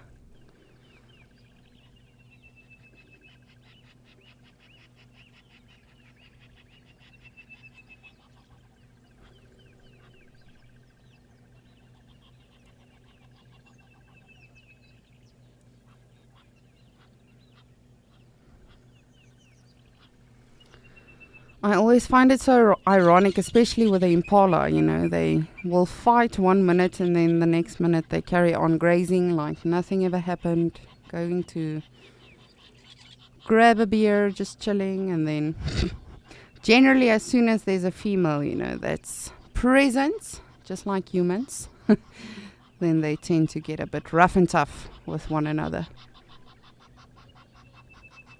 Hi, yes, we are talking about you beauties.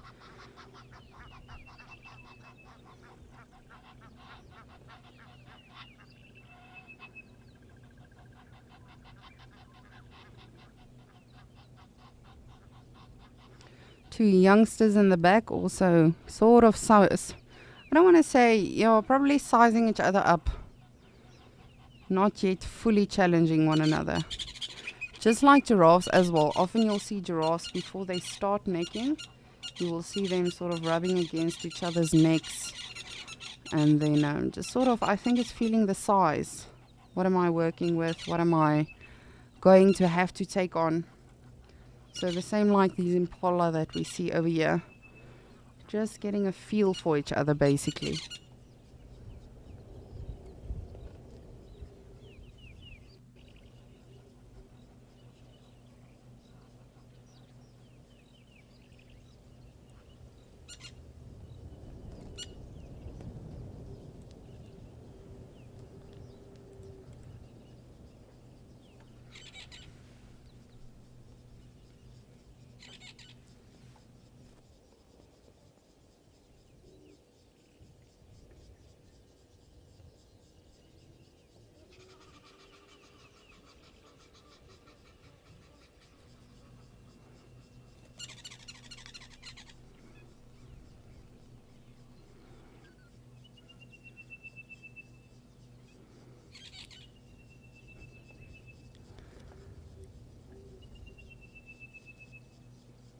Alrighty, well it does seem like these impala are heading a bit deeper into the bush.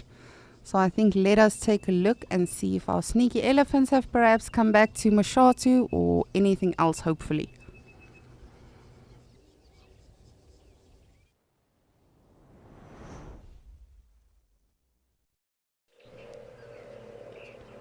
We've got a wild beast. I was just about to say, shame he seems lonely, but luckily he does have a friend. Coming down.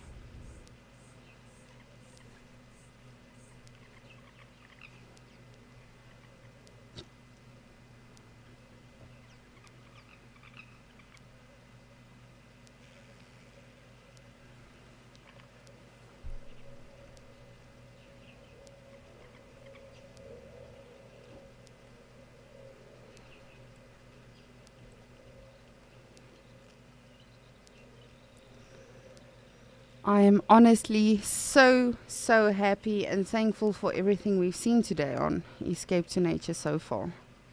And I'm still waiting to hear from you guys. What is your favorite animal and why? If you don't want to tell me that, at least tell me what's been your favorite animal we've seen so far today on Escape to Nature.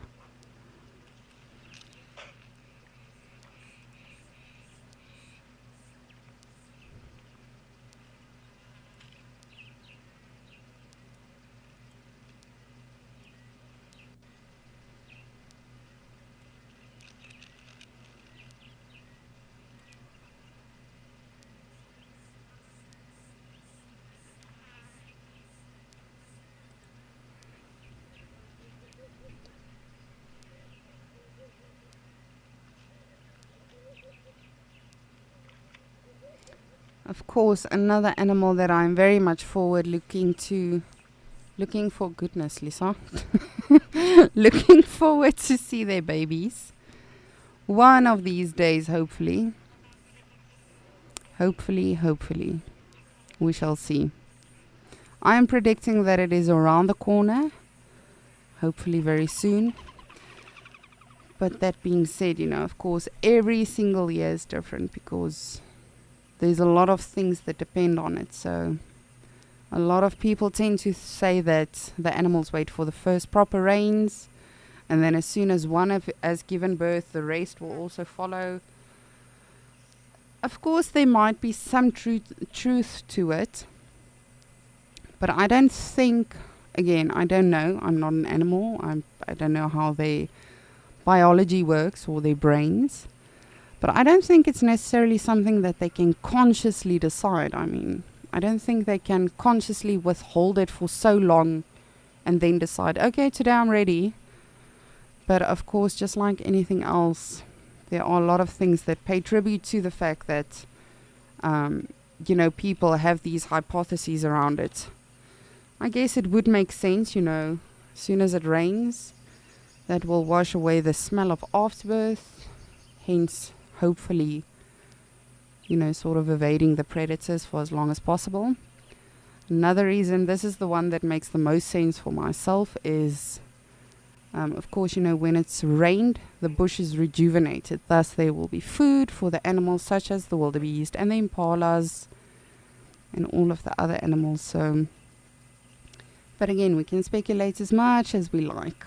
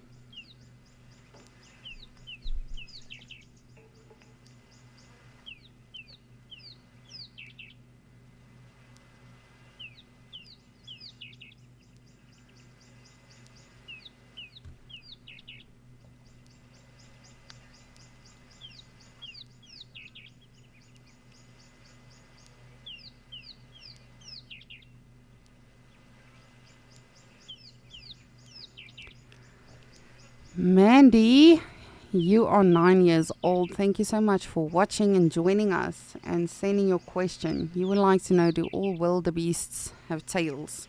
Yes, definitely. Normally. If it hasn't been bitten off by a predator, or if they haven't lost it perhaps, due to thorns or harsh conditions in the wild, or perhaps they weren't born with a tail. But yes, generally all wildebeests do have tails. Definitely. And of course, good fly swatters as well, to help with the parasites and everything that is bugging them. I always say that is one of my wishes, or something I wish I could do actually, is to braid a giraffe or wildebeest tail. I would love to do that. Obviously it will never happen, but Dee saying I'm not alone. She would also like to do that.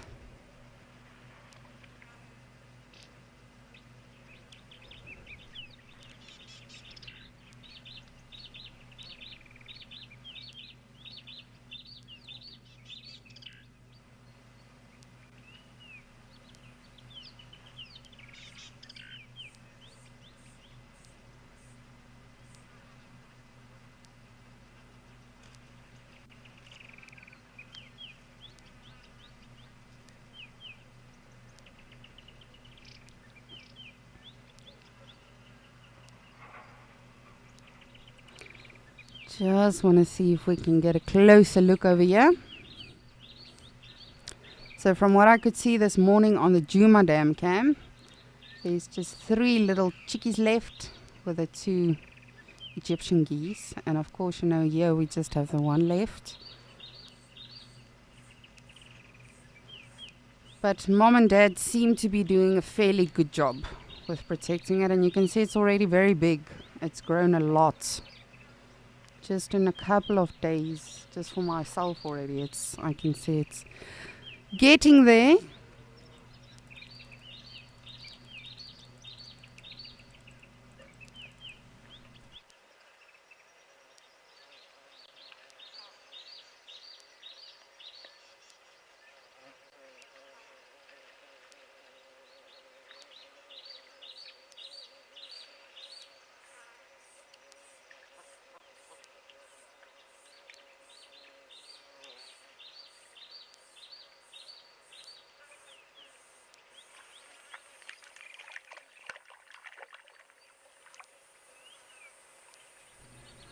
And it's just incredible how that little one knows, and mom knows, you know, it's sort of a mutual understanding. Don't go too far away, stay close to mommy's side.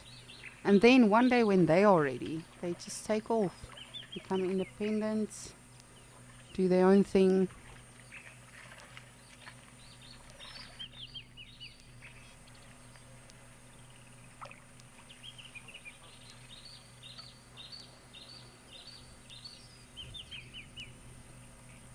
Vincent, you would like to know if this water is safe for animals to drink. Yes, I know it looks gross to us, or like a kiwi or cucumber smoothie or something. Definitely, for us it would not be safe. But animals, of course, you know, operate a little differently to humans. They've got different digestive systems and they've got different nutrient requirements. So definitely it's safe for the animals to drink. Believe me, the animals would, majority of the time, I don't want to say always, but majority of the time they'll know not to drink something. As I've touched on a couple of times today, you know, animals have very, very good senses. And most of the time they will be able to smell like, well, this is not really healthy or good or clean. And that is actually why frogs are also so super important to the ecosystem as well. I know frogs freak a lot of people out, but they are actually very, very important to the ecosystem because frogs are very good indicators of a healthy water system because they breathe through their skins. Thus, they won't live in an area where it's, you know, bacterial water and dirty and all of that. So whenever you hear frogs at a watering hole, then you'll know, okay, well, that must mean it's safe for the animals to live there as well.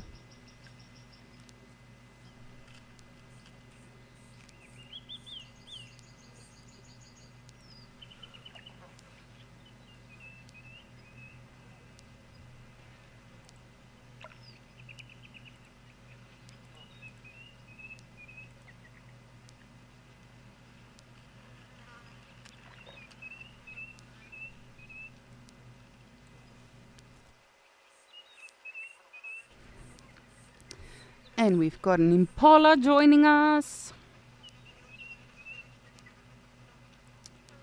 Tis a lady. Wherefore art thou, friends?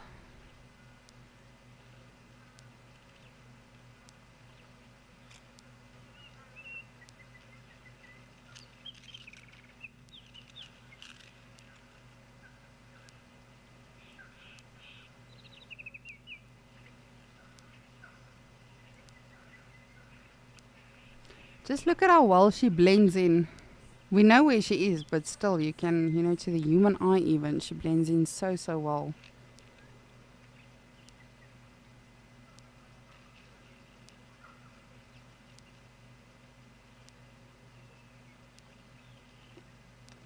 Don't know if you should be walking around by yourself, little lady.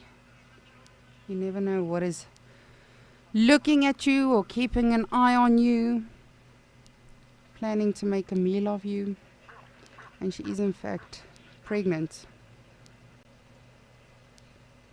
And of course, a lot of predators, again, I don't know if they smell it, if they know it.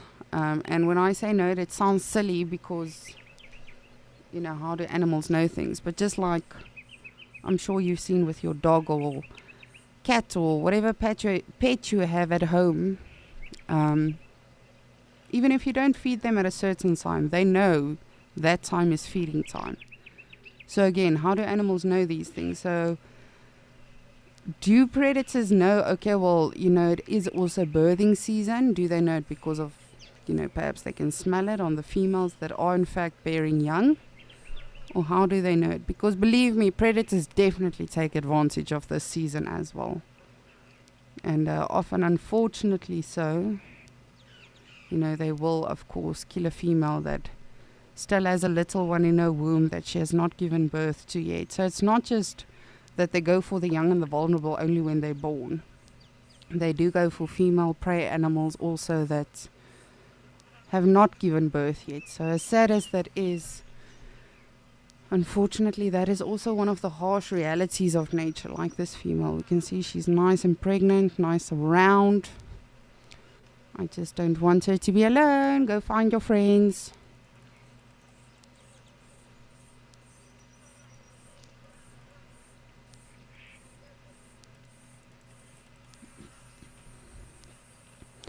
Isabella and Impala. Impala are not the fastest antelope, no. However, that being said, they're not the slowest antelope. They can run pretty fast. However, generally they won't be able to evade a predator. But again, it depends on the circumstances, the weather conditions, which they are. Sounds funny, but which they are evading the predator in. Because of course, wind will play a big role. Rain can even play a role. You know, they might slip.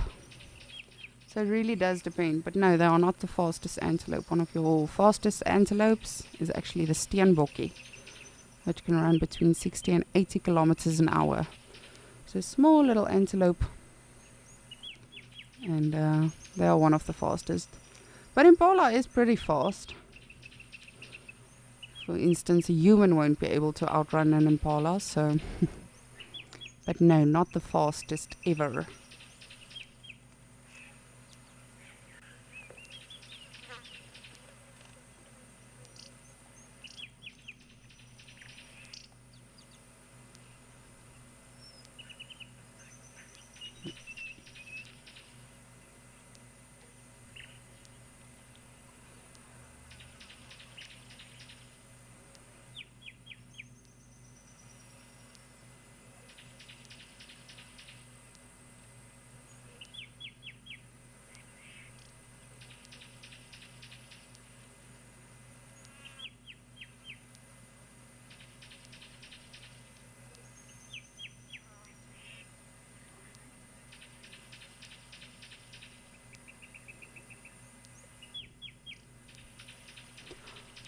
Oh, and again, I know it's always wonderful to see these animals and to learn about them and everything, but sometimes it's so important just to listen. You know, sit still, just listen, take in all of the sounds and the noises and everything, because as humans we tend to want to be stimulated constantly, visually, audibly. But sometimes it's so beautiful just to listen to all of the birds, everything else that's just going on here. Because I mean, right now we are not seeing any animals, but can you imagine what is out there, what is happening? There might be a giraffe giving birth right now. There might be a wildebeest being caught by something right now.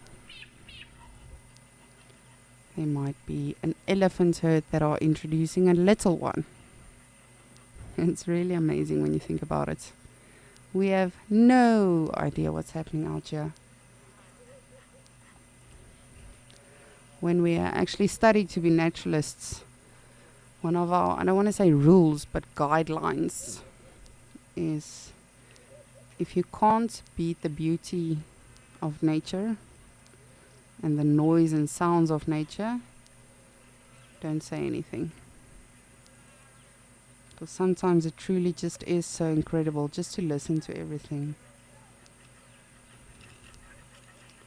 Seems like we've got another impala.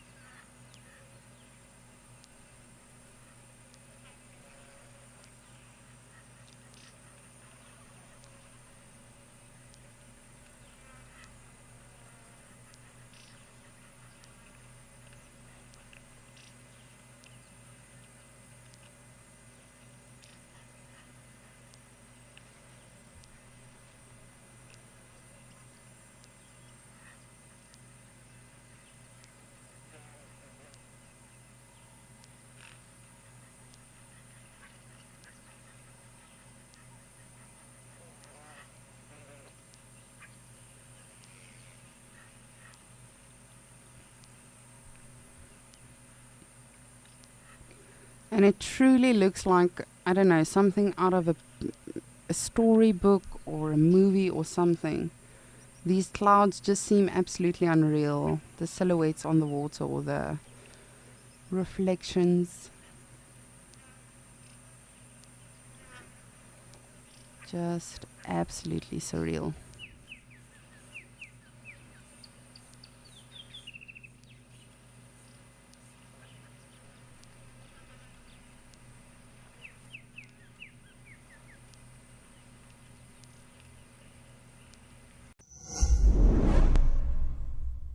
Did you see that incredible sighting with Lauren and the wild dogs?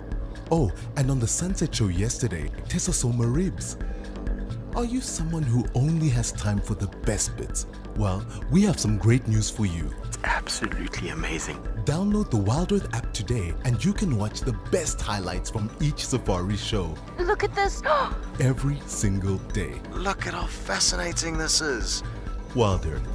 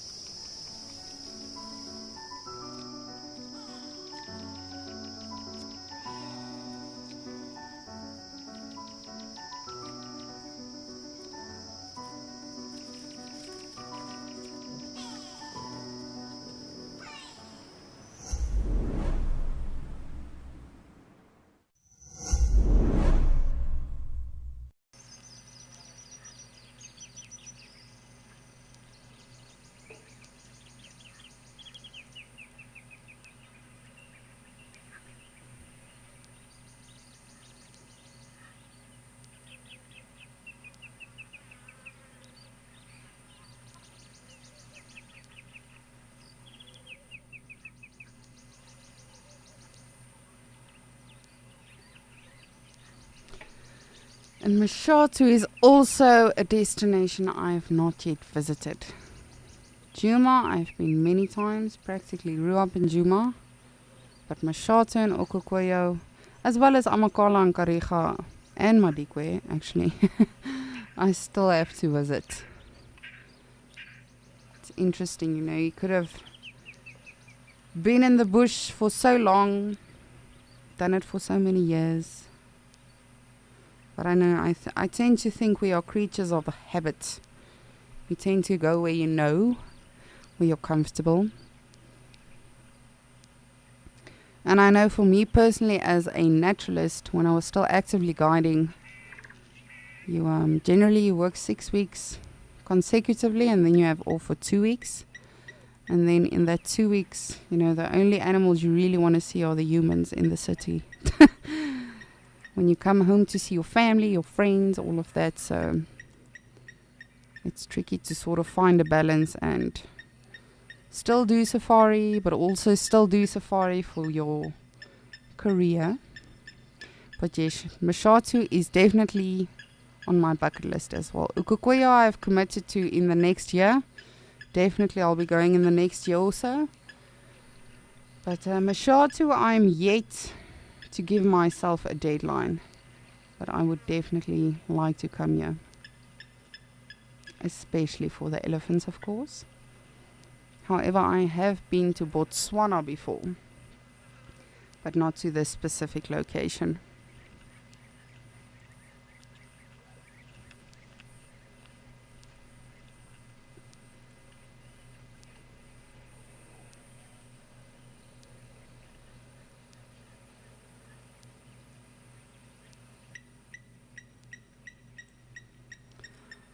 Laura Cam, you would like to know how ticks know when to latch onto animals. Honestly, I would also love to know. Of course, by instinct, I guess, just like that weaver of Steve, you know, in Madikwe, no one taught it how to, you know, build that nest. It just knows. So just like all animals, you know, if let's say there's zebras here now, and there's one zebra that gives an alarm call, or one impala that gives an alarm call, or whatever. They know instinctively something's wrong, but how do they know that? So same with ticks. There's so many questions I have as well. And again, you know, we can research and speculate as much as we can, but I think there's still so much for us as humans to discover about animals and learn about them and all of that. So that's a very interesting question. But my best guess would be by instinct. They probably just know, just like oxpeckers know, okay, well, if I sit on that animal, I'm going to be able to get the ticks and parasites and everything off of that animal. That animal knows if this oxpecker sits on me, I'm getting cleaned for free, so why would I refuse it? So it's truly, you're asking a good question, how? But I think that's my question for most of these animals. How do you know?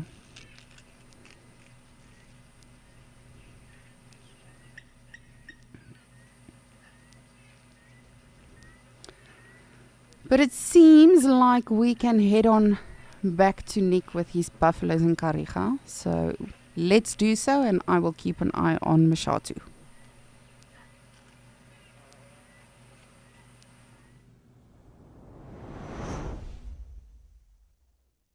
Lovely herd of buffaloes. They've moved away from that little mud wallow, that little small waterhole there,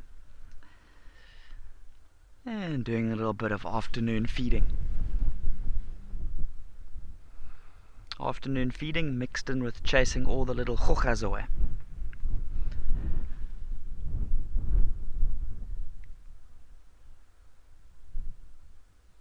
And there is a monster storm that looks like it's, or at least I'm hoping it's going to be a monster storm. But there is definitely a storm building. So directly behind me, I'm not going to swivel around and give everybody motion sickness, but directly behind me there's definitely a build-up of large cumulonimbus clouds.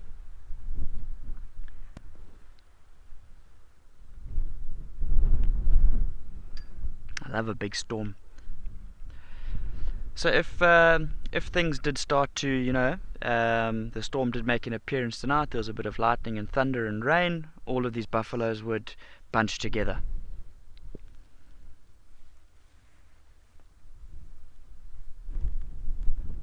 There'd be some body contact between all of the buffaloes.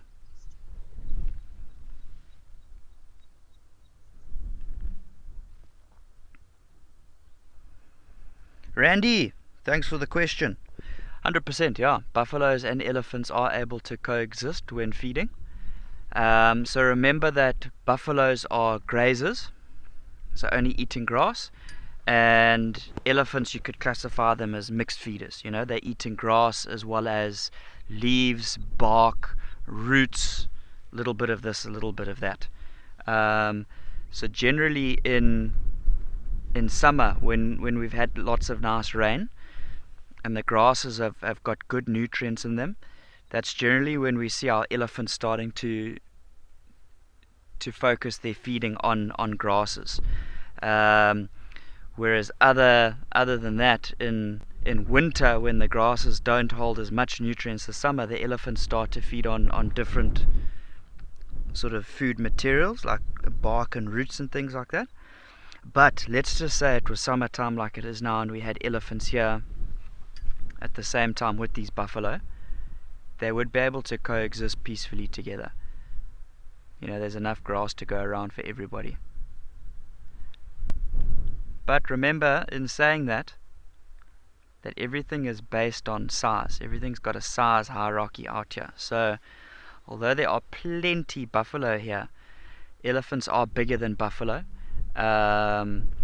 So if an elephant did have to wander over towards where the herd of buffaloes are, the buffaloes would part ways. They'd let the elephant go and do his thing, purely because it is such a big animal.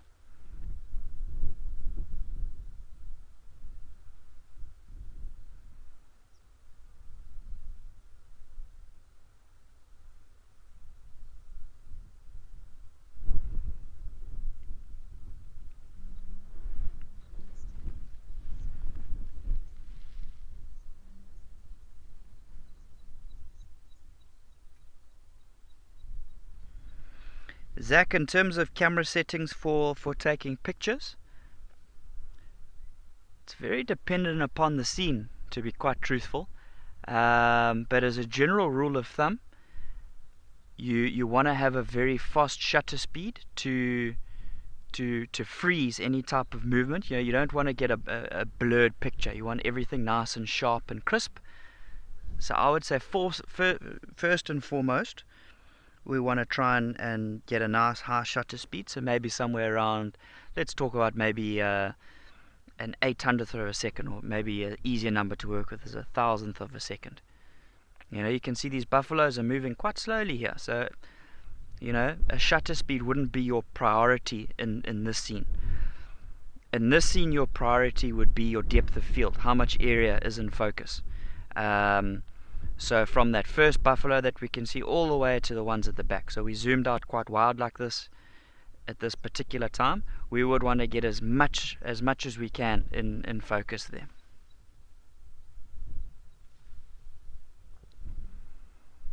So at the moment, I'm shooting here at f8. You know, in terms of I would say a better setting would probably be closer to, yeah, f8's fine, but maybe even f11 wouldn't be bad. Let's say we had to be on the other side of these buffalo, and we've been talking about those big clouds building up in the background. You know, that's telling a story. You'd want to get in these buffaloes as well as the big cloud. So maybe I would zoom out a little bit more than what I'm doing now, and I would incorporate more of the sky. And my f-stop there could be, you know, f11. That would be better than f8 of what we've got now. But I hope that helps, Zach. In terms of if all of these settings and things are very confusing, you can start on auto, you know, start on picture mode and just snap away, and then have a look on the camera and see what are the settings that the camera is choosing, you know. And then try and learn to see, have a look at the photo, right? This photo's maybe a little bit blurred. Have a look at the settings there to see what your shutter speed was, and see what maybe would have been a better option. It's all trial and error. That's all it comes down to. You're not going to nail it every time.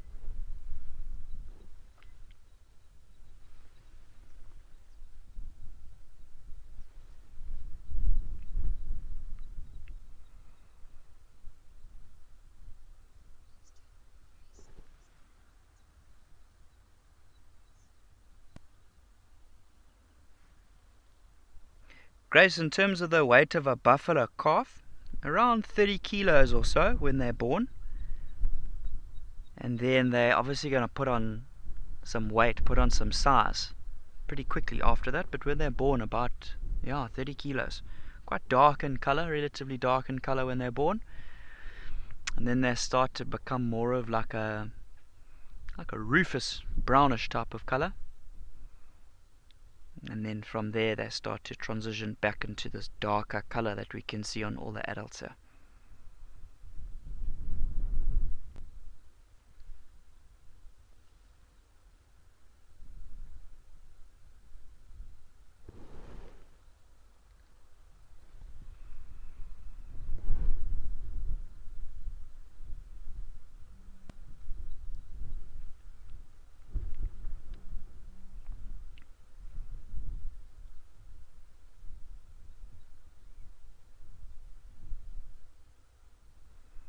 Yeah, so remember, buffaloes are a very water dependent species. When I first spotted them this morning, far away, I could see that they were at the edge of a waterhole. So they'd more than likely had their first drink of the day already. Then, sort of midday or late morning to midday, they moved off into the thickets. Maybe even to find a little bit of shade there. They could have been ruminating there, a little bit cooler. Now they've come back out from the thickets into the open.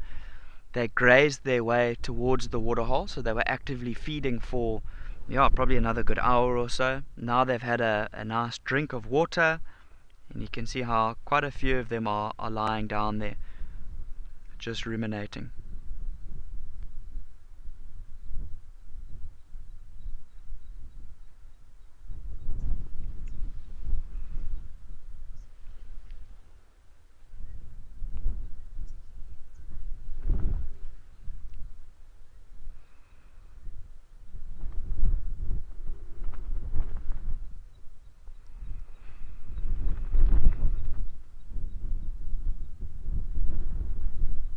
So the herd is kind of split at the moment. There's obviously this group that we're having a look at, and then further to the left hand side, maybe about 100 meters or so, there's another small herd. It's obviously part of the same herd. They're just taking it easy there. And I'm just looking in the frame here for any of the youngsters, any of the calves, because I know there's 2 calves that are in the herd at least, 2 medium sized ones, and then 1 very small one that I've seen. Maybe the youngsters are in the other little group.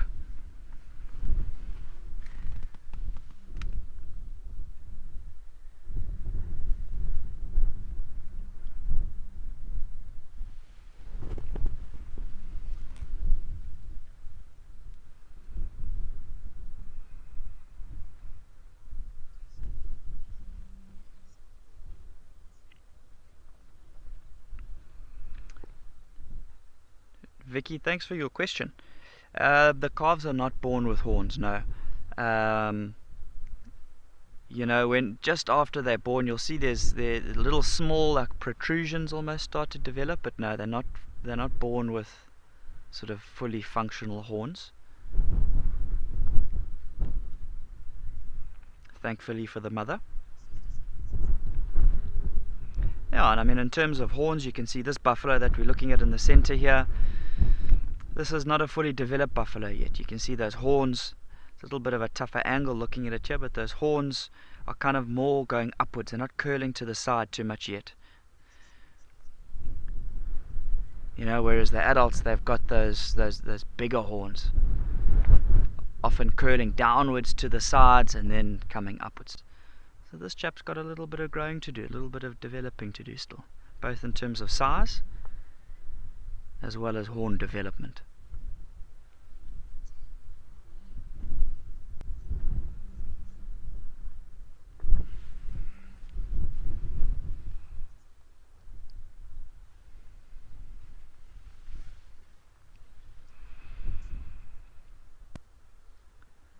So this buffalo that's just come into the frame from the left here, this looks like a relatively similar sized, similar aged buffalo to the one we've been talking about.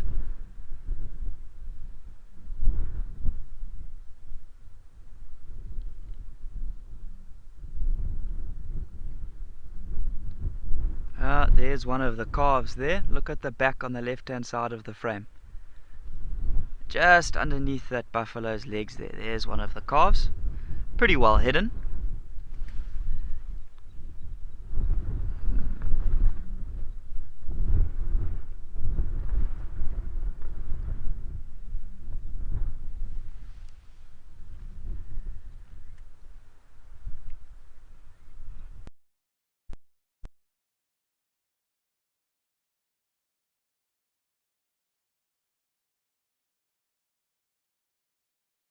Kind of remind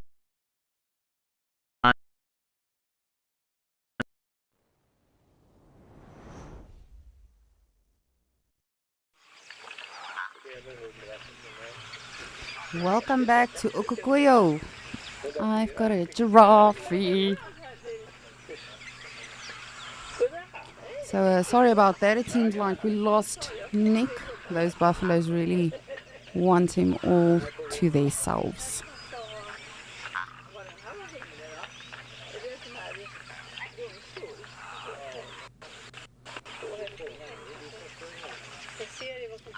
And some more zebras coming down, of course, for a drink again. Oh, the giraffe has a baby. Oh, man. We have to see if we can get a closer look at that. Hi, tiny one.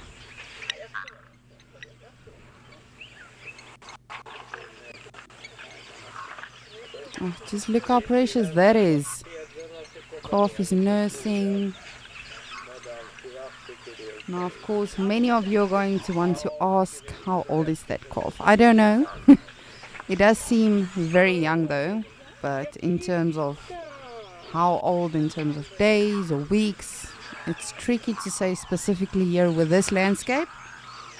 Generally, with giraffes, if they are still very, very young, you can actually still see the umbilical cord attached if they are only a couple of days old. But it's going to be a little tricky, but I will do my best to see if I can in fact see something.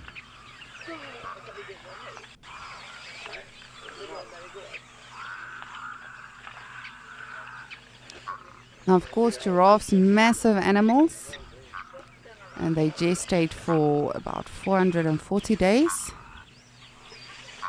which is obviously a very long time. And there you can actually see the little one has very, very fluffy horns. I always call it the little afros on them because it's super, super fluffy. Obviously, they are not yet fighting with each other, so their horns are perfectly intact. And if it turns out to be a female, she won't be doing any fighting. So, come on, little one. I want to see you. Oh, that is just precious.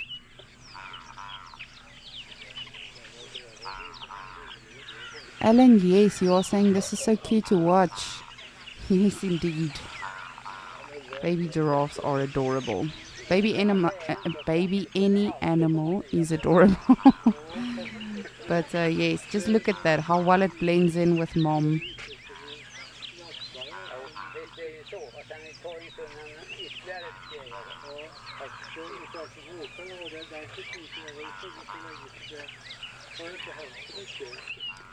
And when she would have given birth to this youngster, she would not lie down like a lady, do it elegantly and make it easier for herself as well. She will actually do it standing. And that poor animal has such a rude awakening into life. But then, of course, the mother will go and clean it, make sure everything is all right, and then hopefully the little one will stand up, start moving with mom. And again, this is an animal that could fall prey to anything, so generally they'll have to be able to, sort of stand and move and walk as soon as possible, because giraffes are a bit easier as opposed to a zebra or wildebeest, for instance. If the youngster is sort of holding the herd in just one space, it becomes very, very dangerous for all of them.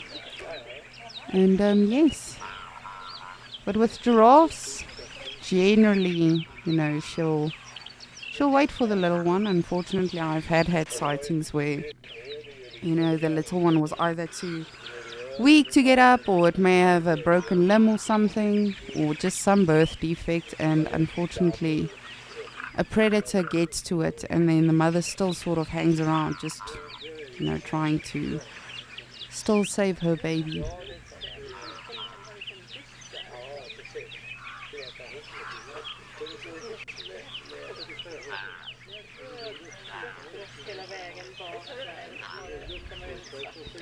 Holly, you are 7 years old, so giraffes' tongues are sort of like a darkish, bluish color.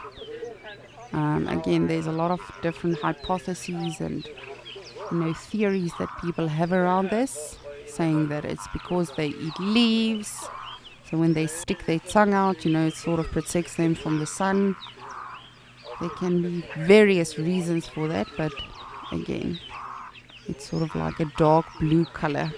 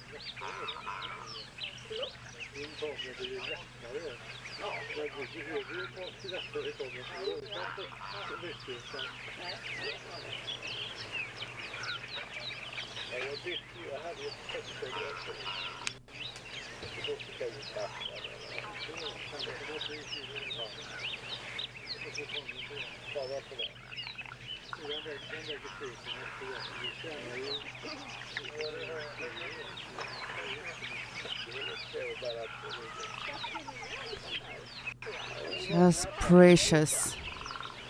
And in an area like this, you know, mommy would have to be even more careful because it's very vast, it's very open. So if there's a predator somewhere, you know, that's just sort of watching all of the animals, and it sees, whoo, that's a decent size but still a baby, so that'll work perfectly. You know, she has to be extra vigilant. That's why all of these animals actually stop, smell, listen, move, stop, smell, listen, move, as opposed to just willy-nilly moving around, doing their own thing.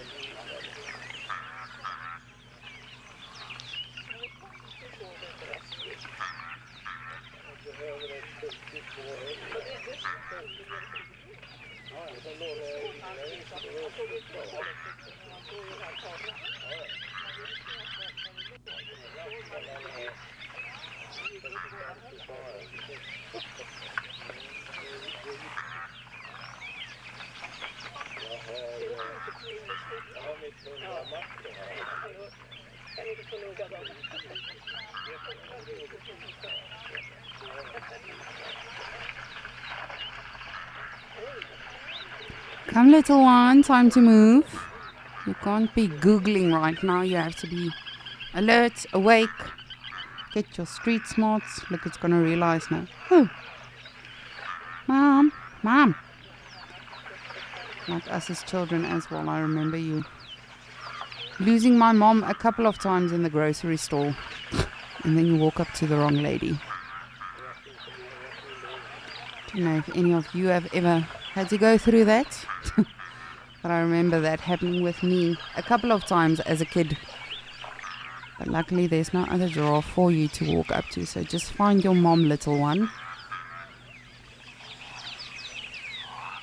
And you see, she's very willy-nilly. You would not at all see this with elephants. Elephants will wait for their little one, and even if it's not the mom itself, like if there's a cousin or a youngster or another team member or family member, someone will always be keeping an eye on the baby. Whereas this mom is just sort of like, okay, I know you'll keep up, it's fine.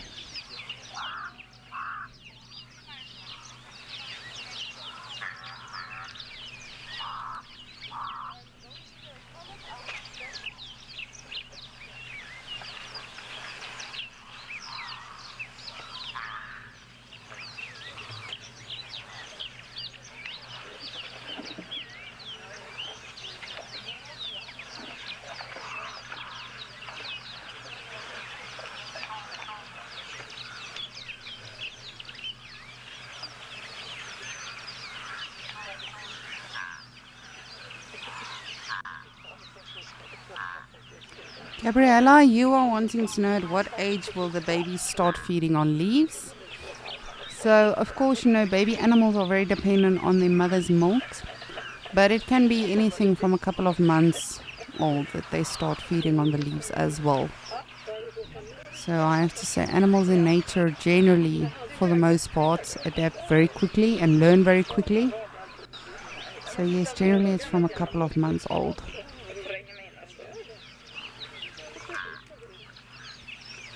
But mommy's milk is going to be the important thing right now. Same with elephants, same with buffalo, same with rhinos.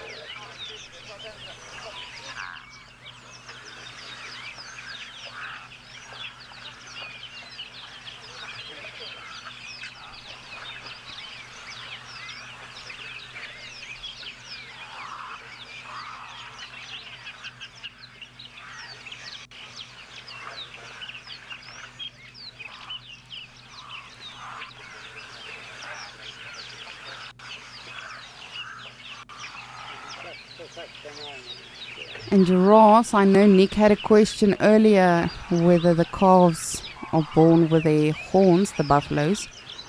And of course, they are not. Giraffes are only the only African animals that are born with their horns, or what we call the ossicones. And that is also just like sort of an extra layer of protection when the baby does drop.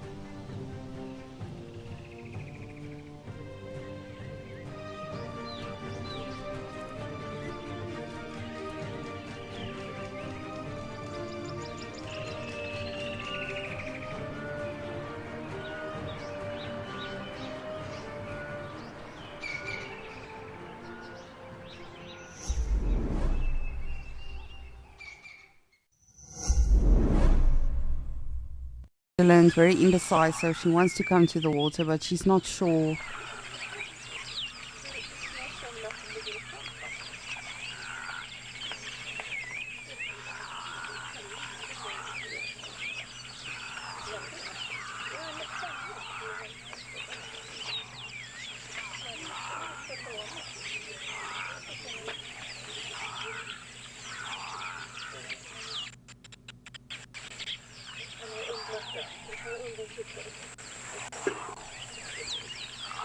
Let's hope she continues now and comes down.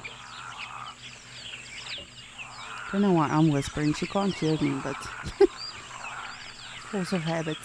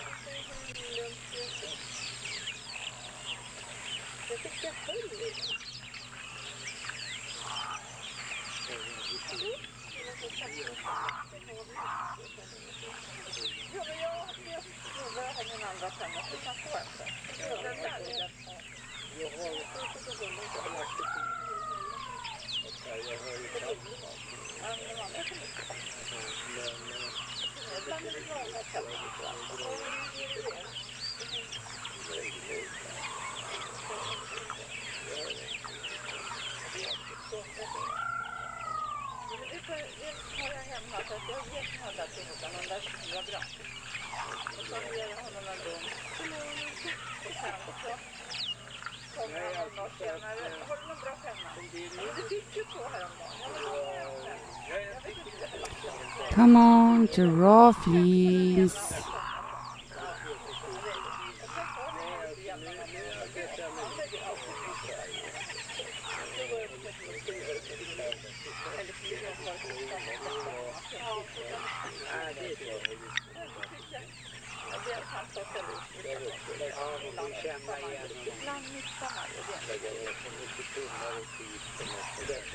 I'm really hoping that she will continue away this side. But again, you know, she is just careful. She's introducing her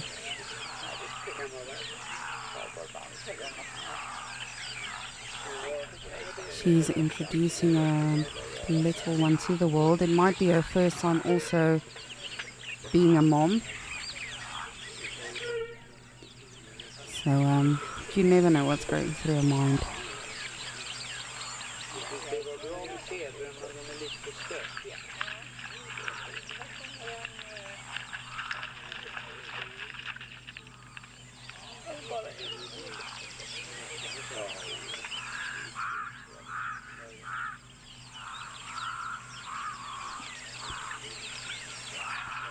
You see, even with the other animals that are not predators, she's being extra vigilant, just making sure no one's coming to harm her baby or anything.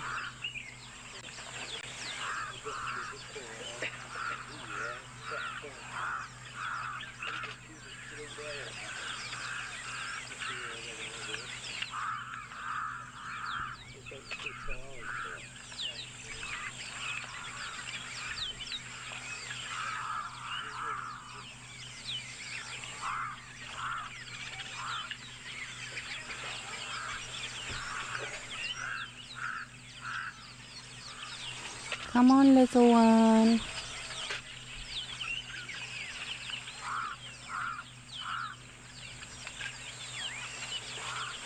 Come on, baby. It's okay.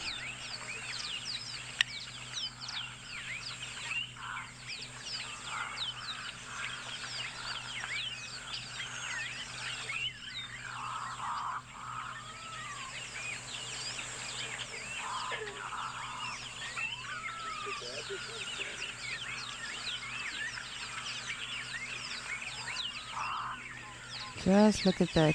And of course, baby is also very curious. It doesn't know all of these sounds and movements and everything yet. So also just looking around, not per se because it's looking for any predators or making sure it's safe. It's just curious.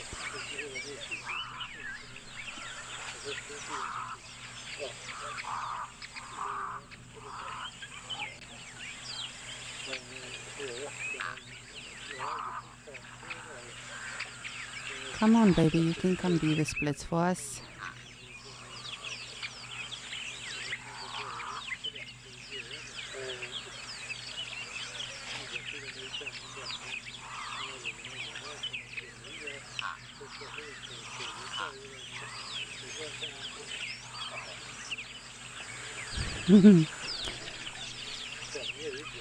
But while we wait for baby, just a kind reminder on the town hall. So Graham Wallington, our CEO, will be hosting a town hall this Sunday, the 6th of November at 7:30 Central African time. So this will be for all of the explorers. This is also a chance for you to give us your feedback, any suggestions, anything you feel we can improve on or work on or change perhaps. And obviously this is all just to shape Wild Earth and to make your experience better. So Graham will answer some of your questions, or all of your questions hopefully, and then give you some interesting behind the scenes information about Wild Earth's future. This giraffe is trying to decide if water is in its future. But yes, that town hall will be this Sunday, the 6th of November, 7:30 Central African time.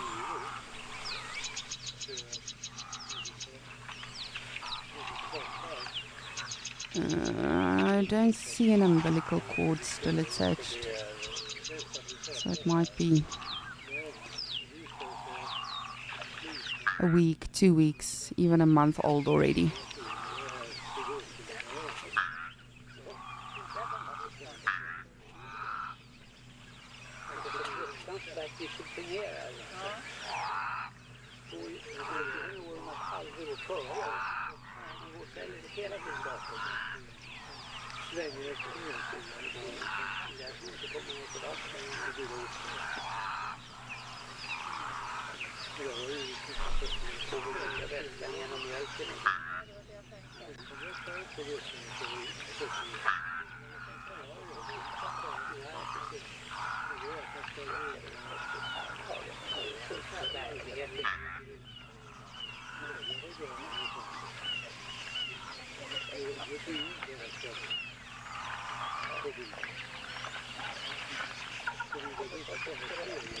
Frank, thank you so much for your comment. You are saying you love this interaction between the two of them. Yes, it's definitely interesting, and you can see how sort of scared the little one is still. You know, it's obviously just staying as close as possible to mommy and just sort of figuring out what these other moving things around it is. Why is there so many noises? What is all of this? What are these black and white things that look funny? I think that poor animal must have so many questions.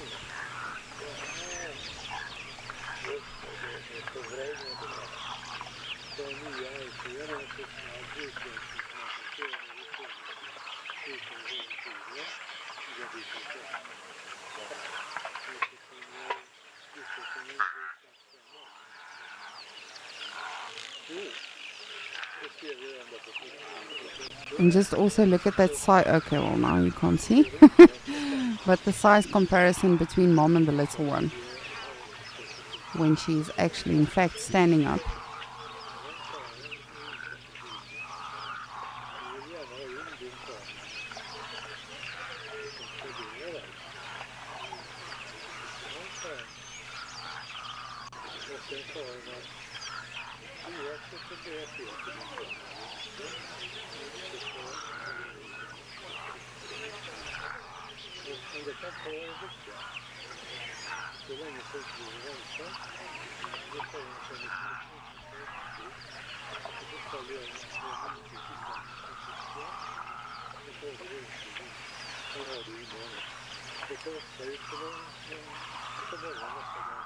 You can't even see the little one behind mom there when she's bent down.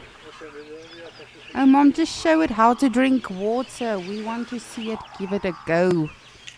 But of course, little one, you know, would, as I mentioned, rely on mommy's milk to stay hydrated.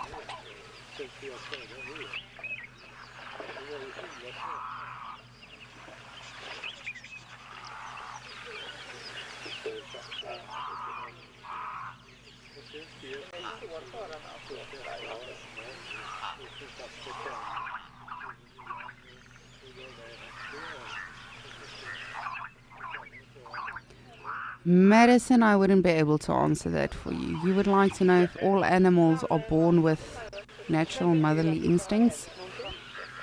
The correct answer would probably, or well, according to the books, would be yes, because you would think that all animals know how to be mothers, but that is not the case. A lot of animals, abandon their little ones.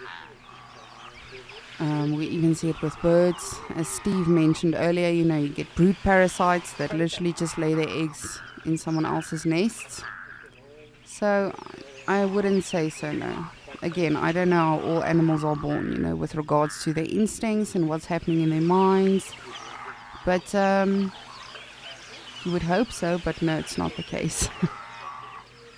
And again, this would require you to know what happens in their mind and with their emotions and their dynamics and their background, their ancestors, etc., etc. Is it a gene thing? Is it an individual thing?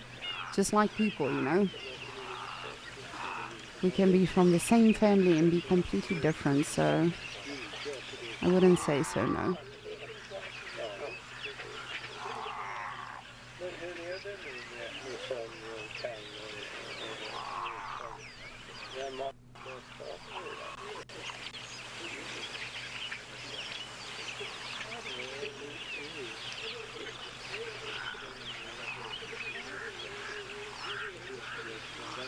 Jeez, it's loud now. A lot of birds. Of course, our crows that we can hear.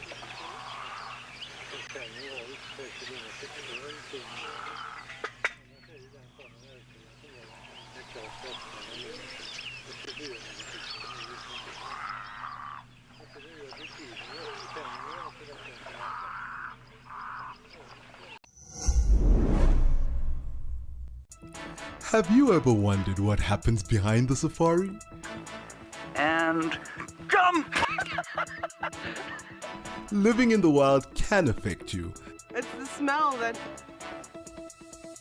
and things don't always go as planned. I'm gonna start coming down. Whoa! Download the Wild Earth app and join the crew behind the scenes.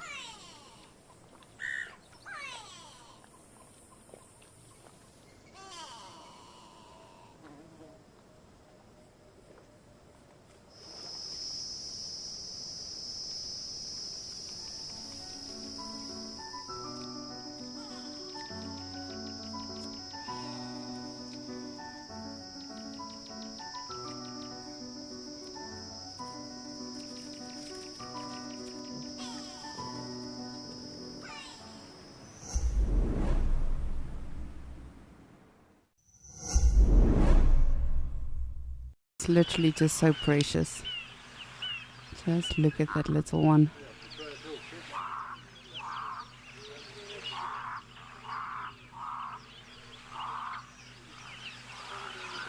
Mom, I'm coming. Wait, my little legs can only go so fast. It's like with the baby elephants as well. You can see them literally get frustrated with the herd and the adults and everyone, like, I'm trying Just wait, woman.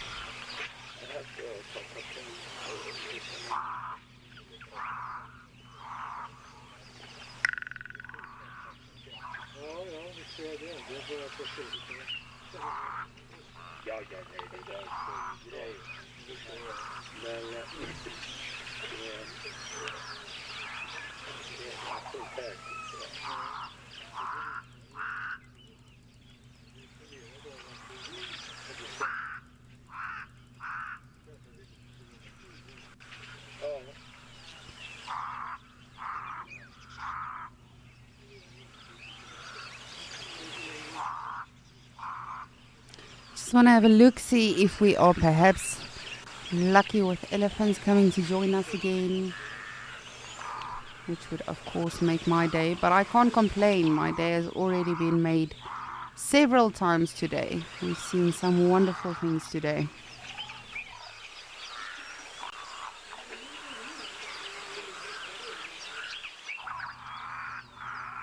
Amanda, I could not agree with you more. Absolutely an amazing sighting. A giraffe and a youngster just coming to the water hole. And they truly are amazing animals. Like, they very, very fascinating to observe. And yes, I enjoy them.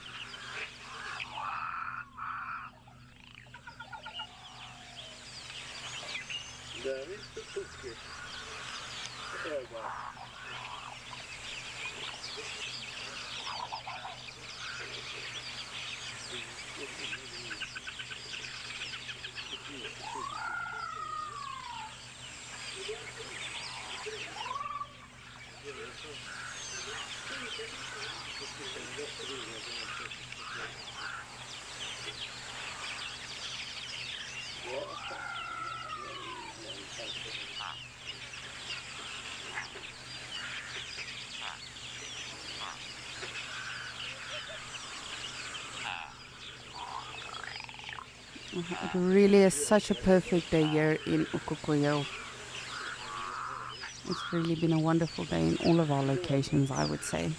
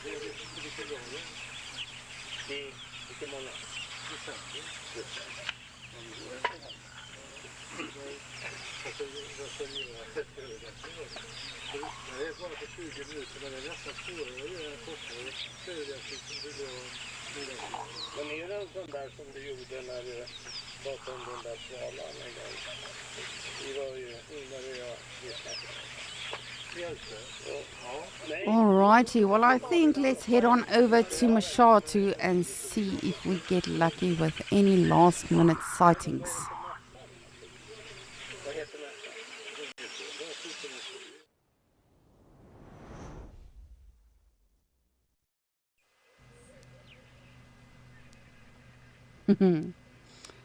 We are lucky with an Egyptian goose. It's just chilling here next to the water. Actually got very excited because I thought it might be the Kori bustard. I did not see. I just wanted to have a closer look. And now I see it is our Egyptian geese. Goose, Lisa. Singular, not plural.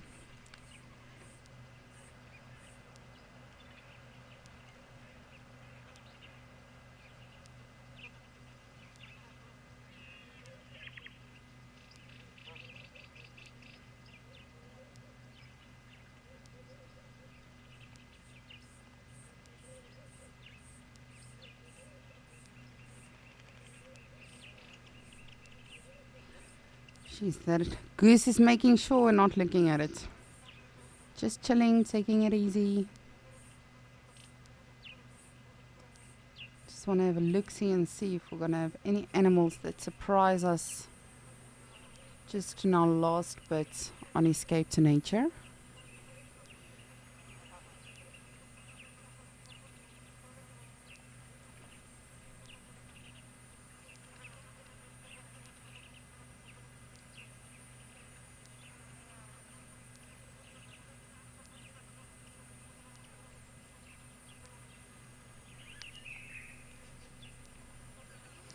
Yes, indeed. Dee's just whispering in my ear she sees a terrapin. There's two actually. Excuse me. Just got a frog in my throat. So just next to the very, very big rock, there is a big terrapin. That's actually the biggest terrapin I've seen here at Mashatu. Then, in the middle, I know that's an even bigger terrapin. Is that a terrapin? Let me just make sure. Yeah, so look at all of them. Sheesh, they're massive. So there's three, and then just out of the frame actually now there's an even smaller one. But I don't know if that one's stuck, like it's wiggling its... I think it's... Oh, shame, I think it's stuck. Is it fine? Is it okay?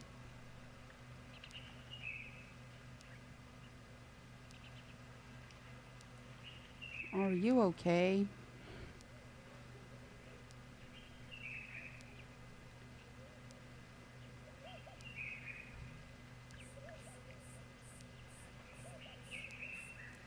So there's three that we can see currently now. These are the biggest terrapins I've seen at Mashatu, I would say, definitely by far.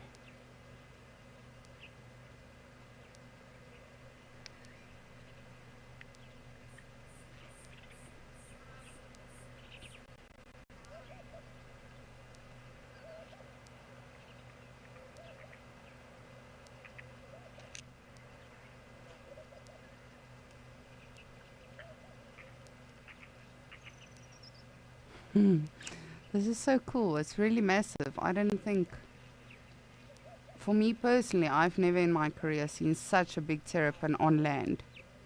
I've seen them in the water, but not on land. So this is pretty cool for me. Even us as naturalists, you know, every day is a new opportunity to have a new experience, a new sighting.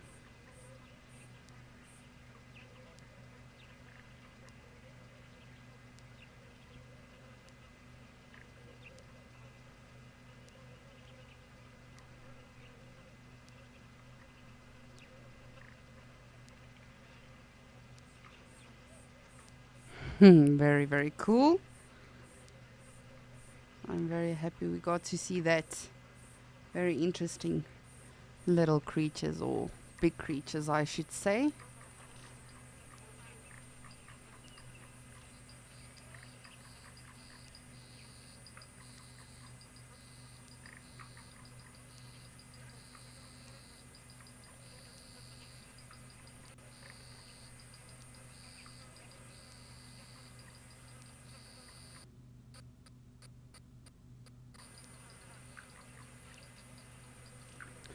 Just want to see, sorry, just bear with me. Just want to see if we can take a look around the water hole. Hopefully get lucky with some elephants or my jackal. I'm still anxiously waiting for this jackal. I don't know if they left Mashatu or what's happening. I haven't seen a jackal here in forever.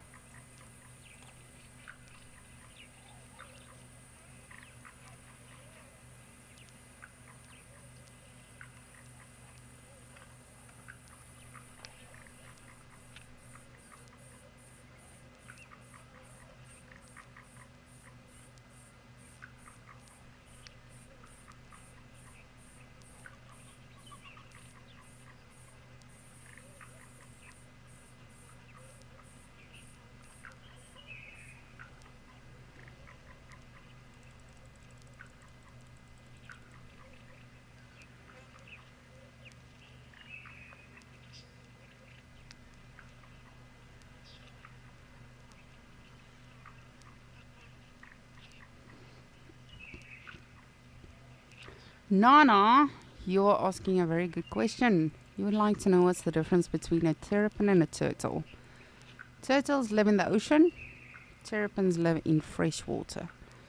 So a terrapin is basically the same as a turtle, but it just lives in fresh water.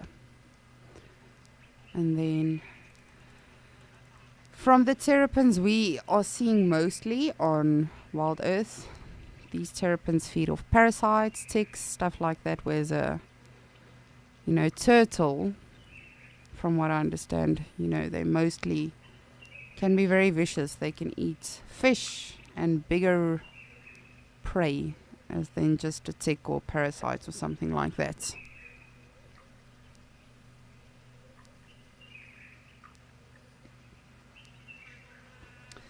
But as always, please send through your questions, comments, even if it's not right now for the end of Escape to Nature. However, we have really appreciated all of your questions, comments, everything coming through. But yes, especially for Penguin Beach, for Sunset Safari, at the end of the day, we want you to realize that we really value you. We appreciate all of you so much, and none of these safaris or experiences or anything like that would be possible without any of you. So yes, thank you so much for always joining us and for all of your questions and everything and just interacting with us. We really love hearing from all of you.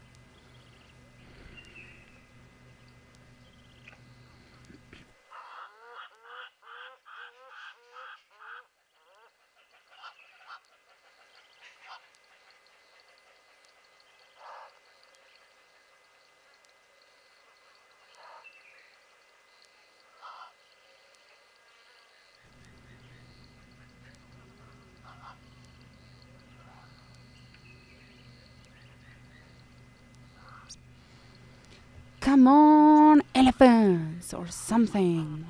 Just come say goodbye to all of the wonderful people.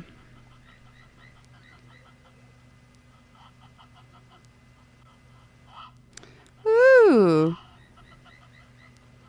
Do my eyes deceive me, or do I see a monitor lizard? I think I might be going a little crazy. No shocker there. It's that centipede in my brain.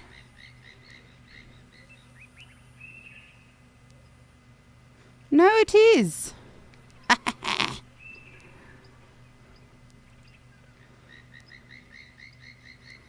Look at us.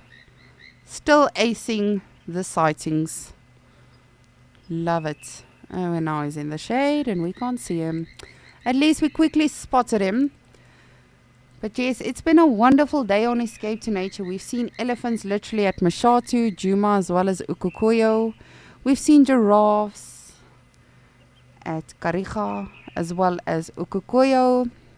And of course, I think for me personally, if I had to really choose one, would be the buffaloes at Djuma, but also Steve's beautiful weaver that was constructing that nest. I was literally hypnotized by that. I could literally watch that the whole day. It's just so fascinating. And then of course Nick also had some beautiful buffalo in Kariga. So it's been a wonderful day on Escape to Nature, and thank you so much for all of you for joining us. Really, we cannot express how much we love all of you joining us. Please do so again tomorrow. As always, stay tuned for Penguin Beach and the beautiful birds thereof. But yes, thank you so much for joining us today on Escape to Nature. We hope to see you again tomorrow. We hope to see a lot of wonderful animals again tomorrow. We have had a beautiful day in all of our locations. And it's all thanks to you for joining us, for sending us your questions. And yes, it's just been an absolute stunning day.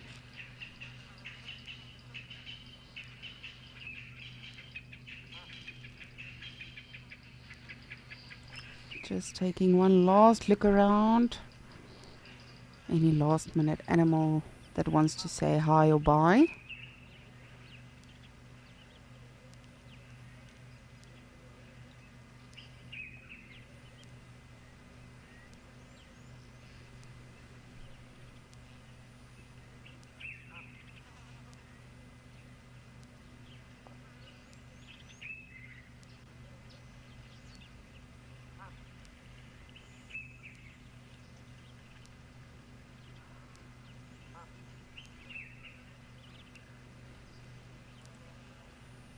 Come on, animals. Anyone? No? That's alright. They've really, really graced us with their presence today, or their presences. And it's been a wonderful day. We've really seen a lot, experienced a lot, observed a lot. And thank you to all of you for joining us. It's really been a wonderful day. We hope to see you tomorrow. And yes, please stay tuned for Penguin Beach. But from myself, your crazy waterhole naturalist, Lisa, from Steve all the way over in Madikwe, as well as Nick in Kariga. Thank you so much for joining us, everyone. We've really had a beautiful day with all of you, and we'll see you tomorrow.